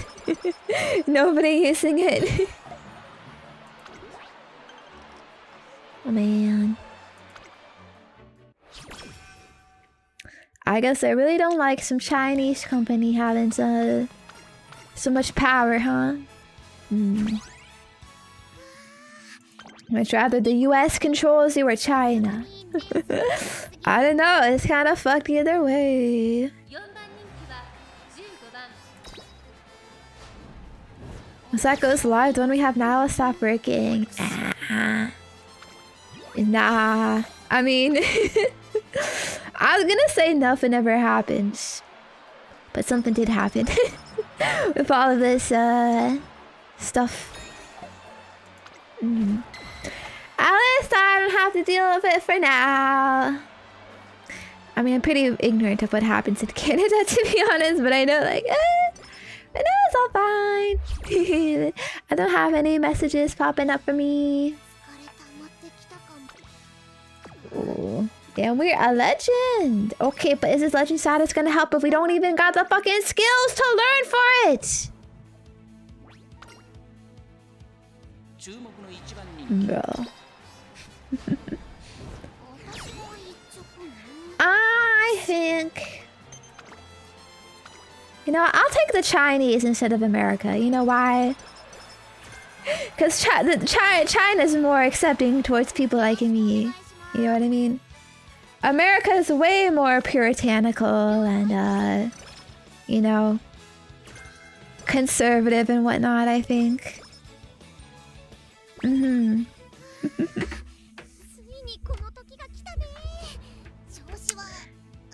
In China, all my safe work stuff is banned?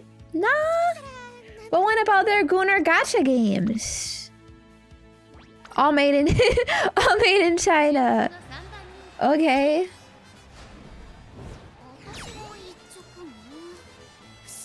Listen, I'm just saying, alright. In Australia, it's illegal for someone who looks like me to be in prawn videos of any kind. Okay?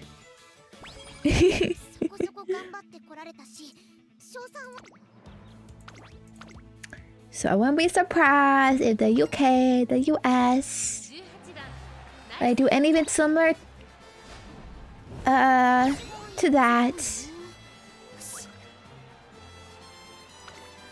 Na bam bam. Na bam bam bam.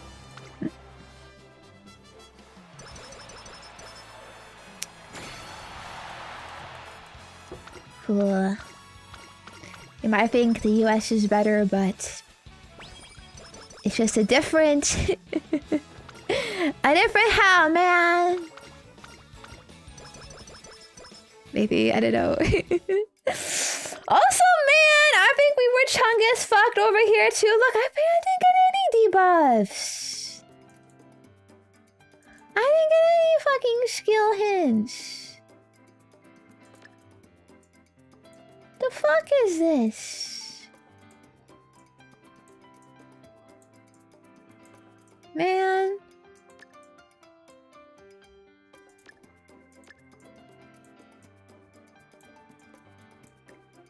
What am I supposed to do?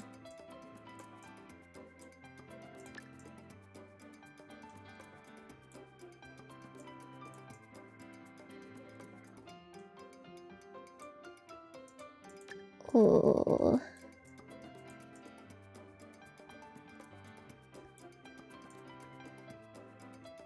I have no money. Friends? She's just normal.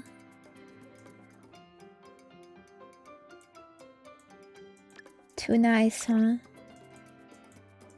Man.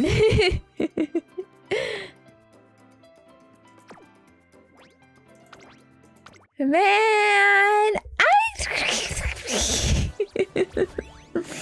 maybe I should have gone for this meme run then, man. I don't got the time to grind it out too much. Is this even like a decent runner for anything? The stamina's probably too low to seriously do medium or long. 'Cause I was like training her with something else. Ooh.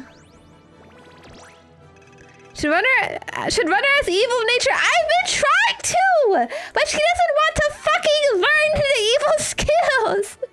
I've been giving her the support cards that have the evil skills. They're not fucking giving her any hints. She's fucking tarded. She's too tarded to be evil. Bruh. The fuck I'm supposed to do, huh? I can't fucking motherfucking shake her fucking learn this skill.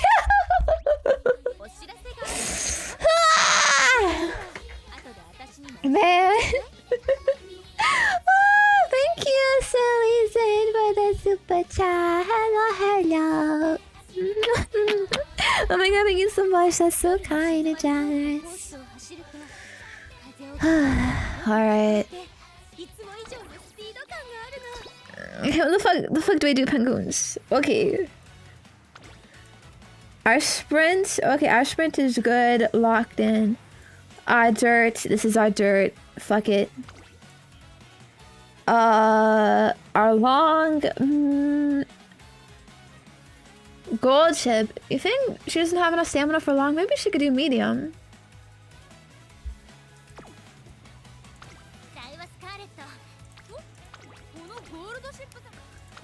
Maybe that's enough for medium. She does have some recovery skills, so it could be okay, but then I still need a specialized long racer. I could raise Maki, but do that. Organized nature, I guess. I mean, this one has 4 debuff skills. I guess that's not the super debuffer.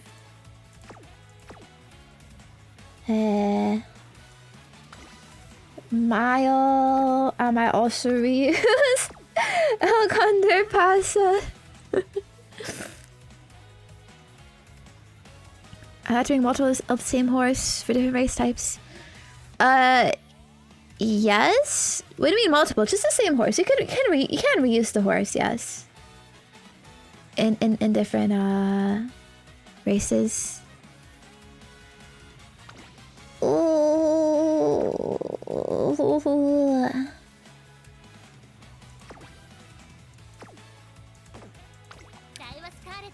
I fuck. I need. Okay, sure. I'll just put you in long as a placeholder.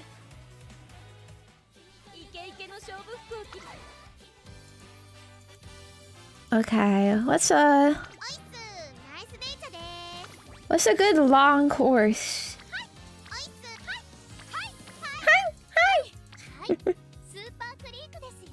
We could go fucking mommy.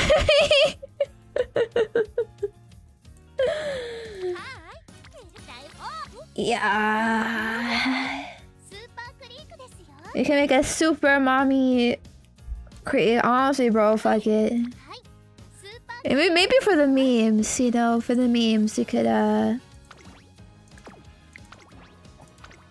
play fucking Goo Goo Babies. Fuck, I can't borrow guests. Alright. I actually have two 9-star horses though. Well, not 9-star, but 3-star spark at least on the main one.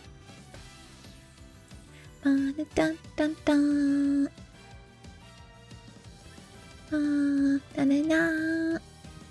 But no Creek support.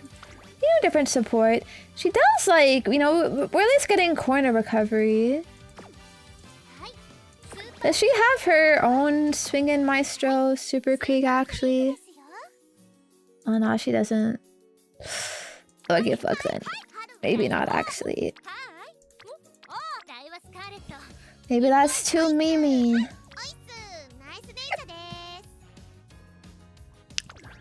We can try to fuck. We can try to make the fucking meme horse again. But like this time go like way more in stamina. I think Mesudon Queen, is she alright? Ooh, you know, Tamamo Cross has some debuffs.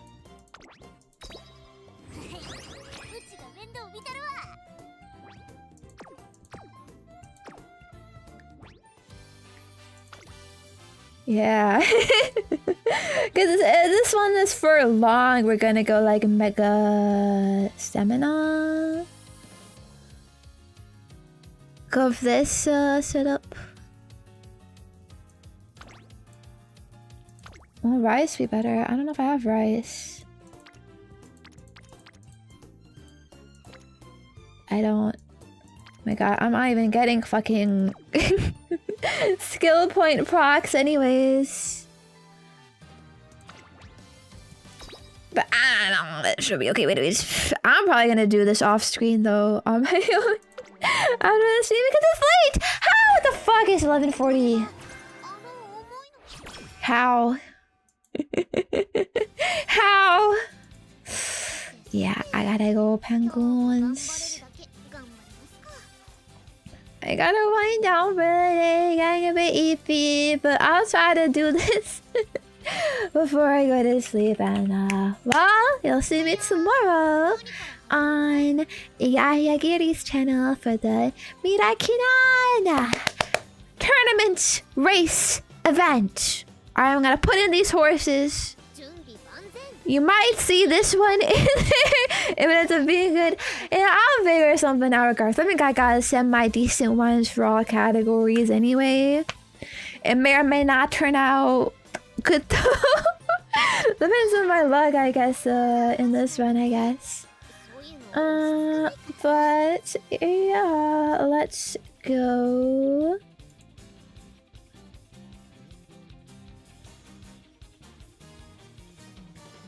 Let's go somewhere. Thank you so much for hanging out today, though. I appreciate it. It was a lot of fun to chat and mess around. See you again tomorrow. Yeah, for this. And I also have Ring Fit in the morning I gotta do. Ah, man. And I'm also doing member sub drawing at tomorrow night too, like late night after the race event. Gonna be busy there, I guess. So probably just focus on doing those streams. But yeah, hopefully I can do it. I'll try to chill for tonight.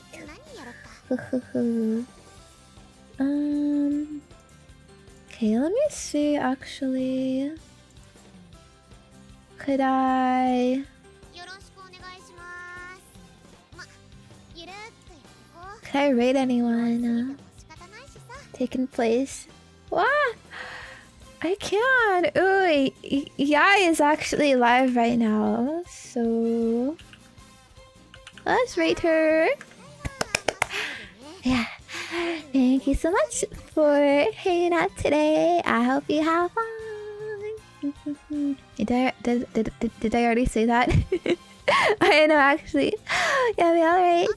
Bye bye. Bye bye.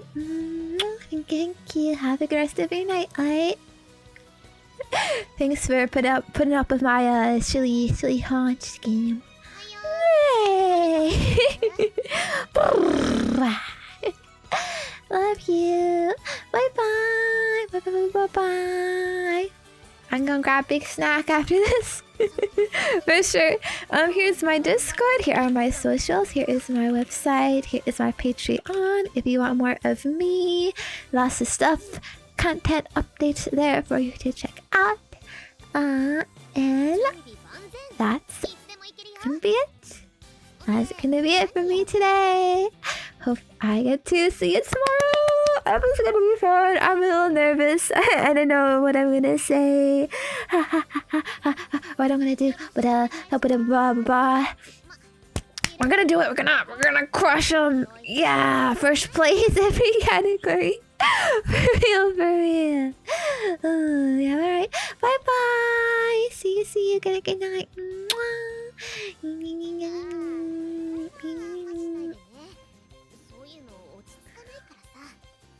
Oh yeah. Oh god. Okay, wait. I don't know if I can.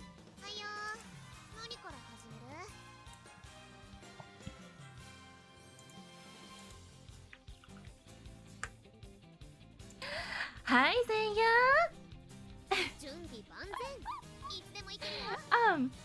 Zenya Hima-chan. She is a wonderful streamer. Hello, raiders. My name is Yai Yugiri of V for Mirai 2nd Gen Battlelight. Ninja living on the edge. Giri. Yugiri Yai. I know it had 1 HP. We are playing Stellar Blade right now. Zenya Mirai Kinen. Let's go. So, was she doing her Mirai Kinen training? Oh my gosh. Tomorrow is the Mirai Kinen. Yes, let me advertise it. I do need to tweet about it. I have been bad about that. But Zenya has been working so hard on her Mirai Kinen training. Woo-woo! I hope she gets first place. I'm so excited. It will be on my YouTube channel. So check me out on YouTube. Make sure you hit your notification to see her horses there. Let me shout her out real fast. Shout out. Wait, how do you do shout out? Shout out Zenya Hima. Make sure you check her out. Yeah, there we go. You don't know if your luck has been good though? Oh, I think you'll do wonderful. Friends. There will be a good RNG. Am I already following? I am. Wait. VIP her. Sorry, I'm sitting here on YouTube. Okay, I'm gonna end the YouTube stream. Friends. Bye. There we go. Anyways.